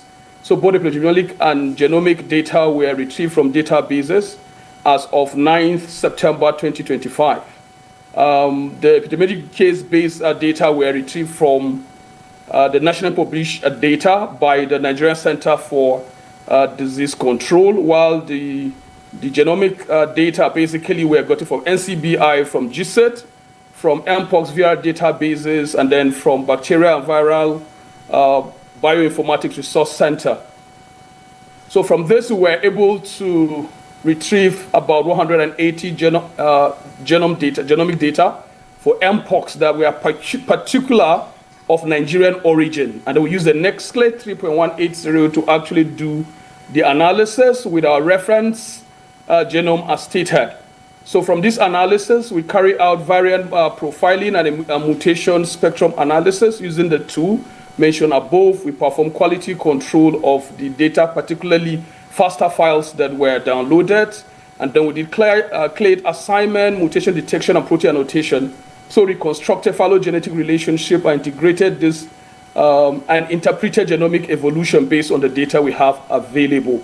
So the analytical workflow take this pattern, basically genomic data collected from the databases. We did a quality assessment and then used NextClade to do analysis. So the analysis helped us to identify mutations and then annotate them. They also characterize the mutation spectrum and then look at the protein level impact assessment, and then we did biological interpretation. So this basically look at the bioinformatic workflow that was actually used from our FASTA files retrieved. Quality filtration was done, the NextClade analysis was done. We did alignment with the reference genome.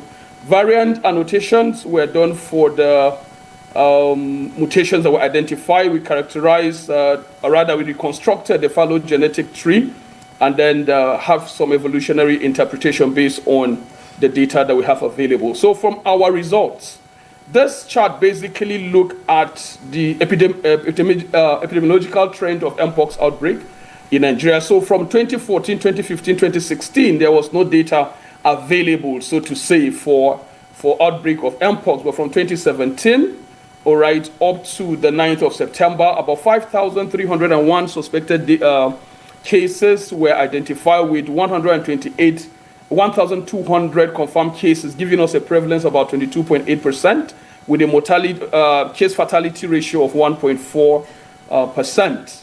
Then for the distribution, majority of them, of the confirmed cases, were actually male, 67%, with female 33%. And then the prevalence was more among the reproductive ages, 21 to 30 years old at 26.2%, and then 31 to 40 years old, 26 6.9%. So this basically looks at the distribution of the outbreak year by year across states and local government areas within Nigeria. So as at 2022, where there was like the global outbreak, virtually almost all the states, 35 out of 36 plus 1 state had an outbreak, with 238 local government having this outbreak localized in them. So as at 2027, we can say that about 27 states that are affected. So generally, looking at the spread of the infection, virtually every state in Nigeria had at least one confirmed case of mpox within this period.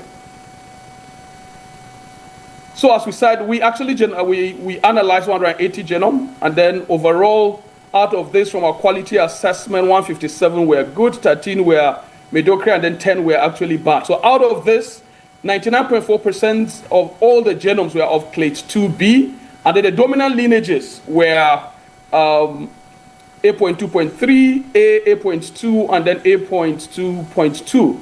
And the findings tends to like substantiate the evidence for sustained human-to-human transmission as against a zoonotic spillover in Nigeria.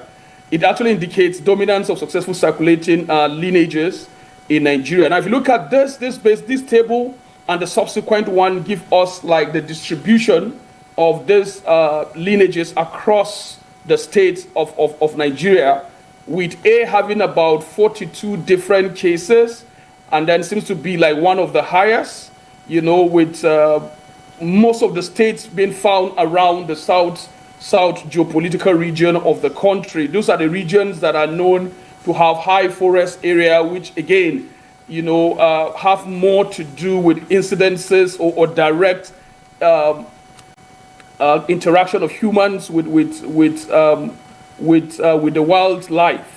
And then 8.2.3 is the highest among all of them. It had actually have prevalence or rather distribution across most parts of the country, right, rising from the north, in which case you have a state like Plateau and Niger and Kaduna State, going down to south, cytosine to thymine, guanine to adenine transition, which basically account for about 69.8% of the apoptic index of mutation.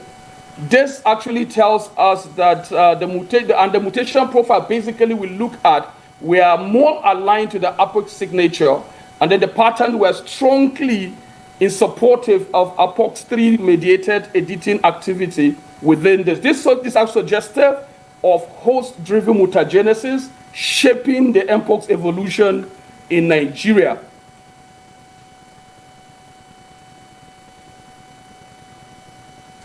Yeah, so this table actually presents to us the mutation profiles from the nucleotide mutations, the most common, as well as the protein level mutation, with 175 mutation responsible for about 97.2%.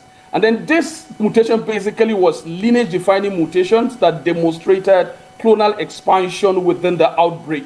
And then if we look at the protein level variation, particularly the OPG118 gene actually seems to have the highest level of protein level variation with about 94% frequency. Again, this basically demonstrates to us that there was actually a recurrent substitution observed in key viral proteins across the genomic data that were actually analyzed. We also found a truncating mutation, basically, and this was actually identified in 56.1% of the genome, particularly on OPG176 gene.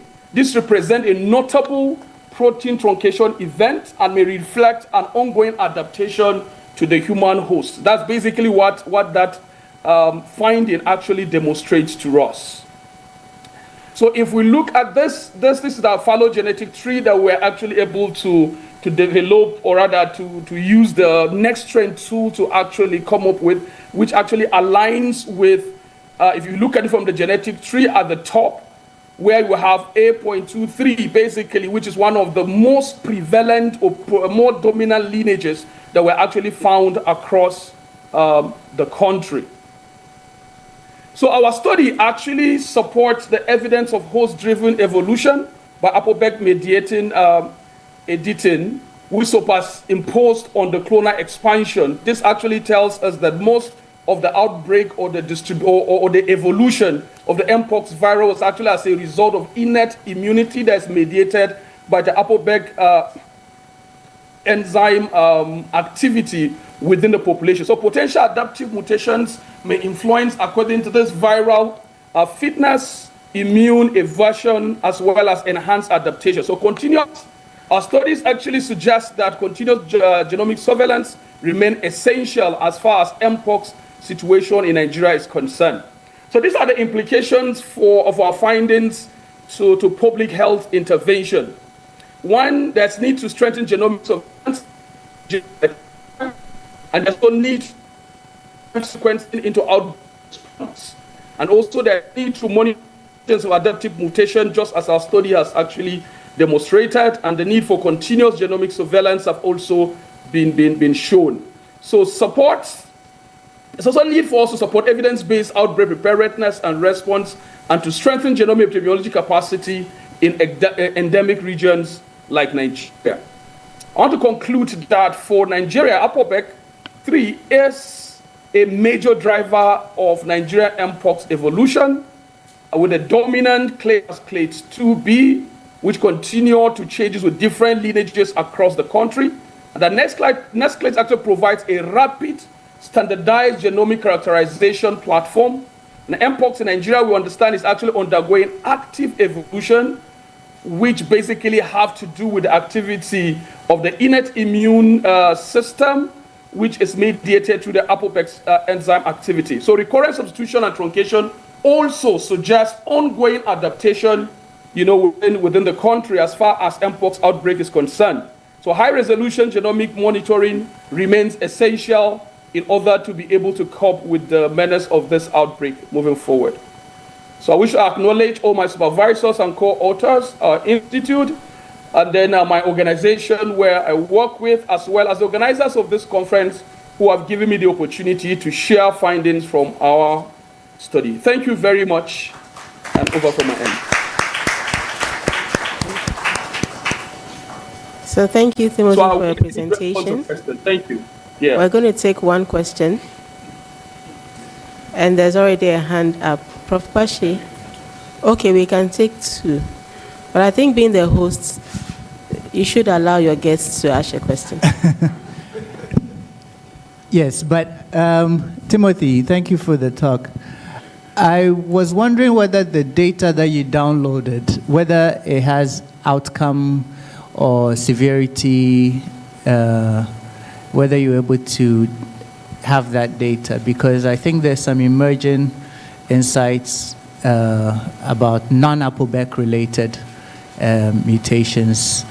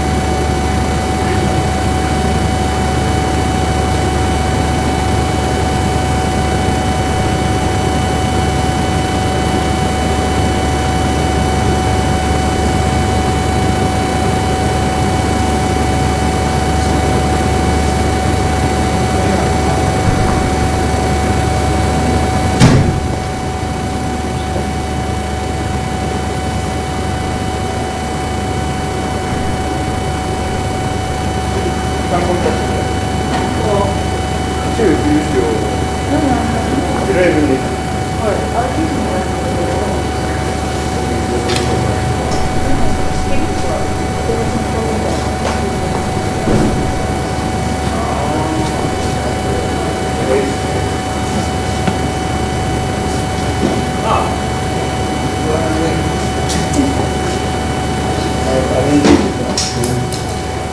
Seems like you got on the way to sit on my alcohol.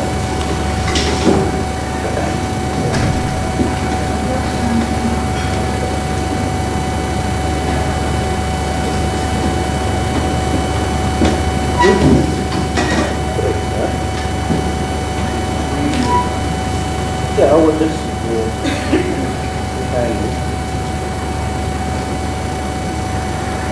you start at 2, right?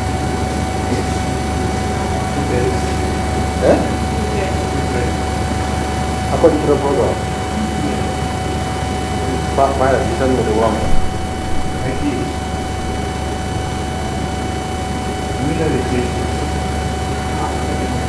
Okay, that's not the president of the sponsor.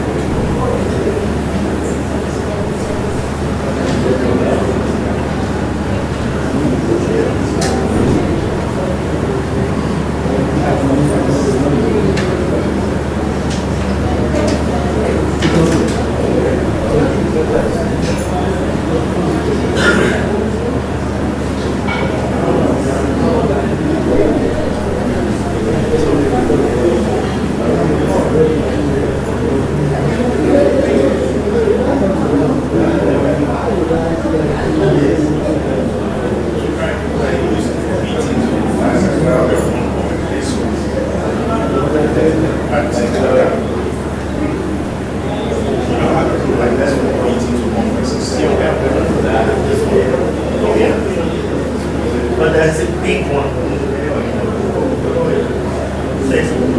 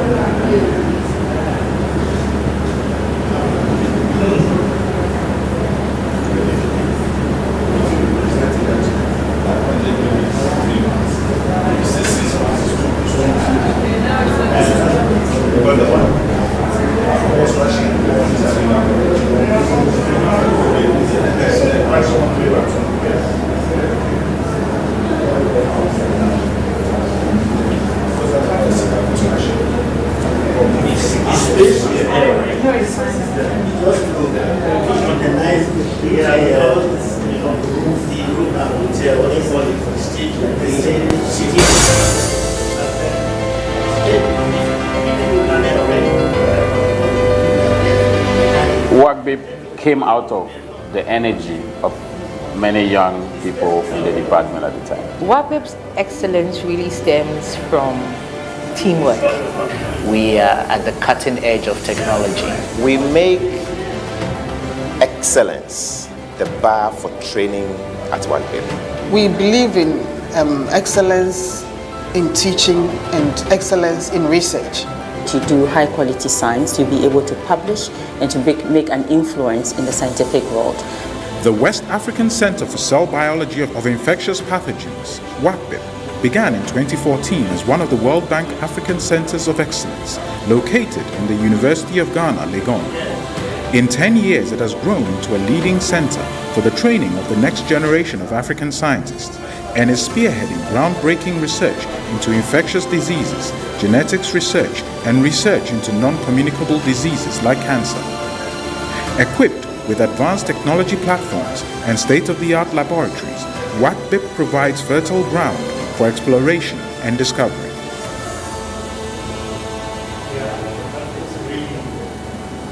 The main impetus for the center came from some workshops that we used to do with the American Society for Cell Biology. It was my honor and pleasure to be part of a group of cell biologists who obtained funding around 2006 for short courses on the cell biology of African diseases. This was long before WACBIP was even a dream, and the workshop was hosted at the old Department of Biochemistry, which exists down the road from where WACBIP currently stands. In 2010, with our move to this building, we had space, and also that also coincided with a period that we had younger faculty who had undergone training in the department.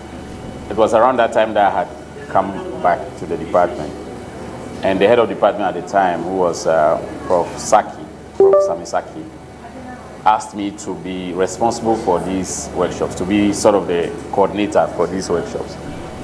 We were able to engage with a lot of young people in the sub-region, because each workshop we had about 20 to 25 young scientists from Ghana and other African countries.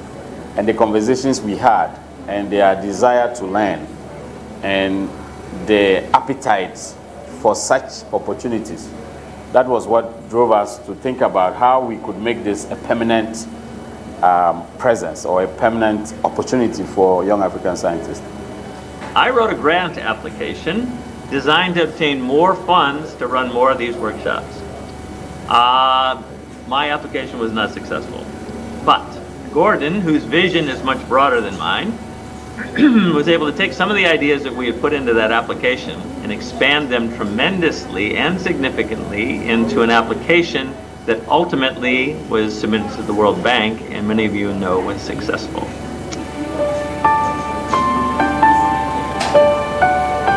The idea about WACBIP really was a call from the World Bank trying to help the higher institutions to set up.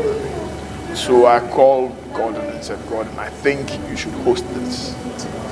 So basically I came back to the department and I got all my colleagues together, mostly the younger ones who were full of energy and who listened to me because they were younger than me.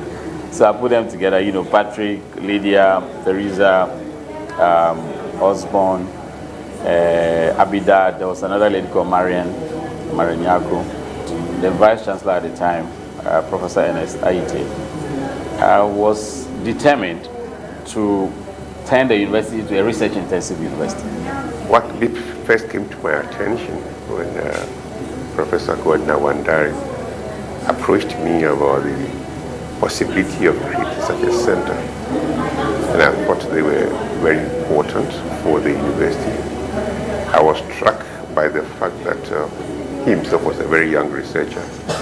Most of the people involved with him were equally young. And I was looking for young people at the university to drive change. An initial $8 million grant from the World Bank and further funds from the Wellcome Trust allowed WACBIP to build a world-class center adjoining the Department of Biochemistry.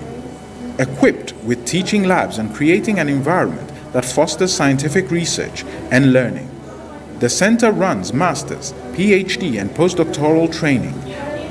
I'm very proud of WACBIB because it has leveraged on the initial funding of $8 million from the World Bank and attracted more than $50 million for training of scientists right here in Africa.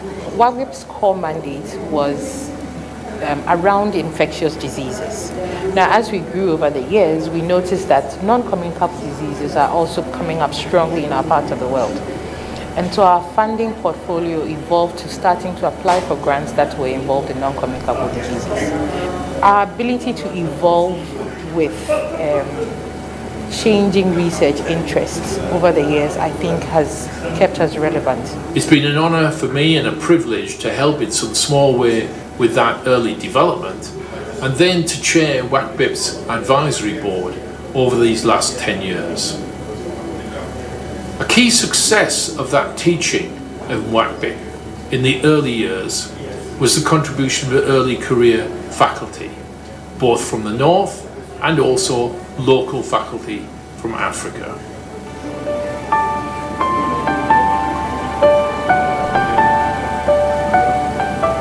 The next phase of the center was to consolidate what we had started and then to basically make an impact.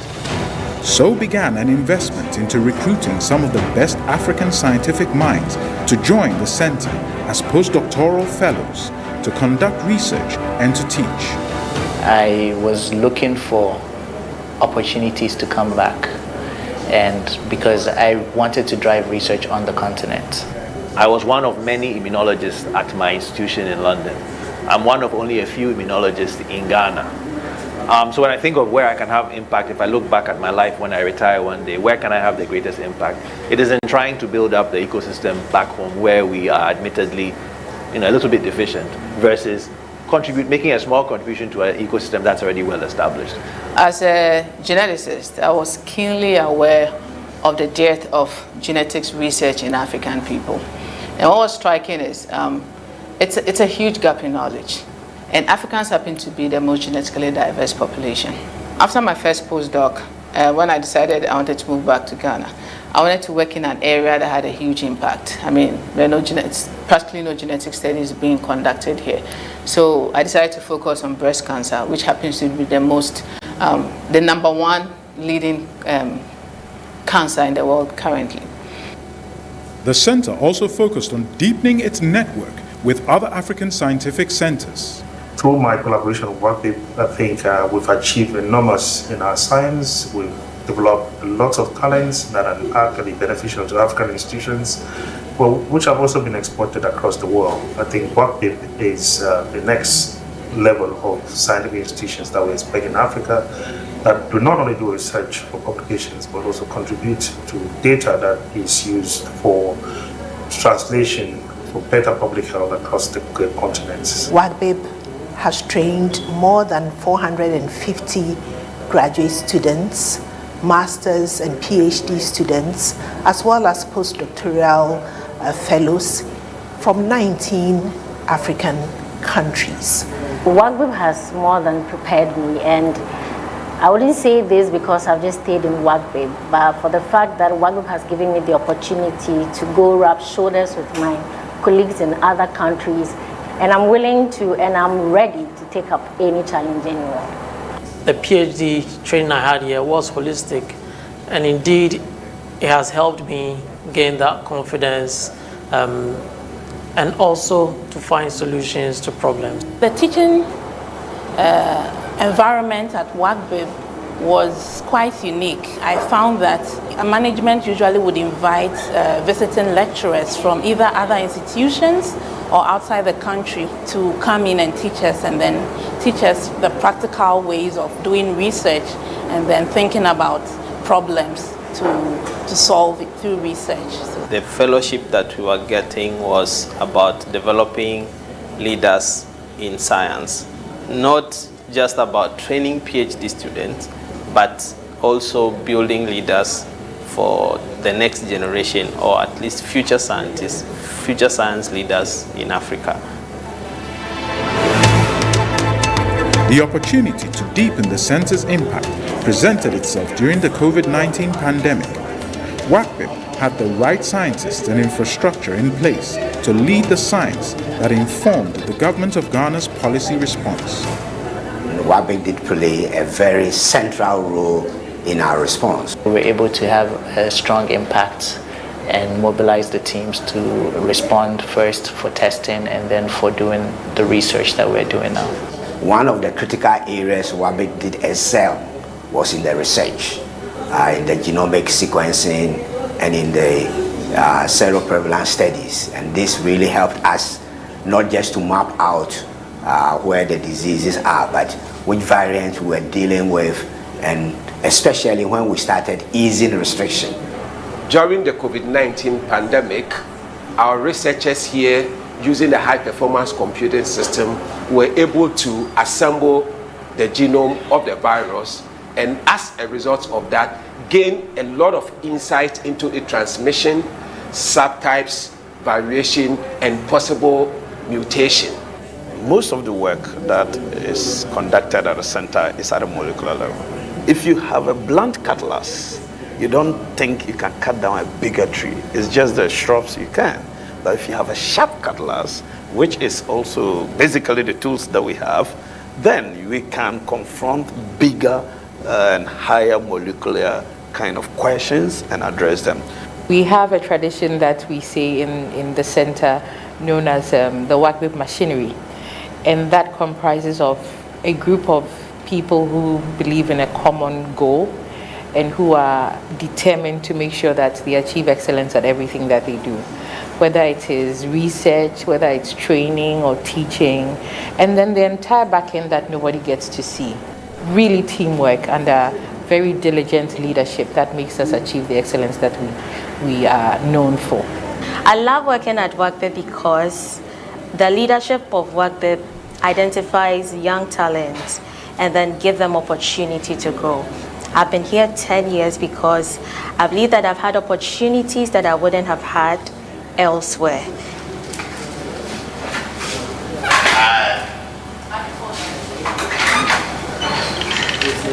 We have created innovative and engaging ways of interacting with communities that we work with.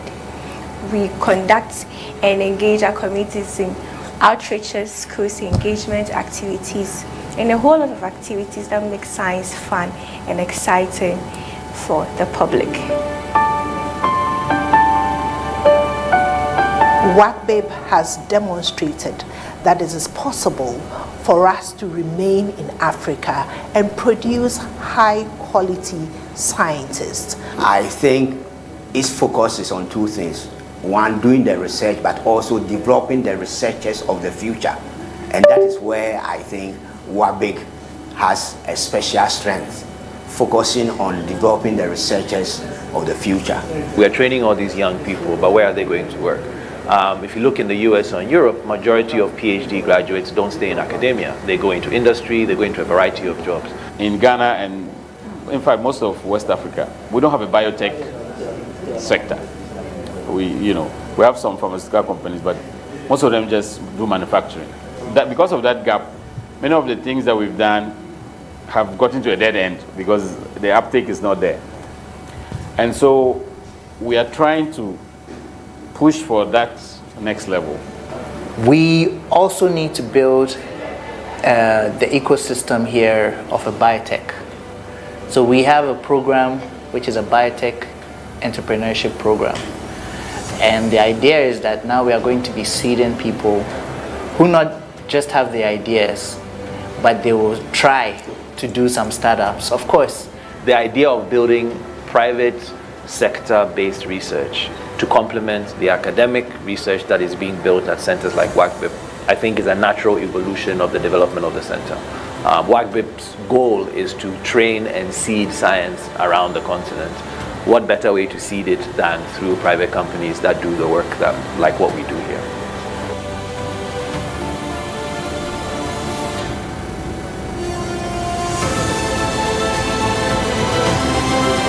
The next phase is on the shoulders of the next generation, the younger scientists that we brought here. Very talented group of people. Happy 10 years, WACBIP. Happy 10 years, WACBIP. Happy 10th anniversary, WACBIP. Happy 10 years to WACBIP. Happy 10 years, WACBIP. Happy, glorious, and illustrious 10th anniversary, WACBIP. Happy 10th anniversary, WACBIP. Many congratulations to everybody involved in the WACBIP story.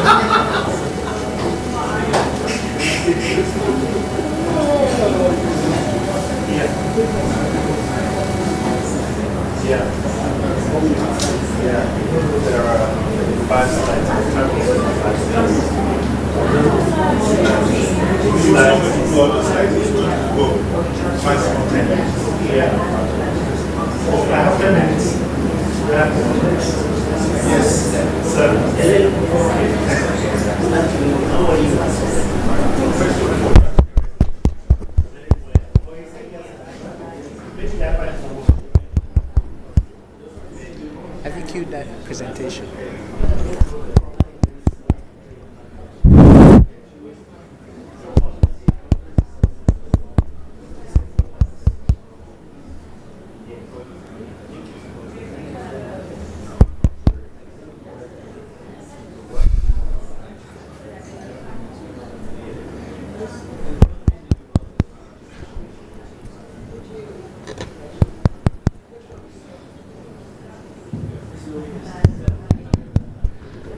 All right.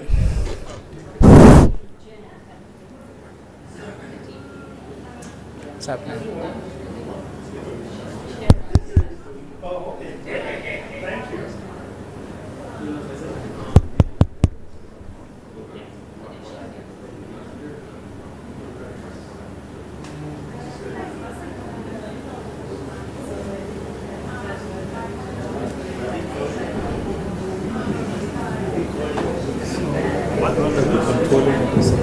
You okay? So you'll be controlling with this. Like this is forward, this is back. Okay, so this is yeah, but you point it to the back there somewhere. Yeah. And also. All right. Good afternoon, everybody. I hope you all enjoyed your lunch. Because I know some of on the other side, the lunch was a little bit delayed. We decided to give some allowance. But as again, we'll catch up and we'll finish on time. We have I'm going to call the former CEO of the National Vaccine Institute to present some of our collaborators, and they'll give us a few minute talk before we go on to the next session. So instead of saying that, is it off?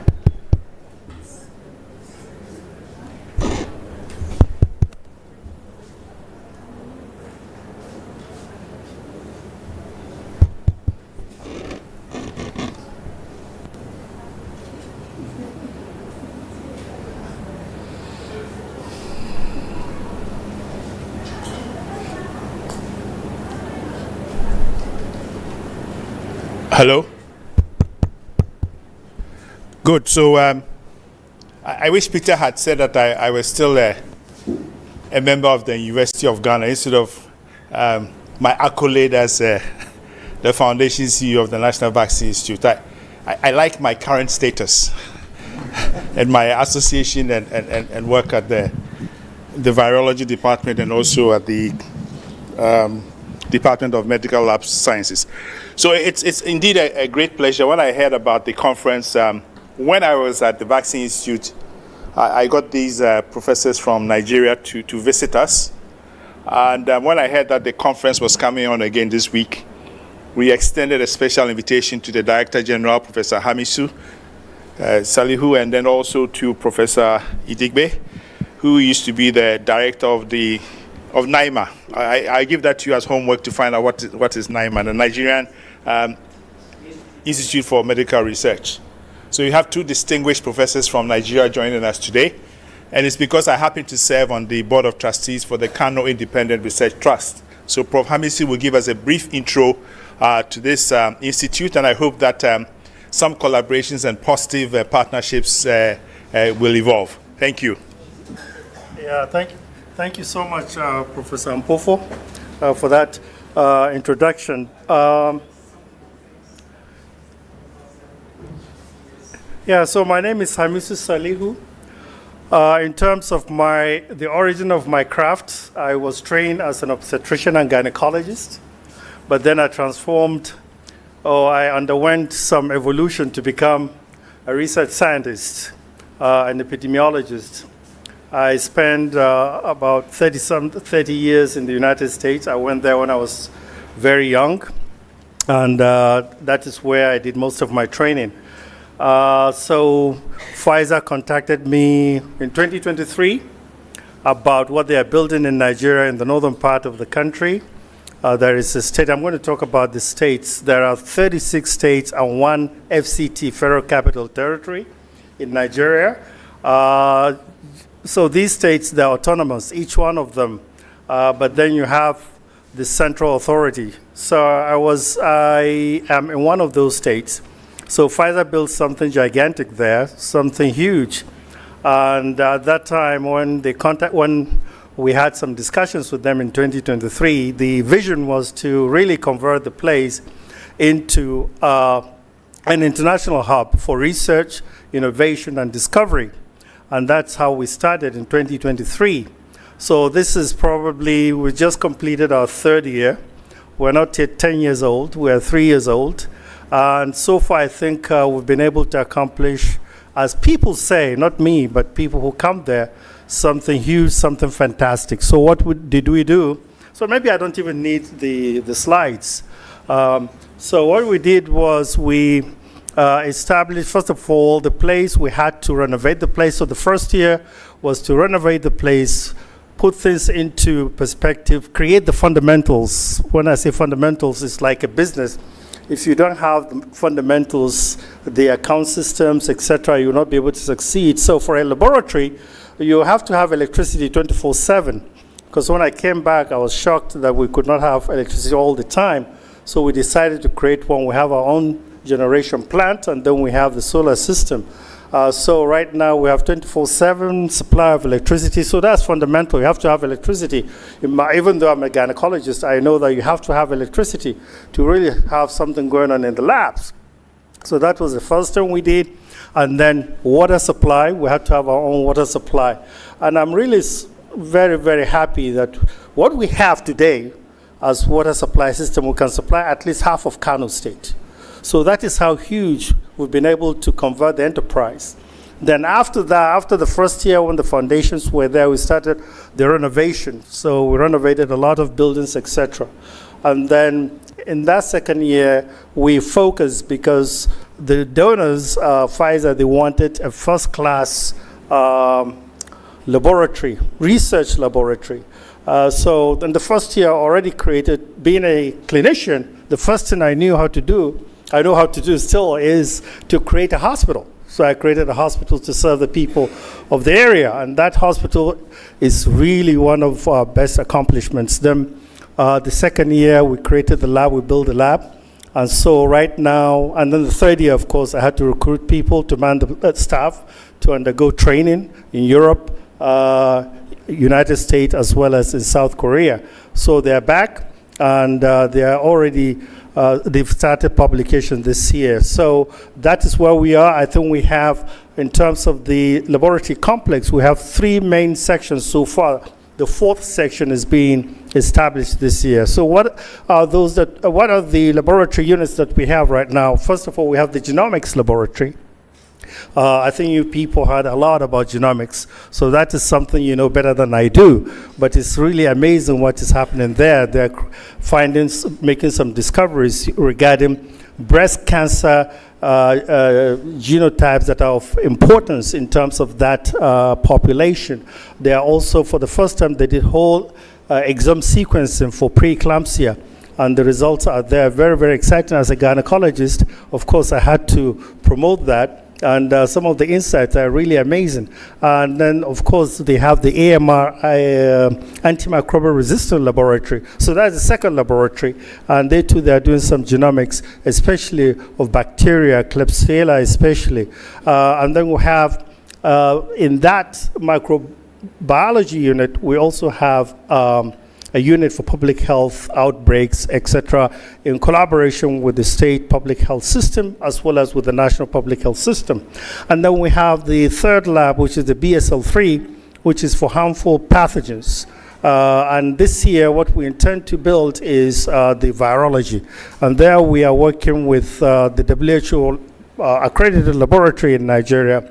And well, I think we've already started collecting samples, analyzing samples regarding, they call it vaccine-derived polio. So I'm not going into the details, but it's something very, very interesting regarding the surveillance system being implemented by WHO in Nigeria. So maybe in the next year when you have a conference, if there is going to be one, I think we'll send people here to start sharing some of their findings. I think there'll be the people working in the lab would be best qualified to tell you what they're finding. But the reason why we're here in 2024, I think the organizer knows when we came here, by then we wanted to have ideas. How do you even create a lab?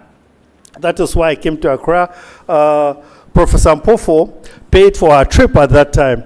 It's not like now when we have the money. By then we were just struggling to figure things out and help us out. We came around, we had some ideas, we went to Noguchi, we came here, and we're very grateful that our Ghanaian colleagues were able to help us, give us ideas, and now we're doing some follow-up to see how we could collaborate, not only with our Ghanaian colleagues, but also colleagues from the other countries that have graced this occasion. So that's the main purpose, you know. We want to really strengthen this collaboration. We're happy that we're succeeding. We're happy that we're getting grants. That's the most important. We're happy that we also have the EU now being interested in our establishment. We have the South Koreans. They are interested in creating some vaccine enterprise within our own facility. So thank you so much, our Ghanaian colleagues, for receiving us in 2024, for doing a lot. We sat down with you for hours asking you questions, some of them foolish questions. By now, I look back at that time. But we're very grateful, and I think we should come together and really move forward together so that we can do a lot of things together. And I think, thank you, Professor Mpofo, because he's been a very valuable member of our board of directors, board of trustees. We're very, very grateful. And if you have any questions for me, I'm around and ready to answer the best I can. But don't ask me anything about a virus that just appeared from the horizon. Ask me about obstetrics and gynecology. I feel more comfortable. So that's the story. I don't need the slide, I think. Thank you so much.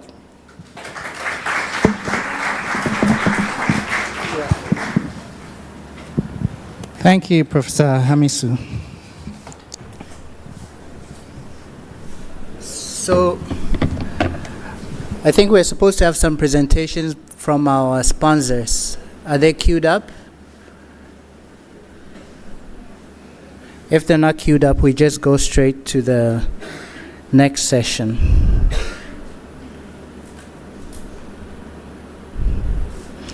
All right.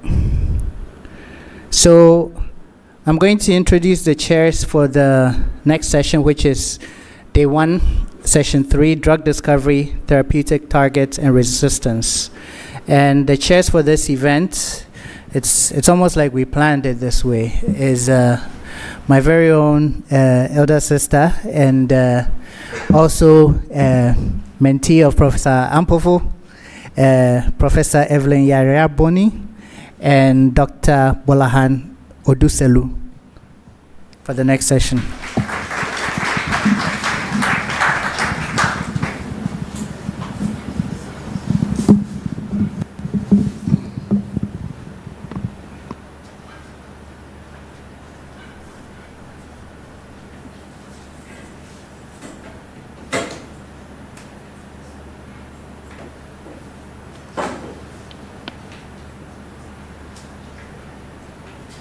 Good afternoon. Good afternoon. Okay. Thank you for coming and attending this session. In this session, we'll have 2 plenaries and then 2 fellows presentations. Each plenary is 20 minutes, but I would want you to present within 15 minutes so we can have some time for interactions. So we're going to have the first one from Hadijatu, and then the second one from Jesli.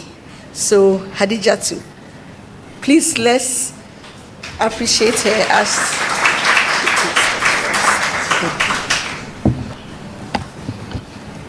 Good afternoon. Can you all hear me at the back? Okay.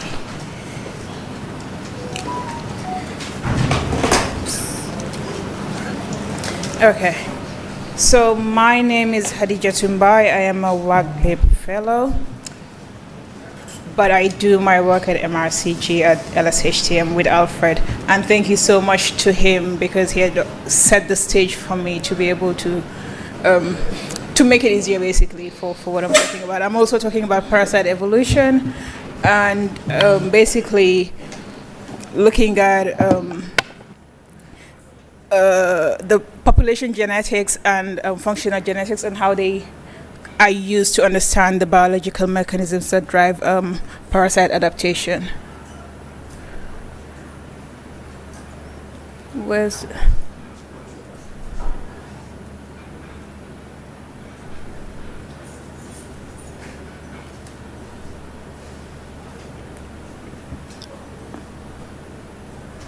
happening?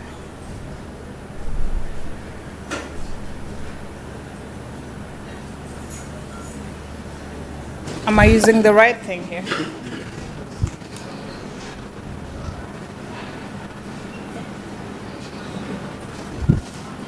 Help, please.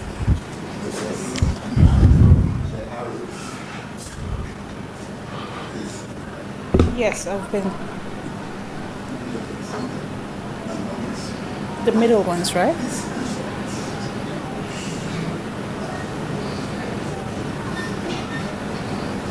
Okay, so you saw this timeline before from Alfred, and basically over the last 2 decades, malaria control has changed dramatically. We've introduced the new drugs such as the artemisinin-based combination therapies, also seasonal malaria coming prevention, and also scaled up on vector controls. And all of this is good because it has reduced malaria transmission. But on the parasite's perspective, it's basically creating a new environment all the time for them to be able to adapt to and survive. Sorry, Hadija, too. Can you speak up a little? Can you hear me? Yes. Okay. Thank you. So, for example, sorry, I need to get used to this.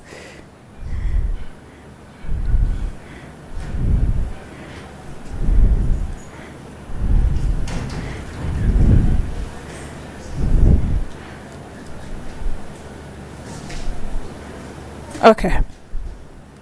No, I need to. It's not. No, because it's not connected to my computer.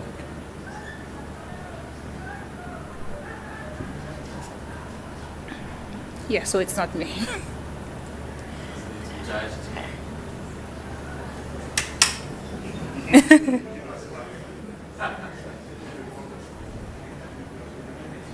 So, can you control it from the back? Yeah. No, because it's not connected. Okay, can you go back, please? Back again. Yes. So basically, I was saying that these parasites need to always adapt and survive in the changing environments. For example, we have the introduction of new drugs, which brings about new selective pressures for the parasites to be able to adapt to. And basically, what the parasites are experiencing now is very different from what they've experienced 20 years ago. And so it's kind of like just survival of the fittest all through. Next, please. So malaria control and intervention used across Africa is very different. This means that parasites do not experience similar evolutionary forces on them.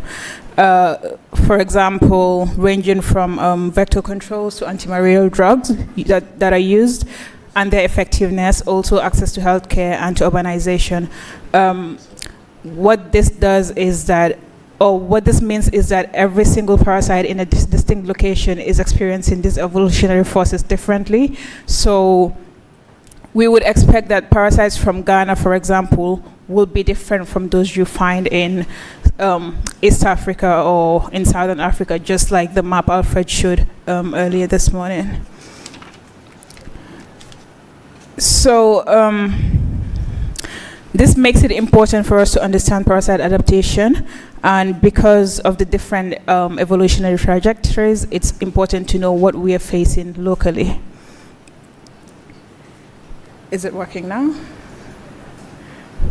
So this is where evolutionary genomics becomes a very powerful tool, like Alfred has also showed previously. I refer to Alfred a lot because he's talked about a lot of what I'm talking about here. So by analyzing parasite genomes, we are able to identify signatures of recent positive selections. And some of these are shown as, is there a pointer? No. So we've seen the well-established adaptive genes, which are the PFCRT and PFMDR1, which are known to be associated with drug resistance. But most importantly and interestingly, we've seen other candidate adaptive genes that are coming up in recent populations, such as the DBL-MSP2, PFSA1, GDV1, and so on, which are span across different different areas of the parasite biology.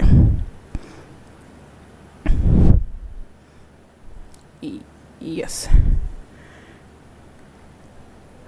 And so evolutionary genomics tells us where evolution is acting on. What it doesn't tell us, though, is how these genes are influencing the parasite biology. And so we need to understand the biological functions of some of these adaptive genes, which is one of the main aims of my study. Oh, sorry, I haven't...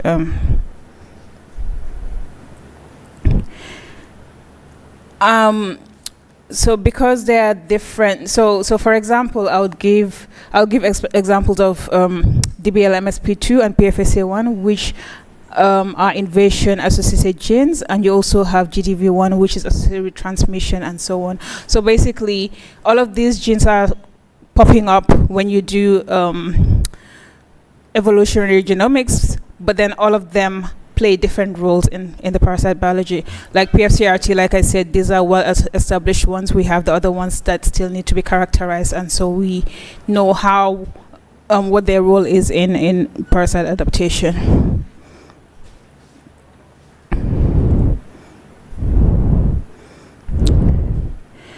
Again, this plot was shown by Alfred previously. So what this shows is that in the Gambia, we have seen mutations from the PFCRT and PFAAT1 being selected together across multiple years basically, and it was increasing in frequency, and this indicates very strong positive selection of these genes. Functionally, for the PFCRT, what this translates to is that if you look at the middle plot, it shows that chloroquine, those parasites with the resistant genes are less susceptible to chloroquine compared to those with the the wild type genes mutations. Sorry, the wild type gene. Yes, that's what I mean.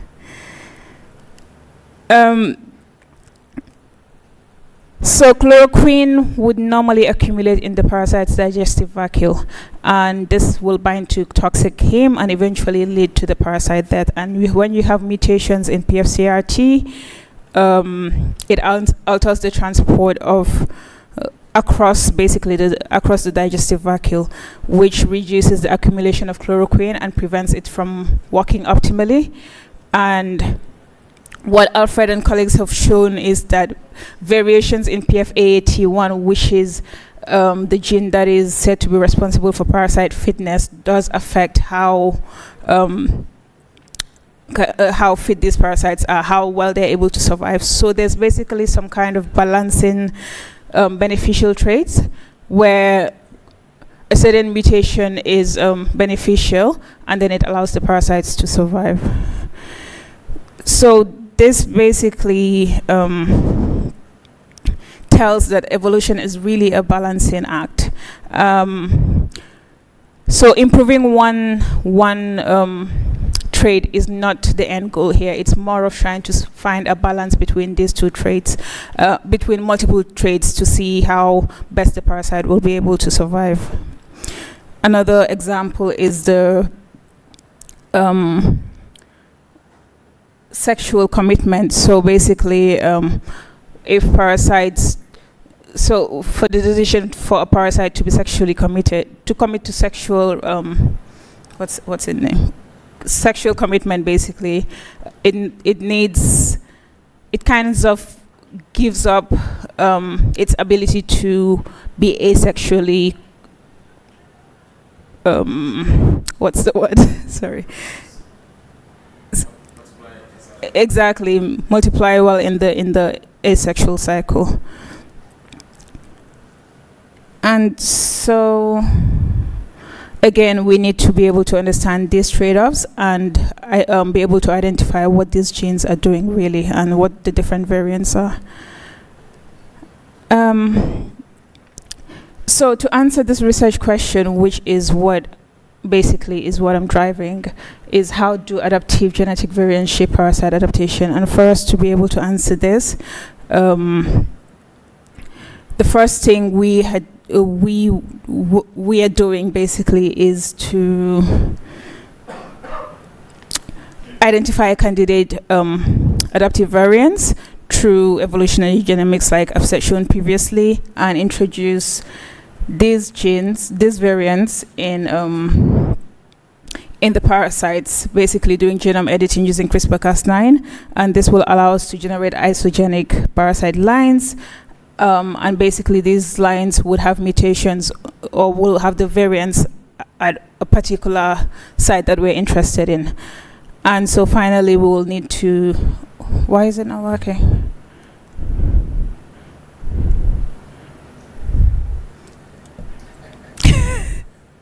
Yes, and finally, when we get those isogenic lines, we'll have to do functional phenotyping to look at the different measures of life history traits.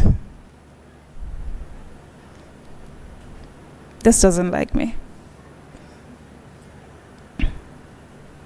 Okay. So because what I am working on is in the context of Africa and West Africa particularly, we had thought of using field parasite isolates. Now, we've done so much work with lab parasite lines, which are, for example, 3D7 and DD2. They are very valuable and they've taught us a lot about the parasite biology, but they have remained in culture for way too long. And so it is better that if we're studying parasites within our context, we use local isolates which are relevant to our day now. And so I have been working culture adapting West African parasites that I would say are more biologically relevant.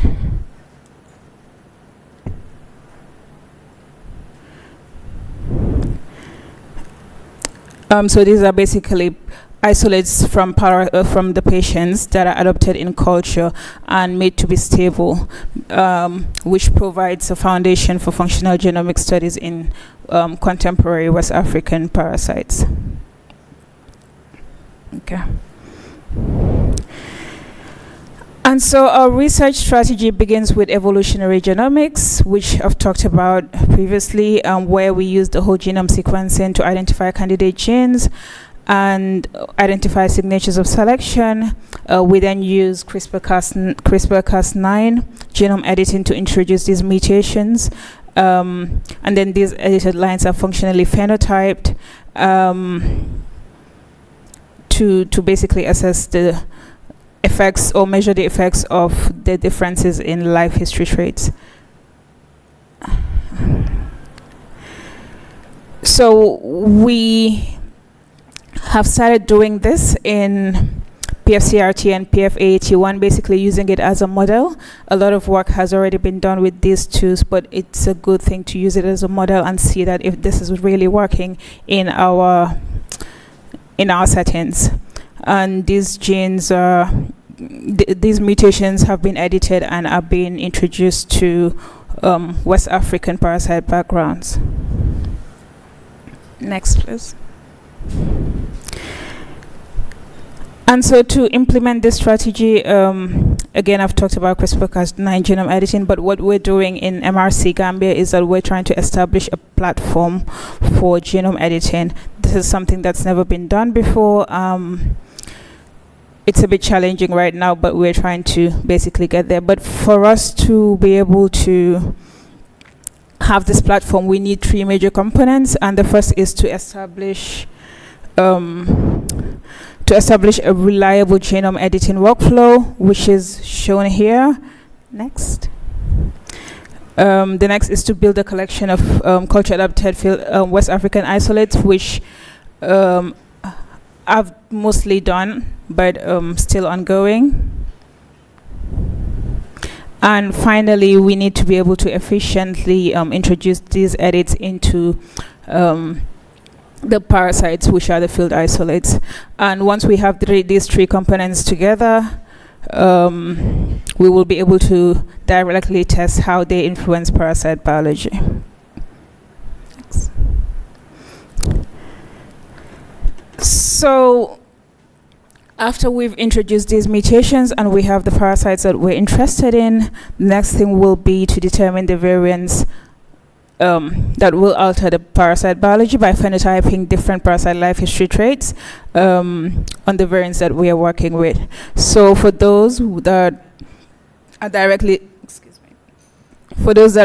directly linked to adaptation, we will be measuring their drug responses, looking at the IC50s of different antimalarial drugs, and we will be assessing their competitive fitness. We will quantify asexual multiplication rates. Next, please. And just as shown here, we've already looked at some of these parasites and to see and here we can basically appreciate that within these natural field isolates, there's already a lot of substantial differences seen in the multiplication rates of these parasites. And finally, we also would want to do sexual commitment assays and functional validation for the edited lines.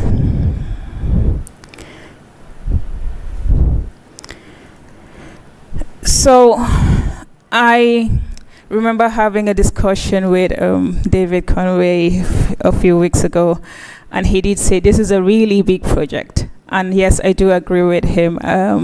But this is the whole project, and this is what we're trying to look for funding for afterwards. But in the meantime, we're trying to just kind of pick out some of the genes we know are relevant and are being able to edit in the parasite lines that we have.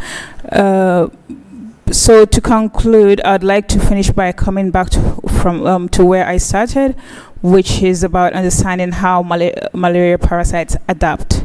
That is basically the whole study.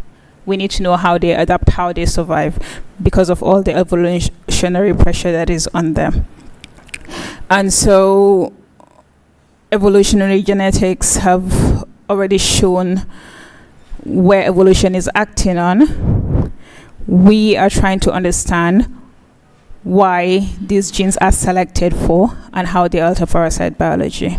And by combining evolutionary genomics with functional genetics, we are hoping to establish a causal link between adaptive genetic variants and parasite life history traits. And ultimately, this will help us to understand the bigger question, which is looking at the biological mechanisms that allow malaria parasites to survive and adapt to change in the environment.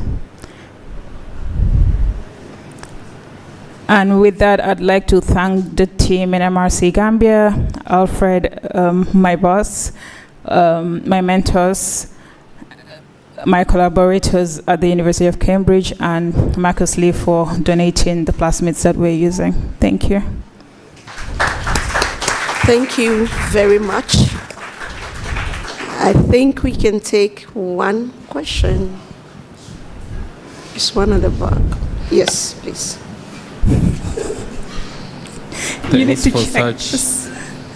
Thanks for such a wonderful presentation. Sorry, I can't hear you. Can hear you. Okay. I was saying thanks very much for your presentation, and I wanted to ask something about slide 6. I saw a particular graph in there. So in that graph, I think we saw adaptive variants of some of these genes that were responsible for. Sorry, can you speak a bit more louder, please? So like in the slide 6, we saw a graph in there where we saw some of the adaptive variants, that's the genes that were responsible for the adaptations where they were able to survive. But then we saw from the years between 1990 and 2000, there was a bit of a sharp increase in there. So I don't know, are you able to speak to the reason why there was such a sharp increase in that side? But rather all the other sides were kind of normal, it was normally increasing. But then between 1990 and 2000, that 10-year period, there was a bit of a sharp increase in there. Can you speak to such a result? What really went on during that 10-year period? Well, I'd say because of the gap in the years that we had for the analysis, I guess that might be the reason. But also because of the use of chloroquine, which was very we depended a lot on chloroquine within that time, and so you'd expect more parasites to respond or to be resistant to the drug, which interprets to having the chloroquine resistant background, and that's why you have that there. Okay, thank you very much, Hadija. Please, you can interact with her more after, so that we make up for the lost times. Thank you so much. Let's appreciate her. So we have Jessley. Yes.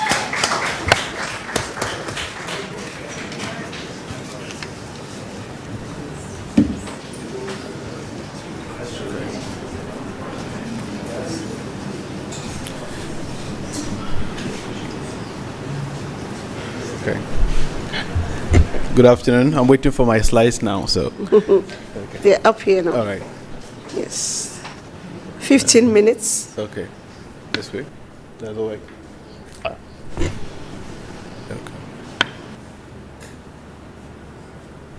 Do I have to point it to the back? Okay. Okay.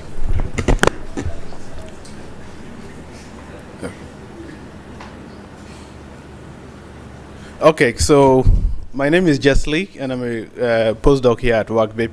And today my presentation is on the impact of suspension culture on gene expression and artemisinin susceptibility in Plasmodium falciparum parasites. Yeah, so by way of introduction, Plasmodium parasites in the human body develop under varying oxygen content and nutrient levels. And these parasites also experience shear stress from flowing fluid that is in the blood. In contrast, the parasites that will grow in the lab are grown under static conditions with constant nutrient supply and optimal temperature at 37 degrees. And these parasites do not experience shear stress. This means that even though static cultures may simplify experimentation, they may not fully reflect what occurs. Hello, is it better? So this means that even though static cultures may simplify experimentation, they may not reflect what occurs in vivo. And this implies that drug efficacy and resistance studies would require careful validation in both systems. And this is important because understanding the environmental impact on the growth and development of the malaria parasites would enhance the translational relevance of whatever findings we get in the lab. Oops. Okay, so my work is born out of a previous study in the lab, which was done by Prince.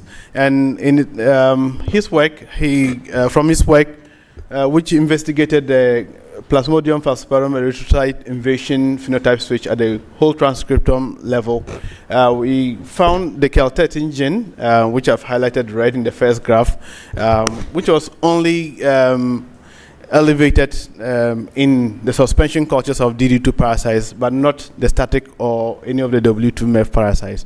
And I found this to be interesting, and so I looked up his data and found that also the multi-drug resistant proteins or genes, which are associated with shuttling substances across membranes, were also upregulated, in addition to the AP2 domain transcription factor, AP2 EXP, which is also associated with chromatin regions and appears to work with chromatin remodelers to activate or repress transcription, was equally upregulated, which seems to suggest that potentially epigenetic mechanisms may be involved in either regulating this drug transporters that mediate drug resistance in either affecting the susceptibility or resistance in the DD2 parasites.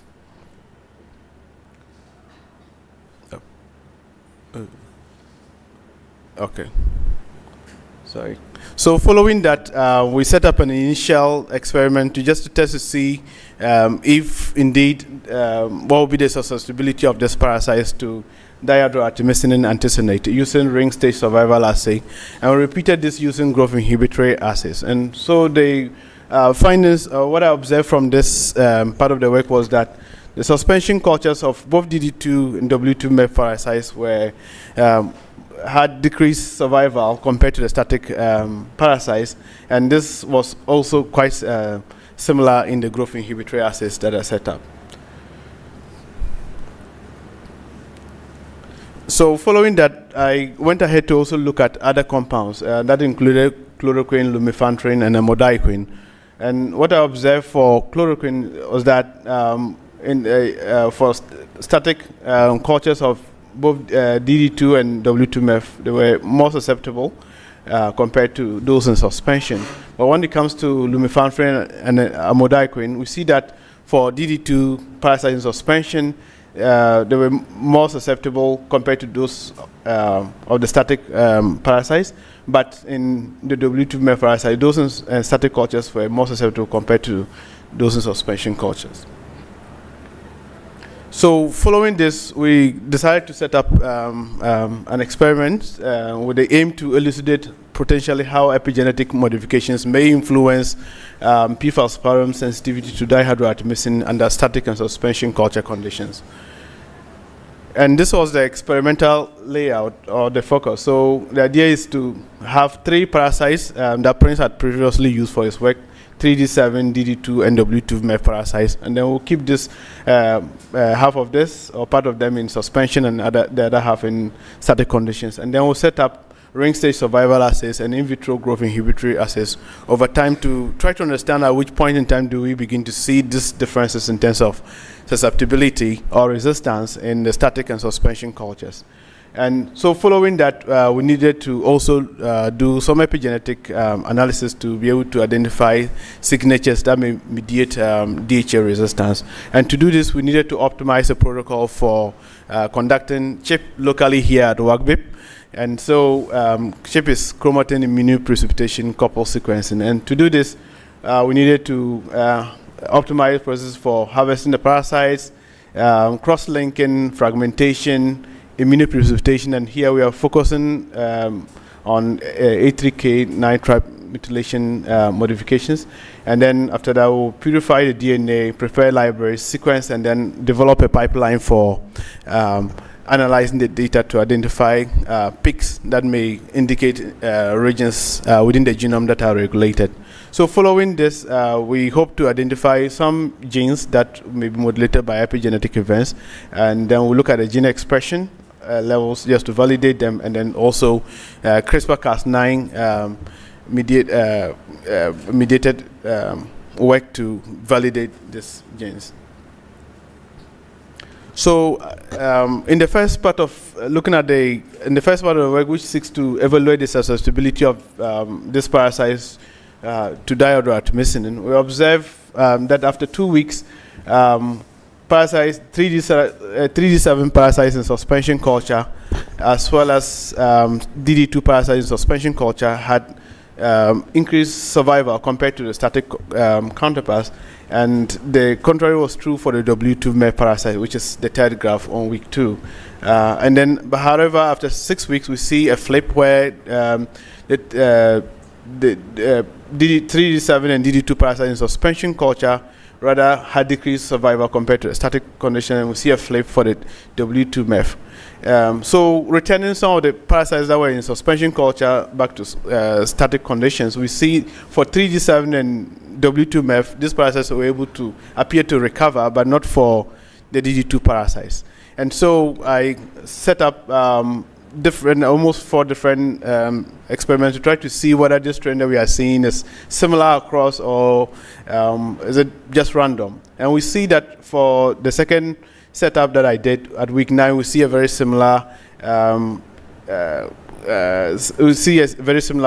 for DD2 at week 9, and then the third setup we see at week 8, we see a very similar setup, and then the final one, which was final setup at week 14, we see something similar. So we're thinking that potentially there's something interesting in the DD2 parasites that makes them possible. I mean, that makes it difficult for them to return to the static conditions as we observe with the 3D7 and W2 MEF. So we're asking whether could this be mediated by epigenetic events. So following that, just to compare what Prince did, which is his first part of the work, which looked at Plasmodium falciparum strain spontaneous switching invasion pathways in culture. We see the first set of graphs are the data he generated for 3D7, DD2, and W2 MEF, and the second set are ring stage survival assays that I set up, and we could see that there's a lot of, he has a rather very smooth kind of curve across, but there's variability within my data, or the data that I got. So I've been thinking about it because I've had this discussion with Prof, and then so we've been thinking about what could potentially be the reason why we're seeing these differences. And so we're thinking that, for the invasion assays, both static and suspension parasites would have all the same set of invasion machinery. However, we've seen from Prince's work that they increasingly adapt to using a particular invasion pathway. And so if you inhibit this pathway, you see a smooth, predictable inhibition over time. However, for the ring stage survival assay, after exposure to DHA, we are seeing there's, a lot of parasites, there's dormancy, epigenetic stress response, cell cycle, changes in metabolism, protein repair. And different parasites will make different survival decisions on each cycle, and this could potentially explain why we are seeing fluctuation in terms of the ring stage survival assay over time. And that's what I think for now. So following that, also wanted to know in terms of the expression levels of some of the drug-resistant markers. And here, looking at PFMDR, PFCR3, and Cal13 genes, do we see differences in terms of expression levels associated between static and suspension parasites? And so what I'm showing here is that for 3D7 DD2W2 parasite, we see some correlation between the expression levels of this markers PFMDR and PFCRT, and then the survival. But some of these differences were not statistically significant, and so I think we need to set up additional experiments to confirm this. But if you look at the Cal13, we see, except for 3D7, DD2 and W2MEF appears to have different behavior compared to although it was not statistically significant here as well. And I did this work with the help of Hayford, who is a research assistant here at WRC. So, and I'll talk about the last part of it, which is to optimize the chip for identifying epigenetic signatures. And to do this, I already went through the procedure or the process, but I spent some 5 weeks in Robin's lab to learn about the chip. And then I worked with Manu, who is his postdoc. And here at WRC, I worked with Joyce and then Kukua, who in the next generation sequencing lab. So to do the optimization or optimize a protocol, I used 3 set of parasite DD2, 2 DD2 strains and 3D7. And there are 2 DD2 strains here because what was interesting was that part of our assays we observed that this one of the DD2 strains appears to be more sensitive to chloroquine. So I wanted to know what could be different between the two in terms of their epigenetic profile. So in the first table just shows that we're able to generate libraries with good concentrations. We're able to get we're able, pardon? Just you have 2 minutes more. 2 minutes, okay. All right, I'll finish soon. All right, so we're able to generate sequences, and we're able to see enrichment in the target gene here with primers targeting AP2G, and then we're able to have fragments with the right fragment sizes that we sequence. And this also shows that the sequencing was good, high quality. We had unique sequences. And this, after we did the sequencing, we needed to analyze data. So I got some help through Adam, who will give a presentation later on, who connected me with his postdoc in his lab, who also connected me with his colleague. And he developed a pipeline and sent it down to us to use for optimizing, to analyze the data here at WRC. And so here at WRC, I work with Collins and then Vincent, who manages the APC. And so the first graph just shows the data that he sent to us after he did analysis with through using the pipeline. And the second graph shows that we've been able to reproduce the same thing here at WRC locally for the first time. Oops. Okay. Sorry. Yeah, so this also shows, so this is just to show that the background of the DD2 parasite that was sensitive was different from 3D7 parasite, and it's also different from that of the DD2 parasites. Yeah, you could see, for the sake of time, maybe I'll just rush through. Yeah, you see from here that the first chromatin profile, I mean, as for the DD2, you could see clearly from the first profile that it's different from this two. It's not, I don't know, it's too bright here, but yeah, it's different from 3D7 and DD2 parasites. And then it's inversely correlated with the DD2 parasites and the 3D7 parasites. Okay, so this just a summary that we saw some variability in terms of the data and susceptibility between the static and suspension cultures to 3D7, and that when we returned some of the 3D7 and DD2 parasites that were in suspension back to static condition, they were able to recover, but not for the DD2 parasites. And we've been able for the first time able to optimize the protocol from beginning to end for ChIP-seq, and that will be used for downstream analysis for the static and suspension parasites. And then we've also we've seen that we've seen some kind of potential association between the expression levels of PFCRT and PFMDR to the survival of this parasite to DHA. And so the future work would look at some further epigenetic work and functional validation. Yeah, so I'd like to acknowledge my boss, Prof. Andaric, and then Robin Keck here, and then Dr. Niwe, also Manu Collins, and then Dr. Joe, who started work on the epigenetic optimization, and then Danny that I work with, Joyce I mentioned earlier, and Kukwa. Teslie, thank you so much. Yeah, thank you. We can see their faces and we acknowledge them. Yeah. Thank you so much. Right, thank you. Please, any person, we can just take one question because of time. All right. Sorry about that. Yeah. Okay. Oh, okay. That's fine. You have the mic, please go ahead. All right. So really good talk. I'm curious to know, so the idea of introducing the suspension culture is to introduce shear stress, is that correct? Yeah, so the idea behind so we know that in the human body, the parasites are in suspension. So what regime of shear stresses were you testing? Pardon me? Were you able to control the shear stress you introduced?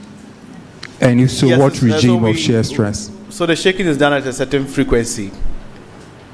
So we're able to measure the shear stress. Can you control it? Are your observations a function of the shear stress you introduce? And are you able to then look at regimes that are physiological, for which maybe you might be able to then extrapolate that to what is happening in people? Yeah, so the focus right now is not on the shear stress. We're just trying to see if there are epigenetic mechanisms that are involved as a result of growing the parasites in suspension culture as opposed to static conditions. So the focus of this project is not on the shear stress that we are introducing. Yeah. Okay, and then, sorry, one Please, can we keep it to one? You can have more interactions with him. Sorry, Prof. has his hand up. I think something quick, Prof. So actually it was on the same lines. Me, I'm a virologist, so I wanted to understand this static and suspension and relate it to the actual life cycle, which we've heard is really complex. So why if it is a suspension? Yes. So you are trying to do static so that you learn about how it behaves suspension. I still don't get it. Yeah, so the concept here is that in the human body, the parasites are in the blood, so they are in a suspension system. But when we are growing them in the lab, they are growing in a static incubator. And so yes. Because it still binds to cells. Okay. Yes, but sorry, Prof. I have to save the time. Jeslie, please, you can have the discussions after, so we go on. Thank you all very much. Thank you. We have our fellow session now, and my colleague takes over. Thank you. So we'll move to the fellows session because of time, and the first presenter for the fellows is Mina Ansong. So you have 12 minutes for your presentation, then 3 minutes for questioning and answering. Can we give her a round of applause, please?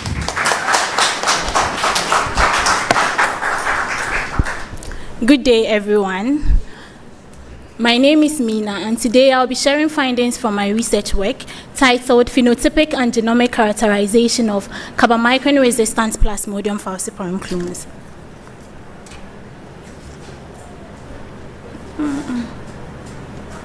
Okay.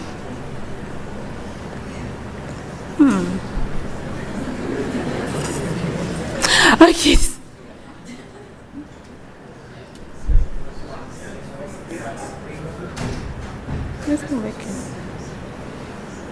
Sorry. So global malaria control efforts have significantly stalled due to the emergence of drug resistance, and Plasmodium falciparum, the most deadliest species of the malaria parasite, has developed resistance to nearly all frontline antimalarials, with the current combination with the current treatment therapies, that methicillin-based combination therapies at risk. This highlights an urgent need to develop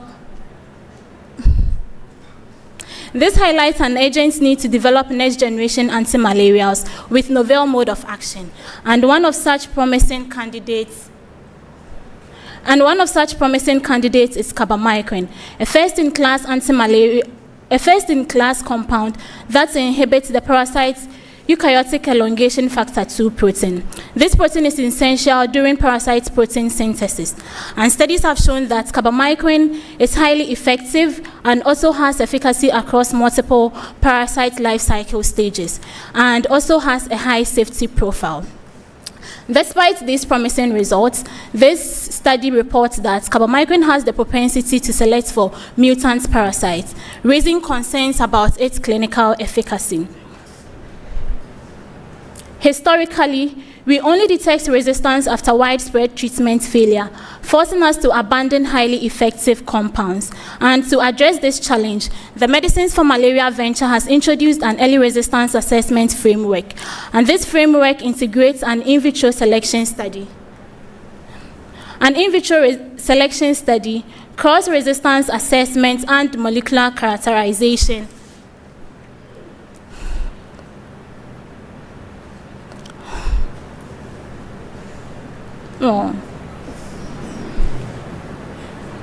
And so the framework integrates an in vitro selection study, cross-resistance assessment, and molecular characterization to proactively build a resistance profile of drugs under development, ultimately guiding rational drug design and deployment. My study therefore utilized this MMV framework to evaluate the resistance profile of carbamazepine. And so for my study, I used a clinical isolate mutant line known as the 209MT, which was selected against carbamazepine.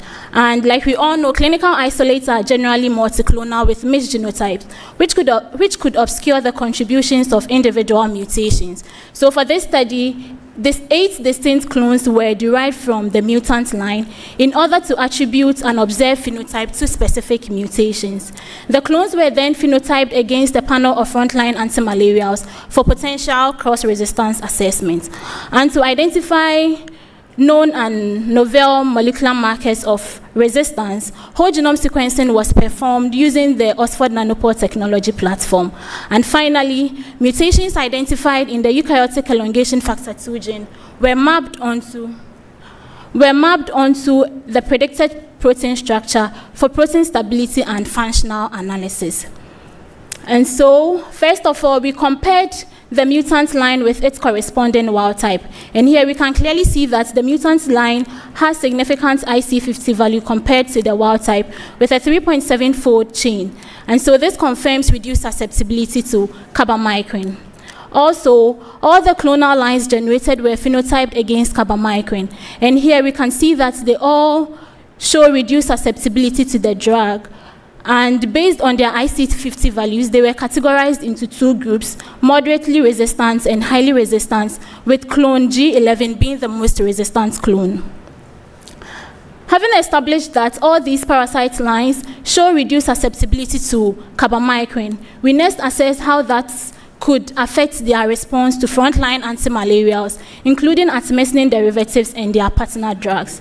And so here, with the resistance threshold of each drug stated in blue, we can see that generally all the parasite lines remain within the sensitivity baseline, with none crossing the resistance threshold. And so this shows that reduced susceptibility to carbamazepine does not alter parasite sensitivity to these frontline antimalarials. And that shows that there is no potential cross-resistance. However, a completely different trend was observed for pyronaridine. And so here we can see that all the clones with the parental mutants recorded lower IC50 values when compared to the wild type.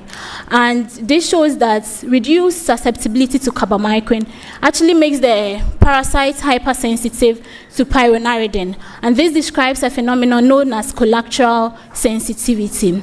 It is interesting to note that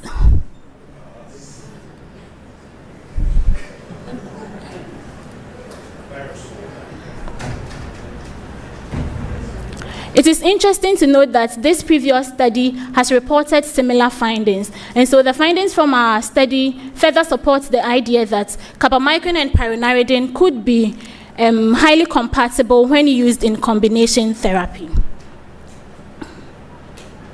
Now, a previous study established that Y186 mutation is linked to carbamazepine resistance using clinical isolate mutant line.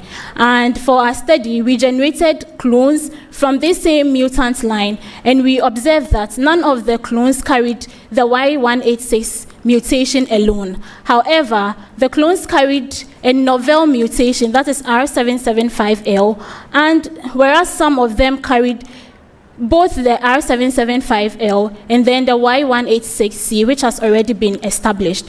And so this shows that carbamazepine resistance is mediated by multiple mutation.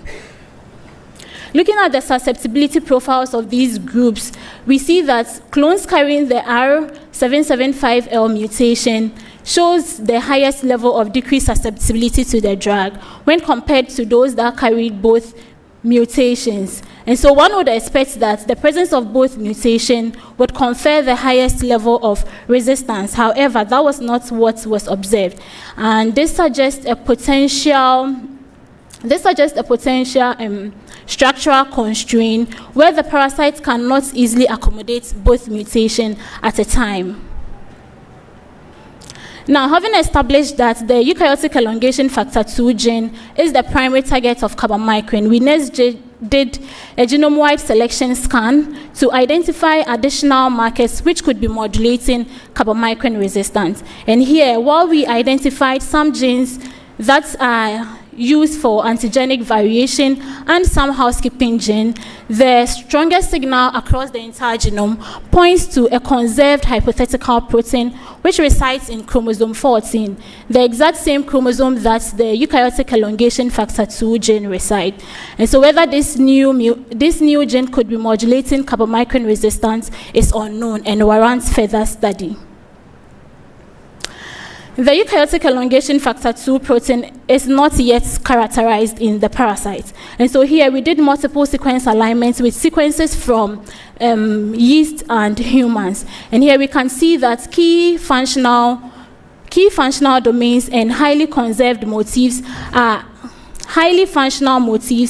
conserved across all three species. And so this shows that the parasite shares similar structure and function with other eukaryotic homologs, validating our predicted structure as a reliable model for downstream analysis. And so when the residues that we identified were mapped onto the alignments, we see that these residues fall within these specific regions. And so mutations here could affect the functions of these specific domains. We next looked at how the mutations identified would affect protein stability. And so per this analysis, towards the right means stabilizing, and then to the left means destabilizing. And so we can clearly see that the double mutant highly destabilizes the protein, followed by the R775L mutation and the Y186 mutation. Finally, we looked at how the mutation could affect the binding of the drug to the protein. And here we did molecular docking and map the mutations onto the predicted 3D structure of the protein. And so we can clearly see that the Y186 residue, which is in red, sits within the binding pocket and interacting directly with the drug, which is in yellow. And so changing tyrosine, which has a bulky aromatic group, for a small thyroid group of cysteine would distort this interaction. And that shows that this mutation would weaken the interaction between the drug and the protein. Also, we see that the arginine 775 sits in close proximity with the binding pocket. And so this residue has a positive charge. And so when changed into a leucine, which is neutral, would probably affect the overall conformation of the protein and might ultimately affect the binding of the drug to its target. When we look at the binding energies, though they are minimal, we see that the terrain here tallies with phenotypic data. The R775L mutant recorded the least negative binding affinity, which implies that the presence of this mutation distorts the protein, the interaction between the drug and the protein, followed by the Y186C mutation, and then the double mutants being the least. And so the R775L mutation likely causes a structural shift that severely disrupts carbamycin binding, driving high level of decreased susceptibility we observed in clones carrying this mutation. And so currently, carbamycin is no longer an experimental compound. It has gone through clinical study. Okay. It has gone through clinical development, and its combination with pyrrolidine has currently successfully completed phase 2A clinical study. So the question is no longer whether carbamycin will be used, but rather how we can safeguard its efficacy once in clinical deployment. So in summary, my study has evaluated Y186C and R775L as significant markers to monitor the potential resistance ahead of carbamycin clinical deployment, and the observed collateral sensitivity to pyrrolidine supports the biological rationale for combining pyrrolidine with carbamycin. And finally, translating these findings into informed clinical design protects the drug efficacy and prolongs the usage of these next generation antimalarials. I would like to acknowledge my supervisors, Professor Lucas Emenga Etego and Dr. Yawaniwe, for the opportunity to work on this project, to my mentor, Professor Niels Kwashi, for his constant guidance, and to this special people listed here. Thank you. Thank you. Okay, so we'll take 2 questions quickly. 2 questions for Mina. If you have any question.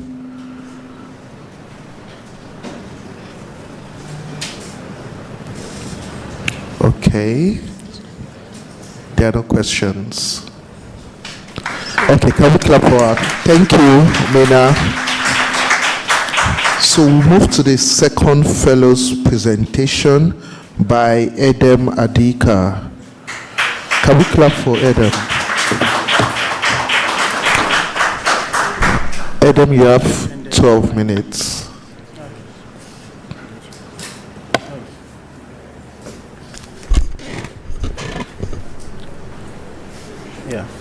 Good afternoon. I'm Edem Adika from the University of Dundee in the Marcus Lee Lab. Mina has made it look simple that you can just generate resistance to drugs, but it's really not that simple. So in my PhD, I'll share some of the work I'm doing on trying to explore the impact of DNA replication and repair on mediating the drug resistance in p-falciparum. So the Lee Lab is a relatively small lab, 1 PI, 2 postdoc, a research assistant, 3 PhD students. We focus on trying to understand molecular basis of anti-malaria resistance. We also try to develop tools to interrogate gene function and also uncover drug targets. And finally, we are currently exploring epigenetic target or proteins as anti-malaria targets. So we've heard a lot on why we need to keep studying malaria, but one thing is we need new molecular target, and we still have to understand resistance. And one way to do that is to generate resistance in the lab and whole genome sequence this parasite and compare wild type to sensitive, compare resistant parasite to sensitive parasite, then we can uncover genomic changes that infer a target or mechanism of resistance. But it's not that simple because you need large parasite numbers to do some of these. For some compounds, the resistance generation time is so lengthy, it can take up to years. And for some compound, you just don't get resistance, and it's earned them the name irresistibles. So these are some of the things we are trying to address. Also, early on in drug development, you want to be able to quantify the ease of resistance emerging to this compound because you roll them out in the field. And a way to do that is to perform the minimum inoculum for resistant experiment. Here, basically what you do is you take different parasite numbers, then you expose it to the compound, and the least numbers that give you resistance is what you call the MIR. Even the highest volume we are able to culture, and the parastemia falls short of what you see in a malaria-infected individual, which means we lack that diversity in the field in the lab. So we are also trying to address it. And also doing this is very challenging and can be very difficult. So prior to joining the Lee Lab, progress has been made to address this by generating P-falciparum mutator parasite. So this was achieved by disrupting the proofreading activity of the replicative polymerase delta. And indeed, if you compare this Pol delta to the wild type DD2 line, you see that it has increased mutation rate both in its exome and whole genome, and this will mean higher diversity. And indeed, when this line was used to generate resistance to a candidate compound, it returned parasites faster. So when I got there, my work was cut out. I have to validate this line and also try to improve this line. So to validate this, I selected 4 clinically relevant antimalarials, and these were selected based on different MIR so that I can calibrate the Pol delta compared to wild type. These were also selected because 3 of these, KE609, GNF, and DSM-265 have nuclear encoded target, and atovacone has mitochondrial encoded target, and I'll come to that. So what I did is dilute the wild type DD2 and the Pol delta different parasite numbers 10 to the power 4 to 8, and expose this to the 4 compounds at 3 times IC50 for 45 days. And after 5 days, usually the parasite will clear, and I'll follow this up. So after 45 days of continuous drug exposure, for KA609, we saw that the wild type parasite return positive or recrudescent parasite at just 10 to the power 8 in all replicate. The mutator parasite did that at 10 to the power 6, and even a replicate at 10 to the power 5, again showing that the mutator parasite performs better. So what about a compound with different target or mechanism of action or resistance? You see a similar trend. The wild type parasite at 10 to the power 7, mutator parasite went further in return parasite at 10 to the power 2, 2 replicate at 10 to the power 6. So this shows that the mutator parasite is better. However, if you look at DSM-265, both wild type and mutator appear same. Were we surprised? No. We know that low-level DSM-265 resistance is given by copy number variant, and since the mutator parasite just made single nucleotide variant and not copy numbers, that could be one of the reasons for this. And also, as I mentioned, atovacone has a mitochondrial encoded target, and this polymerase is nuclear, so you don't expect all this happening to affect whatever is happening in the mitochondria, which you account for the same MIR in this. So again, moving on, I wanted to improve the mutator phenotype for 2 reasons. We still need, even for the mutator, we still need large parasite numbers, and it still does not generate resistance to some compound. So I already showed that disrupting Pol delta can give you mutator phenotype. So I looked at other genes so important for DNA replication and repair, trying to disrupt these and see whether I can push mutation rate further and increase diversity. So for the first gene, which is polymerase epsilon, we did sequence alignment, and we realized that the disrupted residues in Pol delta are conserved in this. So the idea was to disrupt this as well. So for 2 other genes that were essential for essential genes, you can't knock them out, and we didn't have obvious mutations to follow, so we decided to knock this down using the Glimes conditional knockdown system. And for 2 other genes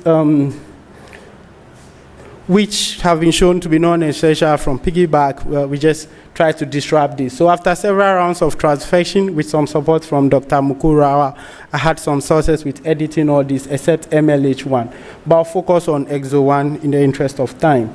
So We know that EXO1 is important for DNA mismatch repair, where it excises mismatch bases for the repair process to go on. It's also involved in homology-directed repair of double-strand breaks. So based on these functions, we think that disrupting it might give us mutator phenotype. So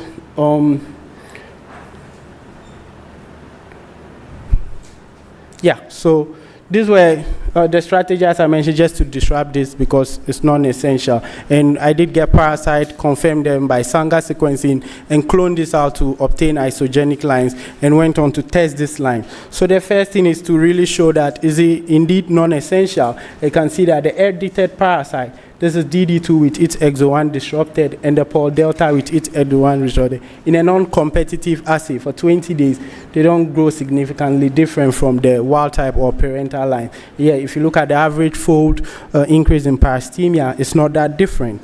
So next is to really compare this using an actual MR. However, we move from the conventional approach to a more modified approach, which will give us higher resolution based on work from the FIDOC lab.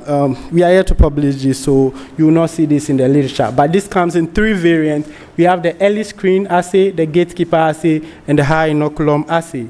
But for this work, I just did the gatekeeper assay, which is performed in a 24-well plate, and each well has about 10 to the power 6 parasites. And here I tested 3 compounds: KDU691, which targets PI4K, SJ733, which targets PFATP4, the same target as K609, and also GNF. So again, after 45 days of continuous drug exposure, for wild-type parasite, no positive wells out of the 24. For the Paul Delta, there were 14 positive wells, again showing that Paul Delta is better. However, if you look at wild-type parasite with just its EXO disrupted, just 1 positive well. And interestingly, the double mutant with Paul Delta with EXO1 disrupted, all the 24 wells were positive. So showing that out of all the positive wells, the double mutant performed better. What of SJ733? Again, wild type 0, Paul Delta 2. Here, DD2 with just EXO1 showed some mutator phenotype by giving 7. However, again, the double mutant shows the highest proportion of all the positive wells, which was really great. And finally, for GNF, where we see much more of a diversity, here wild-type parasite gave us 3 positive wells. Paul Delta, again, 14 positive wells. DD2 with EXO1 disrupted 7 positive wells. Again, the double mutant had the highest proportion of all the positive wells. And finally, one thing I also do during this experiment, that means I never stop the experiment, I go on for the 45 days, is to count the wells as they become positive. So in this plot, you can see that these are the parasite lines that came up. This is the day of recrudescence, and this just shows how many positive wells. So the darker means less positive wells, the brighter colors mean more positive wells. And you can see that for all those that were positive for KDU691, parasite usually came up between the 11 and 30 of the assay. And the double mutant, that's Paul Delta with EXO1 disrupted, came up the fastest. Interestingly, yeah, this was seen for SJ733 and GNF179 as well. So here, this shows that not only does this double mutant give you resistance with fewer parasites, but again, it gives you resistant parasites faster, which can shorten assay time. So, in conclusion, I think I've been able to demonstrate that Paul Delta, that's the first mutator we made, is better than, that was made before I joined, sorry, is better than the DD2 wild type in generating resistance. I've also shown that disrupting EXO1 in this background gave parasite with fewer positive wells and also came up faster in the gatekeeper MIR assay. So currently, what am I doing? I'm now actually quantifying the mutation rate of all these parasites. So what I'm doing is growing them for 100 days. After the 100 days, I'll clone them out, all these 4 lines, then select about 10 clones per background, perform whole genome sequencing, then I can estimate the mutation rate. Okay, I'm also trying to see that, okay, the wild type, the mutator, EXO1, they are resistant to this compound, but is there a diversity in the mutations that come up? It could be that the double mutant give higher diversity compared to wild type, which could be interesting for genomic surveillance, right? We might see variants that are not common. So I've been able to amplify PI4K, successfully perform nanopore sequencing of that, and still analyzing the data. So finally, yeah, I want to use these new lines to explore all the irresistible antimalarials for which we can generate resistance and see whether we can uncover novel target or mechanism of resistance. We can also use these as a higher throughput means to generate resistance, stimulate this parasite to give you resistance faster and with fewer parasites. So yeah, this is us, the Lee Lab at our last Christmas dinner. The PhD guys are in green. So I'd like to thank the Lee Lab for their support so far in my PhD work, and faculty and also lab management back at the University of Dundee, and also for the University of Dundee Africa Doctoral Fellowship for funding my PhD. Thank you. Thank you, Adam. All right, we'll take just 2 questions. Okay, just 2 questions. Okay, that's fine. Okay. Hi, Adam. That's really great work. And I'll be really excited and happy to have, if you can give me some of those clones to try out.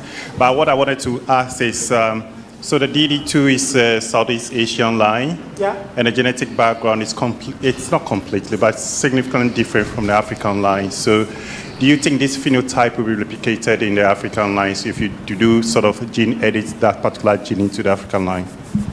So when I first landed in Dundee, I told Marcus, oh, I'm excited. I want to test African and Southeast Asian background, what is happening there. The only thing is, yeah, we might see something slightly different.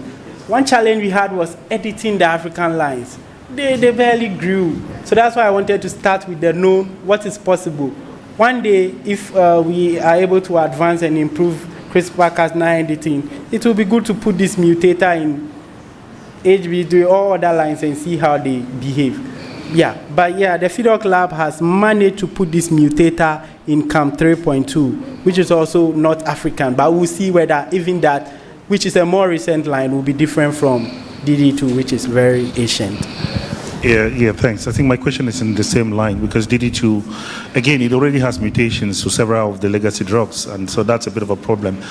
So how do you control for the fact that if you have this will lead to similar mutations as has been seen in natural populations, because this is a highly mutant, highly mutable parasite line. So it might not mimic the same like natural. So I'm wondering what your control will be, because you might end up with mechanisms just to reflect the parasite background that you've mutated in, rather than something that might rarely occur in nature. But that notwithstanding, it's really exciting, and we'd definitely love to have some of those clones for testing.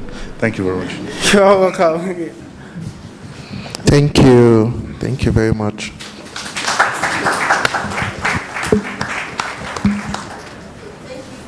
Through with us, and I think we're done. Thank you to the chairs. Thank you to our presenters, Prof. Bonnie and Dr. Bolahan.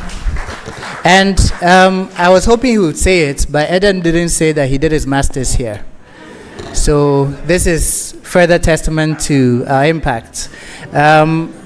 Andrew is going to give some housekeeping items. And then we'll go for coffee break and come back here at 4:50. So Andrew.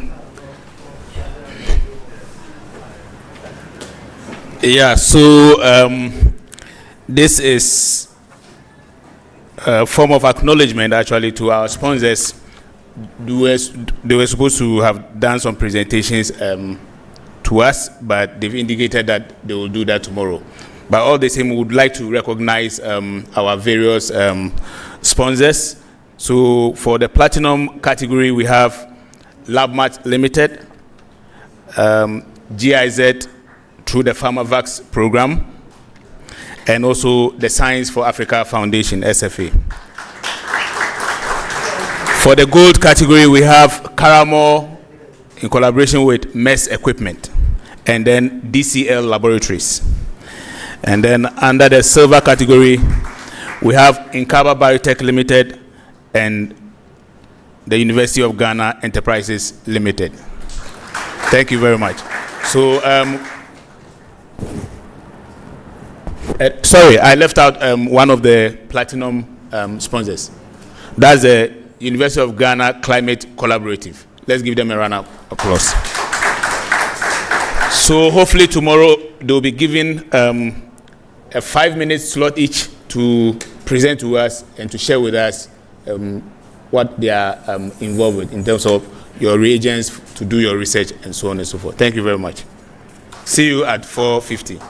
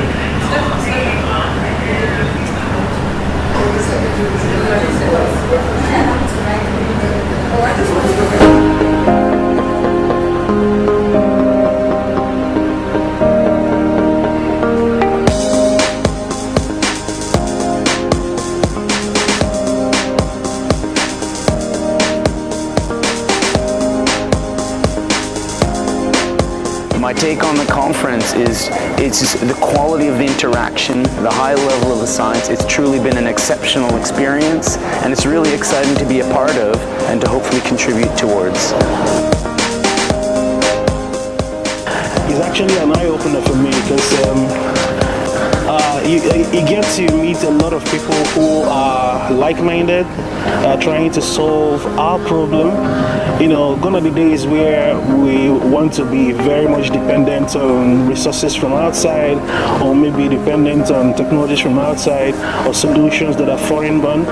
You get to meet a lot of people who are working in cancer research, in infectious diseases, different global health challenges. And for me, being here is like being home.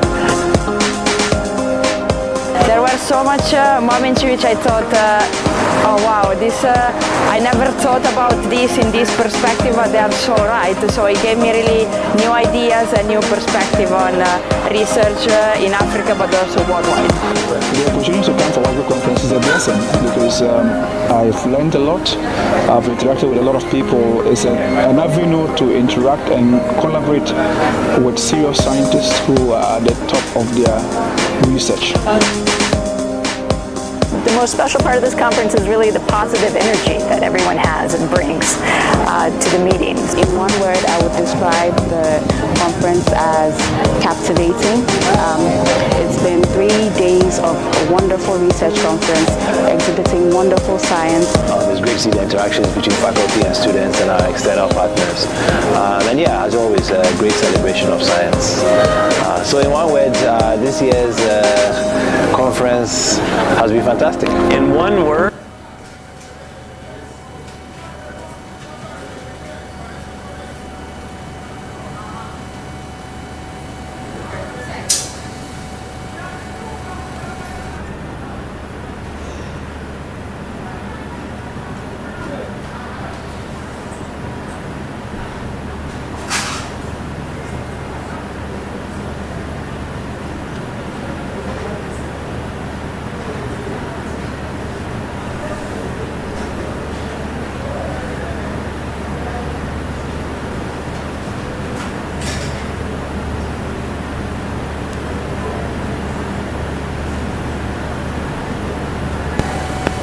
describe the conference as inspirational. I enjoy listening to all of the students, all the faculty, and interacting with my colleagues.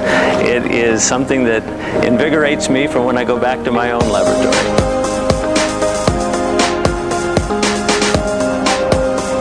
One word as to how I describe this conference: forward thinking. I think the vision that the people have here, the high quality of the science, it's been a great pleasure to be a part of. I like that the conference serves as an opportunity for students to be able to share their work, present, and then also interact with external faculty as well as even the faculty here, because the conference serves as an opportunity for everyone to be together and then share ideas, talk, and then wine and dine.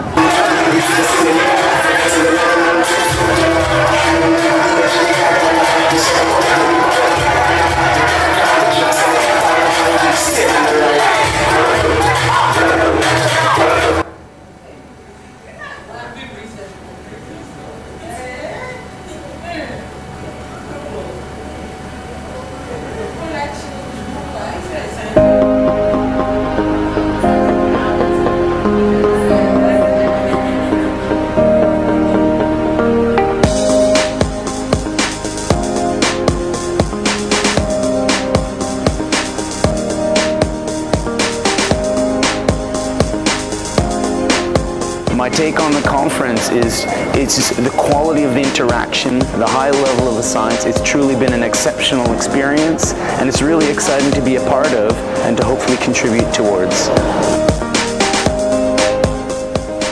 It's actually an eye-opener for me because you get to meet a lot of people who are like-minded, trying to solve our problem.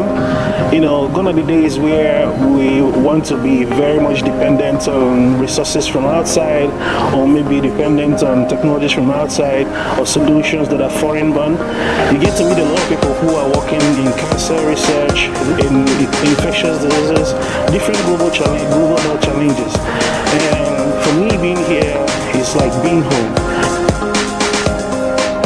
There were so much moments in which I thought, oh wow, this I never thought about this in this perspective, but they are so right. So it gave me really new ideas and new perspective on research in Africa, but also worldwide.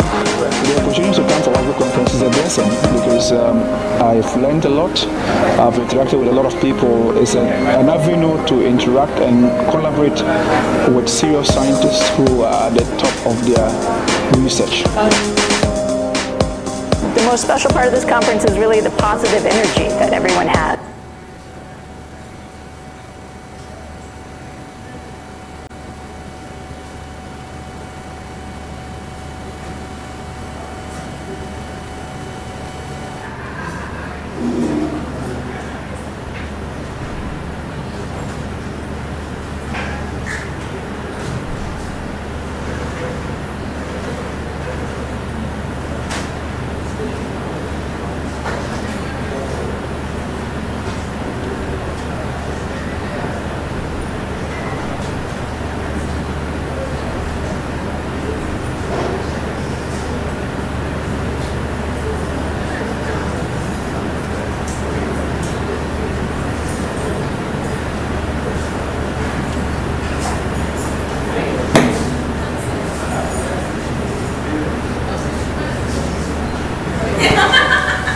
To the meetings. In one word, I would describe the conference as captivating.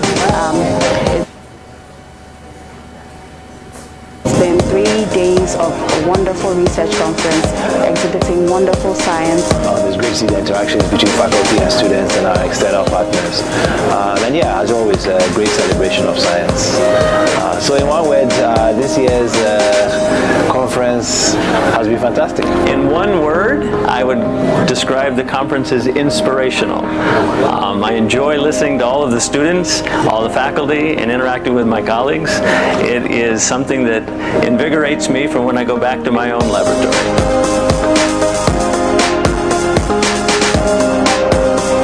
One word as to how I describe this conference: forward thinking.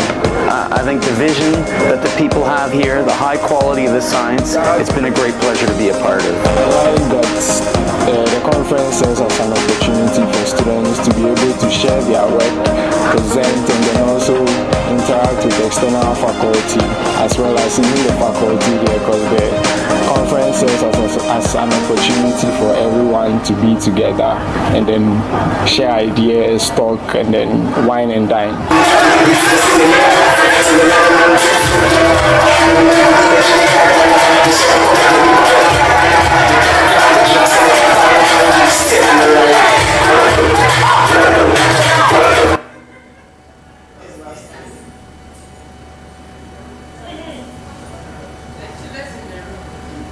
My name is Gordon Awandare. I am an associate professor of biochemistry at the Department of Biochemistry, Cell and Molecular Biology at the University of Ghana. I'm also the director of the West African Center for Cell Biology of Infectious Pathogens, which is a center of excellence for higher education. And we are a center that was founded through funding from the World Bank African Centers of Excellence program. And then we have been supported by the Deltas Africa program, which was funded by the Wellcome Trust and coordinated by ISA and the African Academy. So I trained in the US. I did my PhD at the University of Pittsburgh. Then after that, I did a postdoc at the Walter Reed Army Institute of Research in Silver Spring. And in 2010, I packed my bags and I came back home to Ghana to start my independent career here. And basically, the motivation for coming home was that I thought that the skills that I had were much more needed here than where I was. In the US, I was just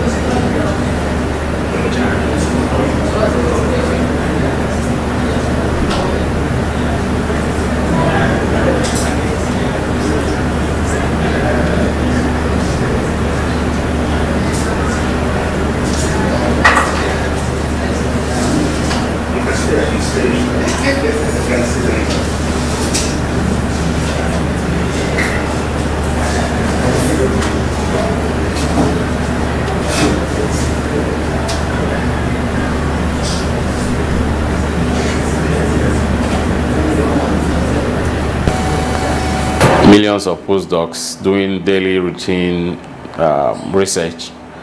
But I felt that if I came home here with the skills that I had, with the ideas that I had, we could set up a system where other students could have the opportunity of the training that I got in the US, but without having to go to the US. So that was really the driving force for me to come home. And when I came, I was fortunate enough to get the opportunity to do what I always wanted to do. The whole vision about the center was really derived out of the dreams of a few young, energetic scientists in the Department of Biochemistry, and our collaborators from the American Society for Cell Biology.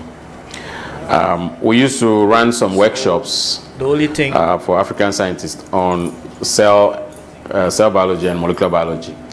And these workshops became so popular that every year we had a lot of students coming from across Africa to participate in these workshops. And the satisfaction that the students drew from these workshops gave us the impetus to try to provide this type of training on a more permanent basis. So that's where this whole idea of having a center came about, and we started talking about it. The problem was the funding. How do you make this type of thing happen? And then, the World Bank came along with the African Center of Excellence, and we thought that it was a perfect vehicle for the type of work that we're trying to do. So I organized my colleagues here, and we put together a proposal to establish WRC, really. And the idea was to provide, world-class training in cell and molecular biology to young scientists. But using this as a tool to do research into infectious diseases, diseases that are common in Africa.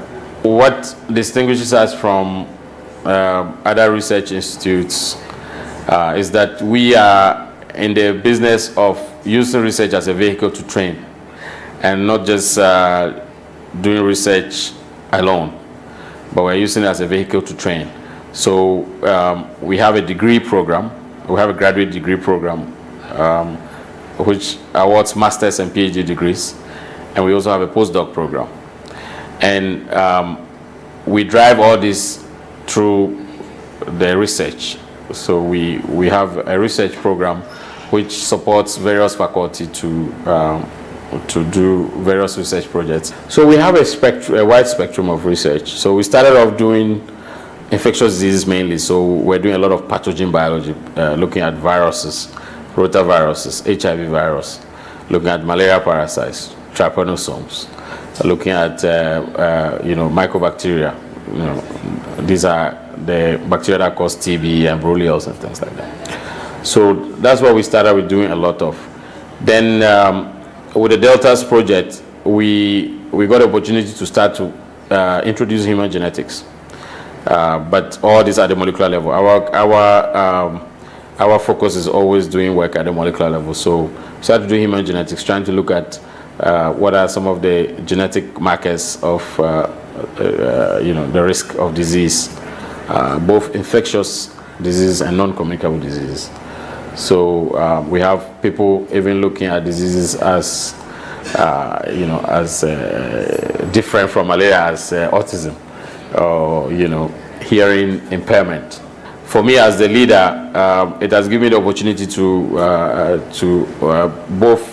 affect both the careers of my colleagues as well as the students. So for the students, they get an education out of it. So far, we've given fellowships to 110 African students for master's, PhD, and postdoc. All these people, there's no guarantee that they would have had a master's or a PhD or a postdoc position without the opportunities that WRC gave. So 110 students, 3 years into our life, have already had fellowships through WRC, and they are working here in the building as well as in our partner institutions. And what that has done is that we're creating a pool of scientists who have high quality training, who have the exposure and the connections that they need to then proceed to have an independent career and then also impact people around their surroundings. On the side of the faculty, there are many colleagues here who have been able to access funding by taking on students and giving them research projects. So they are getting their research done through the students and the fellowships that come with the students. They're able to use those fellowship resources to buy reagents, to run their labs, and get their career also moving forward. In the bigger picture, we are reducing the brain drain. All right. We want to kick off the last session of the day. So those in the room, message your friends. Tell them that we are almost finished, so they should hurry up. I'd like us to kick off. It's 4:50. We're targeting 5:50 to close out the day. It's been a long day. I hope it's been an exciting day. So we'll get started in 2 minutes time exactly. So Chris, you can have it playing again, and then in 2 minutes time we'll get started when the room fills up. So please let everybody know to come back inside.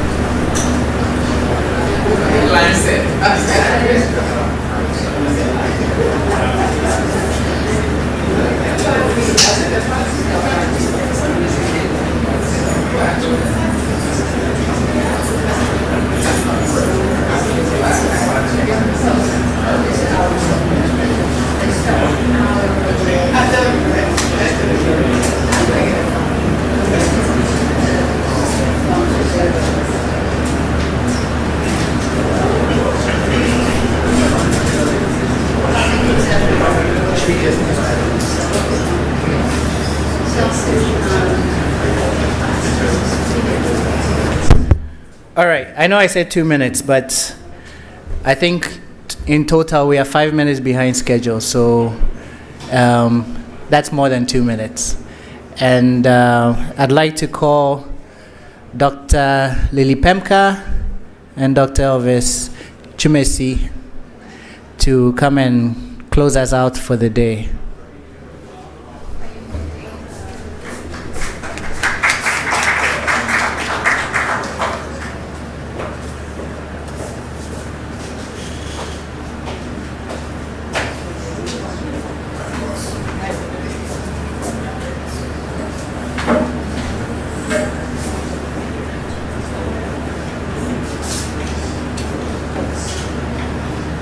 Hi everyone, welcome to the final session, and I'm here with Dr. Chumesi.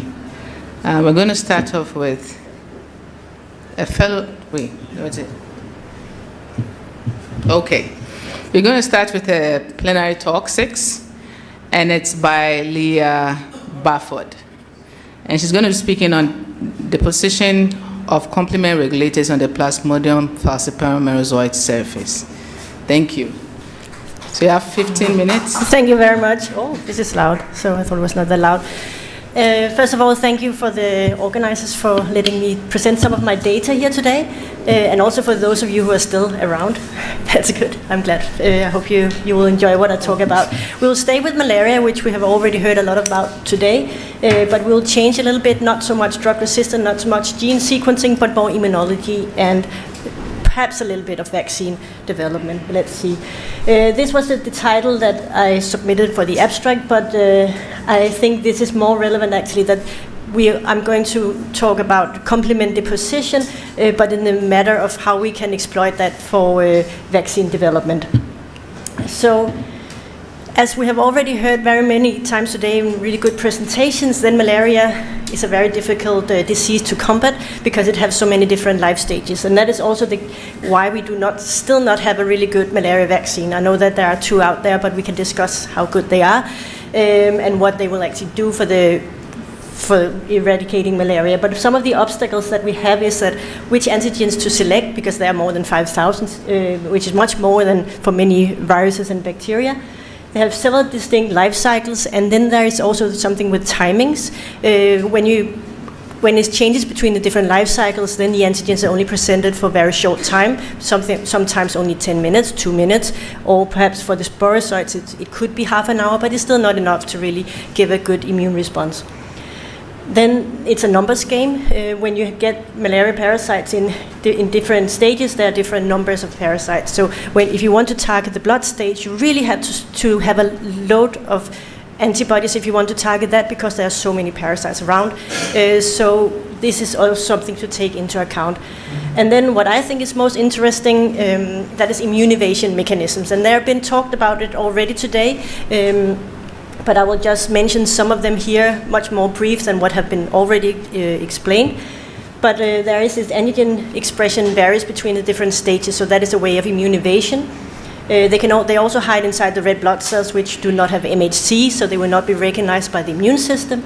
Then they have these variant surface antigens, which we can have a whole meeting about, I guess, but I will not talk about today. And then there's a lot of redundancy and polymorphism in the other antigens as well. And also this with timing, that if you have to have the antibodies ready, if it's antibodies that have to combat the pathogen at the right time. And then in the end, evasion of complement attack, and that is what I'm going to talk about mostly today. So what is the complement? I hope you have all had your immunology classes, but this is this huge amount of serum proteins that can make these cascades that finally the most important for today to remember is that they can induce inflammation, they can induce phagocytosis of the pathogen, and they can also induce lysis, making this MAC complex in the membrane of the pathogen so that they can lyse. So this is really not good for the parasites and other pathogens as well. So many pathogens have evolved mechanism to avoid getting attacked by this complement system. We know if we look at malaria parasites, now I will just mainly talk about merozoites and not infected rhizocytes, but merozoites. that IgG and IgM, it is actually deposited on the surface, so they should be able to induce complement deposition. We also know that C1 and Q is deposited, so we should see complement lysis, but we do rarely see much lysis of the malaria parasites. So it has been proposed in previous publications that 2 proteins are involved in this avoidance of complement lysis, which is the PF92 and the MSP3 proteins, which binds these 2 complement proteins. I don't know if you can see the pointer.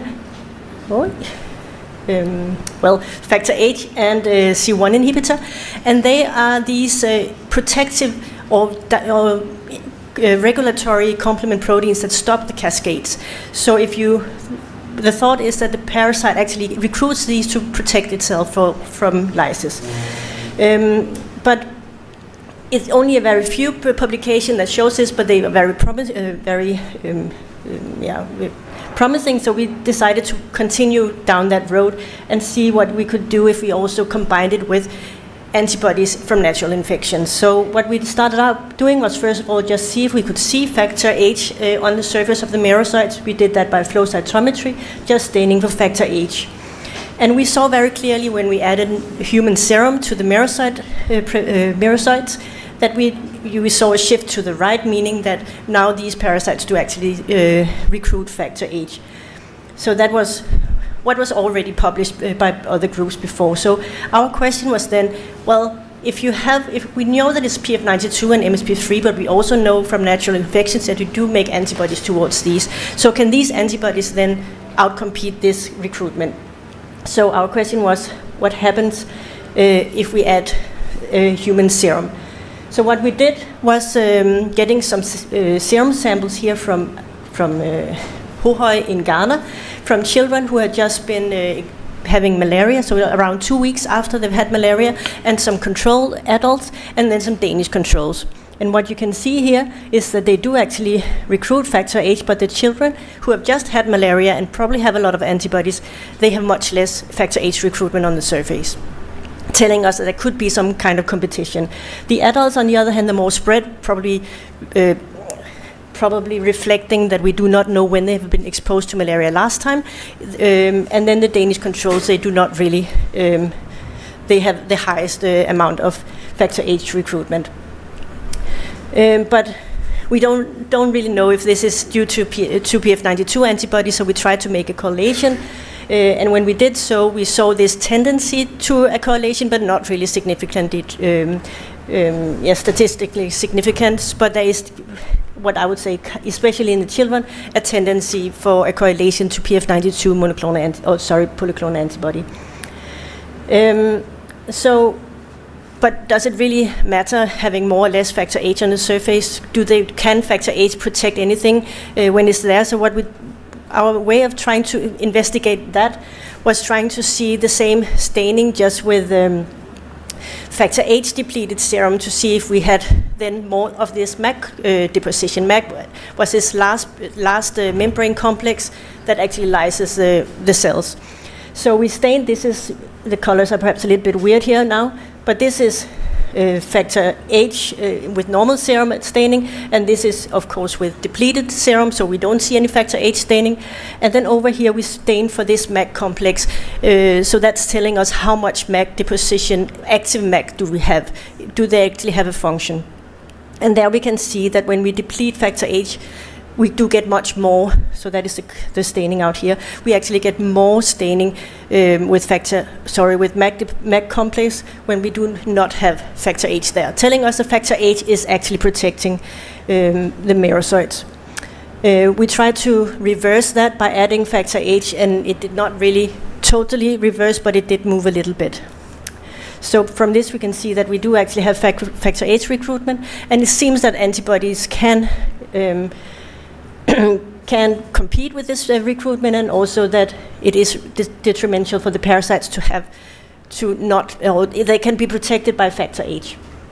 We did more or less the same with C1 inhibitor. This is the one that's supposed to bind to MSP3 on the surface of the merocytes, and C1 inhibitor is also a regulator of the complement system. And here, to our big surprise, we saw totally opposite. So we saw that those who had just had malaria, the children, they had more C1 inhibitor bound. We still do not know why this is, so if anyone here in the audience have any ideas, please come and talk with me, because this is really a puzzle for us, but that at least was what we found. When we then looked at the correlation with the MSP3 antibodies, we did not see any correlation at all, so this is even more confusing than the factor H story. But we were a little bit blunt, saying that, well, there must be something with these MSP3 antibodies, so we tried to make a monoclonal antibodies towards MSP3 and try to see if that could inhibit the C1 inhibitor binding. And that, to our very big surprise, or happy, I would say, we were very happy about that it could actually block the C1 inhibitor recruitment, which you can see here. The green one here is with our monoclonal antibody, and this is without the monoclonal antibody. So the staining of C1 inhibitor disappears when we add our monoclonal antibody. Casper here, a PhD student in my group, he did a very low resolution cryo-EM structure of the binding between this monoclonal antibody and MSP3, but unfortunately it's not that good. This is the core of MSP3, this is an AlphaFold prediction of MSP3, and here's a Fab fragment. So we know that it binds somewhere in the end, but not much more. But we think that we will still like to investigate this with reactivating the complement on the surface of the merocytes by removing this recruitment. So what we have now ventured into is making de novo designed mini binders.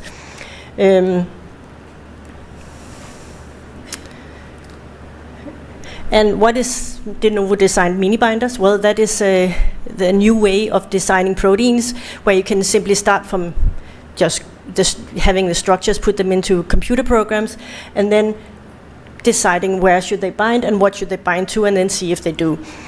So we have generated mini binders targeting PF92 and MSP3. They've been generating using these three programs in a loop, so that we in the end can get some that hopefully binds. These are then been expressed in E. coli for validation of their binding and their functionality, and we are currently doing the validation of the functionality. So this is very, very new data and very not that finished, so bear over with quite many holes in the presentation with things that we not know, but I thought they were interesting and something that perhaps some of you also would like to do, these mini binders. But what we have done is first 13 mini binders designed to target MSP3. And as you can see here, now we have ordered them. These are the 13 of them, and then a PBS control. We have ordered them based on how well they bind to the recombinant protein. And as you can see, some of them bind really well, some of them you cannot really say they don't really bind, and some of them don't bind. But of course, the most interesting is whether they bind to the merocyte. So we also tested them in flow cytometry, which comes here. There. And they are sorted in the same way. And you can see the pattern is kind of the same, but there are also some outliers. Some of them that binds much better on the merocytes than they did on here, but still, those that are positive in ELISA also bind on the merocytes. So it seems to rely. We don't know why some of them can bind so much, whether there is some stickiness that we have not ruled out yet, but that is what we are investigating now. We did exactly the same with the PF92, where we then get... About 3 minutes more. Okay, sorry. Very good, I'm soon done. So we also did 15 mini binders designed for PF92, and again here we saw kind of the same. I must say that these ELISA data are horrible because the protein is really a crappy protein. So I think the merocyte data over here to the right is much better, showing that some of them do actually bind to the merocyte as well, and there is some kind of alignment between the two data. So in total we got 18 that binds to PF92 merocyte, probably on the merocytes via PF92, and some to MSP3. And these numbers are actually much higher than what have been shown in previous publication with these mini binders. So the methods are definitely improving for making better validations or better predictions. So I think I'll just skip this this is we've shown that they can actually bind these recruitments. We do not know if our mini binders yet, if they can inhibit the recruitment. That is the next step I would have liked to show you, but the data, they're not there yet. Oh. Going back. But of course, we do not think we want to use them. I don't know what's going on here. We don't want to use them by themselves, but plan to that they should be part of like an adjuvant vaccine. So they should be mixed with. Nothing is happening. It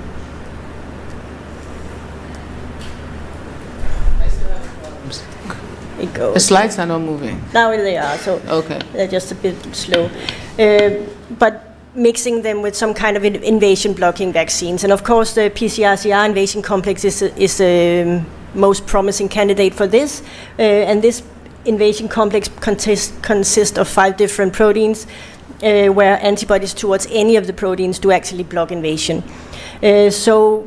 Because this is interesting, we also made mini binders towards IH5 and tested them, and we designed them all to bind only to the basicin binding site. Basicin is a molecule that IH5 binds to for the invasion on the red blood cell. And when we tested them in ELISA, to our disappointment, we only got 1, but that was a very clear reactivity, so we thought, oh, well, we only have 1. But we decided anyway to test them in growth inhibition activity assay.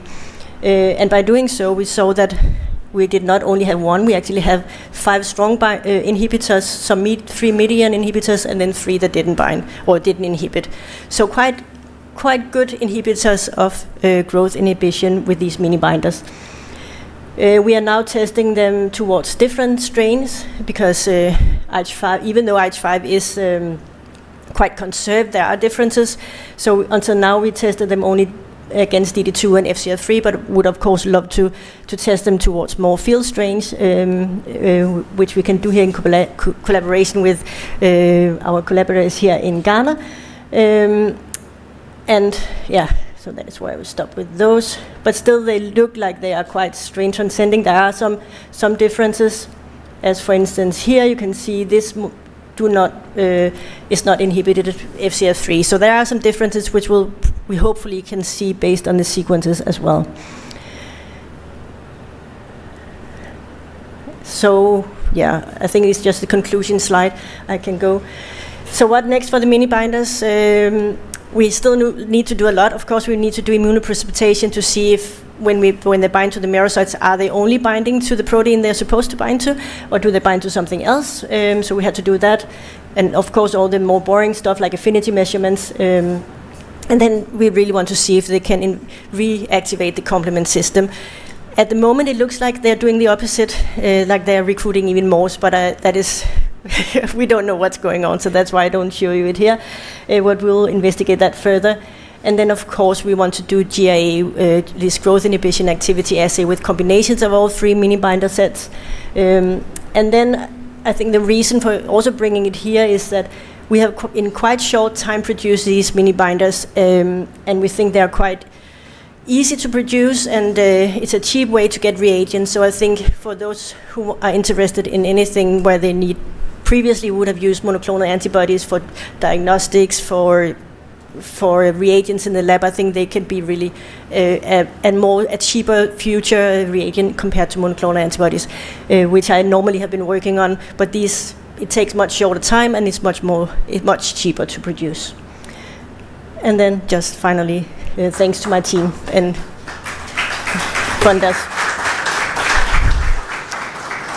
Thank you very much. Questions? Prof. Kwashi. Let's keep it short and sweet. Thanks, Leah. My question is more on the mini binders. I'm not sure if I missed how these are synthetic molecules? Yes, they're not really synthetic. They're just, what you do is you find a sequence. So these 3 programs, the first program, it just designs like a shape. And then protein MPNN, it suggests a sequence that would make that shape. And then in the end, you use AlphaFold to see if it actually fits. And then you go back and again to see until you get an AlphaFold prediction that shows that, well, this seems to be a really good prediction. So you end up actually with an expectation that it should bind exactly to this point of the protein. And then I think in literature there are some reviews now saying that from what have been done until now is around 11%. Is a good success rate, but here we saw much more. So I think the programs are improving a lot. So you can And produce. like, how big are they? I don't know. You can choose how big they are, but ours are between 100 to 150 amino acids, so around 10 to 20 kilodalton more or less. So quite small. Yeah. Thank you. Just a quick one. Is it not possible that by themselves they could be immunogenic? Yes, that is the thing. They will probably be immunogenic, but they are very small, and very small proteins are less immunogenic than bigger ones. And also the programs now start to take into account immunogenicity. So that is like add-ons. I've discussed it quite a lot with those I collaborate with this, that we need to add that into the program so that they are right now they are also sorted depending on stability and easy to produce. But that is, immunogenicity is definitely the next step. Yeah. Any other questions? All right, just go ahead. Hi, thanks for your talk. This might be a very basic question, but I'm just curious to know the relative kinetics between the monoclonal antibody binding and the serum protein binding, and then also how after bind for the monoclonal antibody to displace, or is it a really strong binding? You mean how good these are for binding affinity measurements compared to an antibody, or? Yeah, so kinetics and affinity measurements. It depends, of course. Some of them are less, but those that are good, they are in the range of nanomolar range as well as antibodies. So they can be compared, and then what can be done is if you find a good one, then you can run the program again and then design even better versions. But those that have been published until now, they are the same affinity or a little less than antibodies, but it varies. So I actually meant relative to the serum proteins. And so do they work because they bind first and prevent the serum proteins from binding? Or is it that they displace the serum proteins? You mean when I said we had this problem that we got more binding? We don't know. And the problem is they have to have a high affinity to be able to remove the complement recruitment, or because they have to compete, and one competition is always being the first one. So I think they have to have a low on rate so that they're really good at binding first. If they stick longer, it's not as important, but of course also good. So affinity, it should be high. Thanks. Thank you. Thank you so much. On that note, we're done with this session. Thank you, Prof.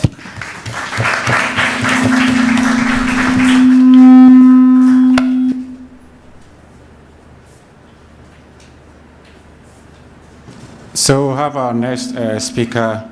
Gloria will talk to us on the topic respiratory pathogen co-occurrence selectively modulates human response in SARS-CoV-2 infection. Thank you. Okay, so good evening once again. My name is Gloria Menu, and this evening I'll be presenting a part of my PhD project entitled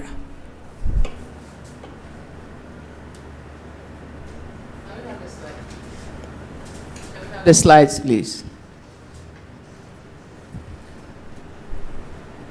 Okay, I'll be presenting a part of my project entitled Respiratory Pathogen Co-occurrence Selectively Modulates Immune Responses in SARS-CoV-2. So to begin with,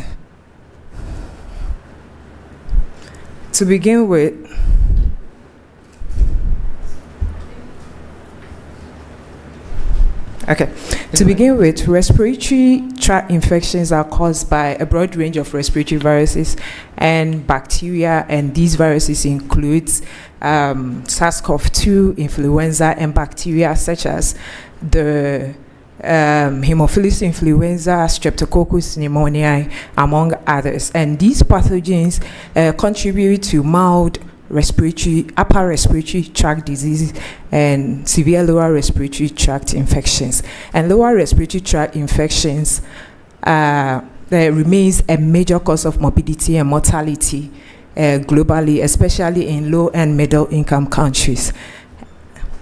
And among these broad range of pathogens, SARS-CoV-2 remains one of the most important because of its disease burden.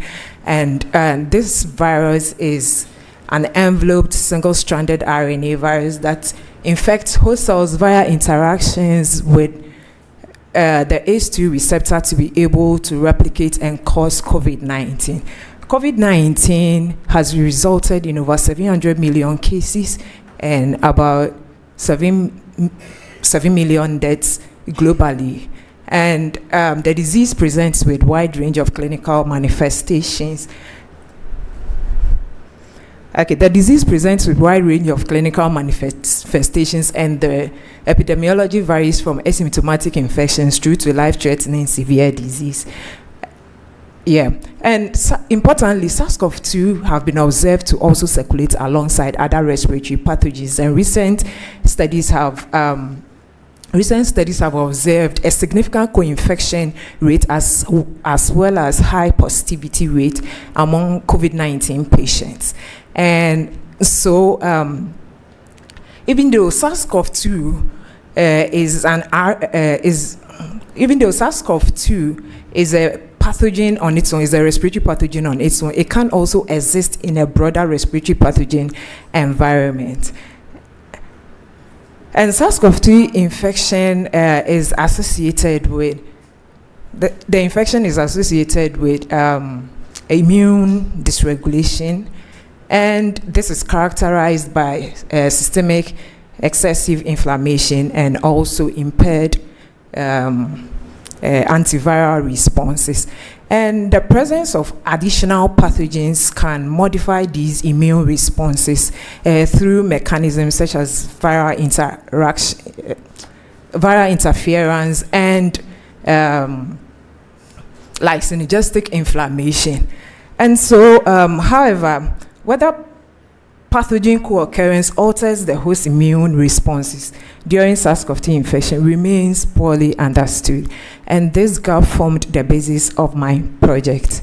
And so we hypothesized that respiratory pathogen co-occurrence modifies host immune responses during SARS-CoV-2 infection.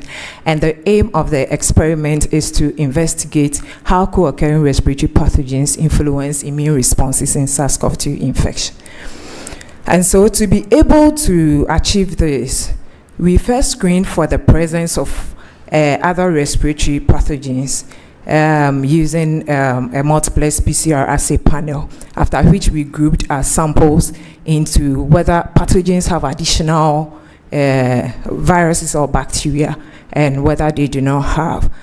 From these groups, we further profiled for systemic immune responses using paired plasma, and then moved on to stimulate PBMCs and assess for functional immune responses. Ethical approval was obtained from the Noguchi Memorial Institute for Medical Research. And I would like to say that the key limitation to these studies is that our sample size were modest, especially for our paired plasma. And so results will be interpreted as exploratory rather than as a definitive population level effect. Okay, so among the samples included 45 were SARS-CoV-2 positive and 38 were SARS-CoV-2 negative. And the positive group were older. However, sex distribution did not differ between the groups. And first, we asked whether co-occurrence was common in our samples. And so we screened for the presence of these viruses and bacteria. And we observed that additional pathogen co-occurrence occurred in over half of our SARS-CoV-2 positive samples. And for viral co-infection, about 37% of our samples had additional viruses, and about 31% of our samples had additional bacteria. So establishing this, that co-infection is common within our samples, and then stratifying the samples according to whether there's the presence of additional pathogens or not, we went ahead to ask whether pathogen co-occurrence influences systemic immune responses. And here we observed that SARS-CoV-2 status produced the strongest systemic immune response, and inflammatory and regulatory targets such as IL-10, IL-6, and the rest were like higher in levels in SARS-CoV-2 positive individuals. So we tried to ask if co-occurrence had any effect on the SARS-CoV-2 positive group having higher systemic inflammatory responses. And here, even though we observed that some of the signatures were higher in the co-occurring group, particularly the viral co-occurrence group, the effects were weaker and generally heterogeneous within the group. And so we wanted to see if this was limited to systemic inflammation. And so if what was happening in systemic inflammation also will happen with humoral responses. And so we measured IgG and IgM responses. We measured IgG and IgM responses with ELISA, and then using 3 different antigens. So we use SARS-CoV-2 spike antigen, influenza A antigen, and HCOV229E antigen. And these antigens were selected because HCOV229E is structurally related to SARS-CoV-2, whilst influenza A was quite distinct, and also they are clinically relevant. And influenza A, for example, has been implicated in a lot of co-infection. And here we observe that the IgG spike plus influenza antigen combination resulted in an increased level of IgG. And then for IgM, we could see increased levels of IgM in spike plus influenza combination, as well as when we combined spike and HCOV229E antigens. But when we combined the 3 antigens together, we did not observe any differences here. And so because total antibody concentrations do not tell the quality of the humoral responses, we further assessed for IgG subclasses, IgG1 to IgG4, to tell if we will be able to see a clear difference between the levels of antibody binding. And then here we observed that IgG1 produced higher levels of higher levels in all the antigen combinations. So spike plus the influenza, and then spike plus HCOV229E, and spike all the 3 antigen combinations. So this was a clear level effect observed in all the 3 groups for IgG1, but for IgG2, IgG3, and IgG4, we observed that the effects were antigen specific. And then for each of the antibody subclasses, it's either they are showing levels that's significant for particular antigen combinations. Okay. So we further wanted to see if immune function. Okay, we wanted to see if immune functions are also influenced by pathogen co-occurrence. And here we observed that combined antigen exposure influence CD4, CD28. For this particular experiment, we stimulated PBMCs with the antigens that I just spoke of. And we observed that there was a clear level observation with CD4, CD28 for Spike plus HCOV229E antigen. And then we also observed that there was an increase in some monocyte levels for Spike plus influenza. And then here we are saying that the combined exposure selectively changed the T cell and monocyte responses. So lastly, we try to look at soluble marker responses in cell supernatants from the stimulated PBMCs. And this side too, we observed a broad cytokine chemokine responses for the antigen combinations.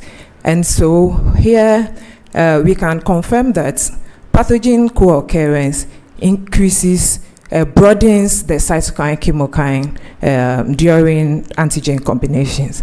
So we summarize this as additional respiratory pathogens are common among SARS-CoV-2 positive samples, and then SARS-CoV-2 status is a dominant determinant of plasma inflammatory responses, and then co-occurrence selectively influences antibody recognition, whilst combined antigen exposures elicit selective cellular immune responses and broad cytokine and chemokine responses. So the take-home message here is that respiratory pathogen co-occurrence selectively modulates immune responses in SARS-CoV-2 infection. I'd like to acknowledge my supervisors. Thank you. Thank you, Gloria. Questions? We will allow for one. Yeah, Francis. Thank you so much. So at the beginning of the presentation, you showed us that COVID-19 has different disease severity phases. So I was expecting that you will be telling us this co-occurrence at the various disease phases, because we know that for mild disease stage, there's little to no symptoms as compared to moderate and severe disease phase. Because this is an exploratory kind of data presentation, probably this is something that you can consider.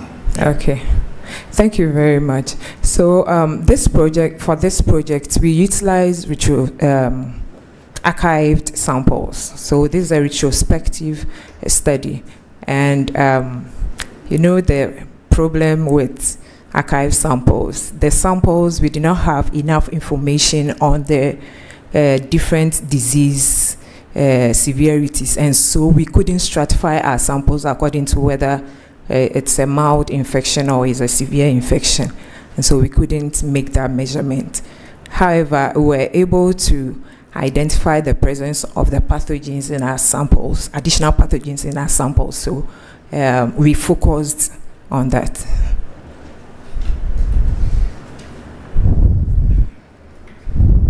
Thank you very much. So for the last, definitely not the least, we have Evans Asamoah Edu, and he's presenting on computational structural analysis of schistosoma integrins, identifies an RGD-compatible adhesion receptor. Thank you. That's 12 minutes. Thanks.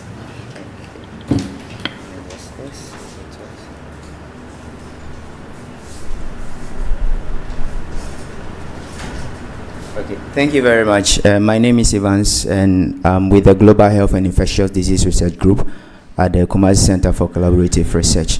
And we are investigating the computational prioritization of schistosome integrins as candidate therapeutic targets. And I would like to acknowledge my supervisors, Dr. Antonia Fumajeria, Professor Christian Obrekwan, and then our PI, Professor John Amwesi.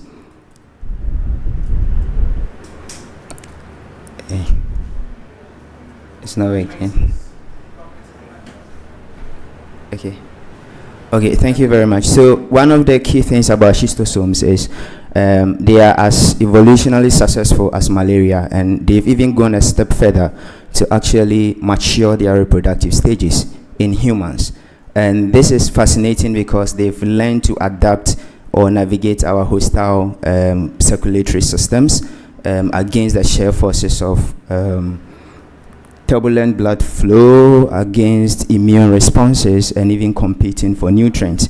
And one of the key things that we can hypothesize here is that the schistosomes actually, to be able to successfully pair in the hostile bloodstream, it means that they need something from this bloodstream to be able to successfully reproduce in the human bloodstream. So some of the questions we are asking is, how do they navigate this bloodstream, and how do they pick up the signals that are relevant for their reproduction? And earlier studies by Beckman et al. Did an extensive experimental study asking about, could integrins actually play a role in this? And the role of integrins is they perform dual role of inside out and outside, inside out and then outside in mechanisms, by either causing signals from outside to instruct cell division, reproduction, and then also differentiation. And then inside out is to also build mechanical tension to actually be able to withstand mechanical shear forces.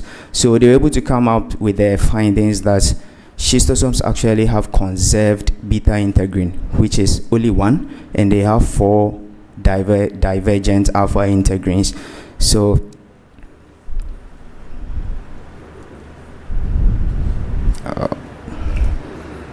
okay, so up to this point, we knew from the findings of Beckman et al. That tegment association detection does not provide surface exposure, and then host interface role also remains something that we don't know. And then the question we're asking is, okay, if there is one alpha integrins actually function as a quaternary protein. So which of these alpha integrins actually take the spotlight in actually helping the schistosomes to navigate our bloodstream? And then we also wanted to know all our extracellular matrix in the blood actually have a common signature called the RGD. So could they also bind to any RGD-related proteins, specifically fibronectin? And is that what is actually helping them to navigate or to be able to successfully adapt to humans or reproduce in humans? So we build a pipeline by taking the sequences and then doing motif annotation. And the motif annotation help us to know at the sequence level, at the polypeptide level, are they actually structurally or are they actually relevant? Do they carry the functional motif that will allow them to function? And then also to build a 3D structure of just the beta integrin to establish it as a conserved beta integrin in the schistosomes that could actually pair with what alpha integrin it could, and also to run a molecular simulation dynamics, because one of the disadvantage of this AlphaFold and then the other prediction tools is that sometimes they hallucinate the models and then you can get an artifact, which is actually, it look like an actual model, but then it's just an artifact that you are seeing. And then also to do some trajectory analysis to functionally characterize this. So in building the 3D structure of this, we are able to detect what we call the beta integrin, what we call the meta-ion dependent adhesion site. That was one of the key motifs. And then we ran molecular dynamics simulation to find out in the unbound and in the bound state, how do the spatial arrangement of this motif is like, and are they structurally plausible, and could they function biologically? So we could see between the apple, we could see the differences. The apple state is the red, and then the unbound, the meta binding state is the one in green. So you could see from here that the binding of calcium to the meta-ion dependent site actually stabilizes the structure. So it tells us that it actually have some functional plausibility in the schistosomes. And this was also established by Beckman et al. And I want to highlight here is that the reason why we're even tracing this to actually know the structure and whether it is biologically plausible or not is that it is very influential in the reproductive cycle of the organism, and it is highly expressed in the ovaries and then also in the gonads of the male. And the only stage that the schistosome is infectious and can actually cause harm to human beings is when they start laying eggs. So if you're able to prevent this stage, then it means that you're also preventing them from causing any harm to human beings. So to be able to find the alpha spotlight that can actually pair with the beta integrin to be functionally plausible, we did some motif annotation, and then we found the alpha 1 and the alpha 3, which have some form of structural stability or some form of structural signatures that can actually bind with the beta 1. And we build a pipeline which is available on GitHub, and they can be adapted for other organisms which has uncharacterized proteins which are functionally plausible. And in building this, we actually did a heterodimer modeling because it's a quaternary structure. And then with it, we kind of develop a benchmarking tool at the side of looking at the packing structure of this protein or model we are building. Also look at the stereochemical quality, and then because AlphaFold actually always generate protein structures at an energetically minimal, it forces them into an energetically stable without actually looking at the flexibility of the backbone at any point. We also look at the backbone stability of this, and then on top of that we also look at the differences between, it can be structurally similar, but then the folding of the protein might be very different from what exists. And because this is a de novo modeling, we try to put all this into a composite scoring system so that we don't assess the structure independently, but using this composite structure to be able to pick up a structurally plausible heterodimer.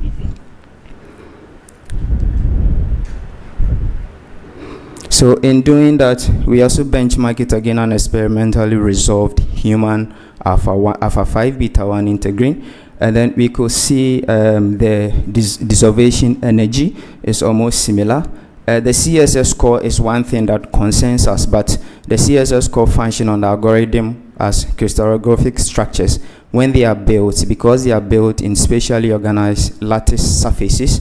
They are able to benchmark this against the surfaces and then predict a score. But this is a homology model which has a unit size surface, so it's able to predict the interface packing, it's able to predict the biophysical properties, which is structurally plausible, biologically feasible, but then the CSS score is 0, and it's not something that scared us because we know that this is biophysically plausible protein. So we took it through molecular dynamic simulation to actually check in the bound and then the unbound state, how do this function.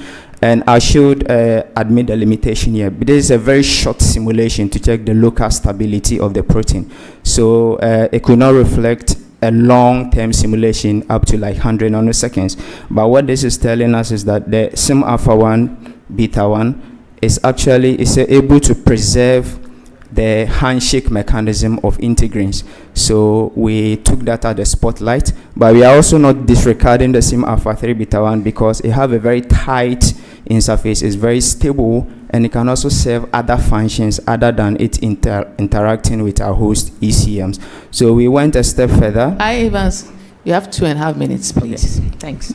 Almost done. This is worrying me. So we went a step further.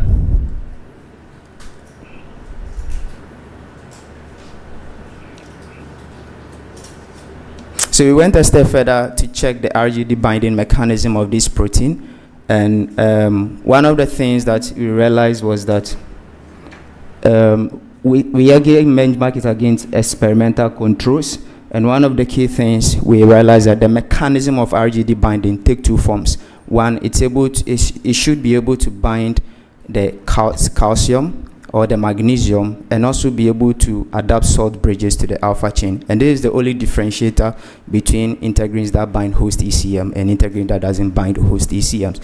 So we noticed that this is a heterodimer that will be able to interact with the host ECMs. So we benchmark it again other cyclic peptide to see, just change the outlier amino acid, and we see that it is still functioning. And we also did a mutagenesis analysis just to know that not any key actually fit the lock. So we just changed an aspartic acid to a glutamic acid, and realized that by changing that, it actually disrupts the entire thing. So it makes us have confidence that the model that we have built is biologically relevant, and it can actually function as an RGD-dependent molecule in the schistosome, and therefore it takes the spotlight for experimental biologists to actually take this as a testable hypothesis going forward to actually validate this experimentally. And this is the results from the molecular dynamic simulation analysis, which shows that this is energetically feasible, biophysically feasible, and also biologically plausible heterodimer. And I'll show that in the protein-protein interaction pathway, it's able to form a focal adhesion, and this is highly hypothetical model, so I won't highlight much on it. And here the take-home message is that the sim alpha 1 beta 1 is actually a biologically plausible heterodimer the schistosome deploy to navigate the host ECM, and therefore it's very a testable experimental model to be able to validate it. Thank you very much. Thank you very much. Right on the dot.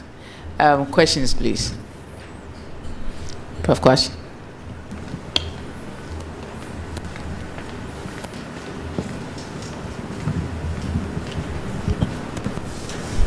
I'm cognizant that we are between us and closing, but I know everybody's enjoying it so much. So your model, when you did your metal coordination, yeah, showed your duct versus your crystal. Mm-hmm.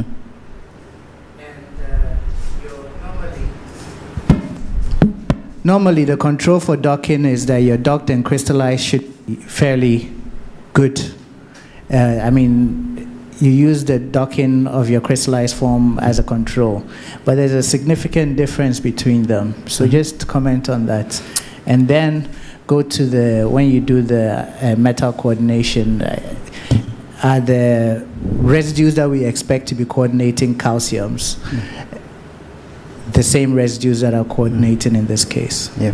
So I'll use this because this is a validated model from the molecular dynamics simulation, and this is from 100 nanoseconds simulation. So you could see from here that the salt bridges that I was talking about, that is the stability of the RGD binding. So any integrin can actually have the metal-ion dependent handshake, but then for it to be structurally stable, then it must have the salt bridges. So, and that is the only thing that differentiates alpha 1, beta 1, alpha 2, beta 3, and all the host integrins that we have in our system. So to be able to justify that, although it is not strong, but then what it tells us is that this is biologically feasible, and because this is a model, a coordinate in a lattice in just a unit space, this is enough for us to generate a testable hypothesis for further experimentation. And the caution we are giving here is that this is very hypothetical, and it is important that we do experimental validation. And it's also narrowed the scope for us from doing a broader experiment to look for everything and then come to a specific thing just to waste money. This is enough for us to do a focus experiment on this. Okay. I guess right on time. Thank you all. Thanks to my co-moderator, and thank you.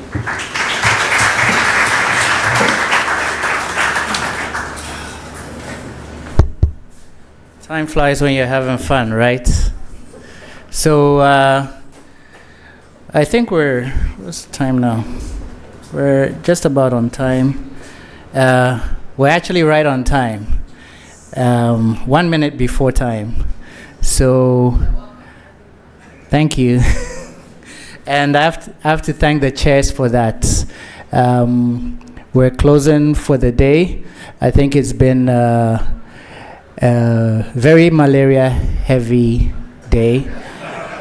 And it's by design. So when you asked, it's not. There's always a method to the madness, and we don't expect tomorrow to be that heavy focused. Everything I've learned about malaria, I learned in this room, and I hope that those who don't work on malaria have picked up something from this first day.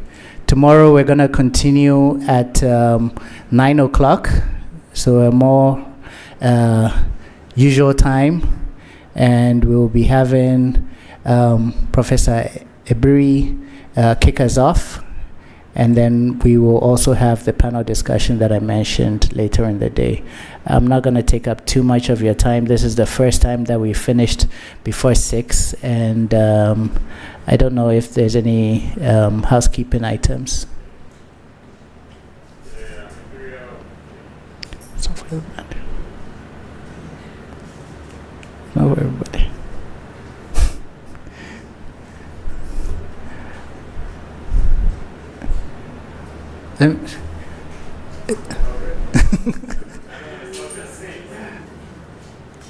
Okay, I think there's a mixer, and those who are supposed, there's a reminder, so if you're invited to the mixer, you would have received the invitation for the mixer. And then also, some of our visiting faculty are and some of our local faculty are also scoring. So you would have received those emails for scoring the orals and the poster session in your email. So please check. And tomorrow we will also have PowerPoint. We'll also have poster presentations. They're already up. Those who are enjoying this and don't want to go home can also get the poster presentations immediately. But I think we can close for today. Bye.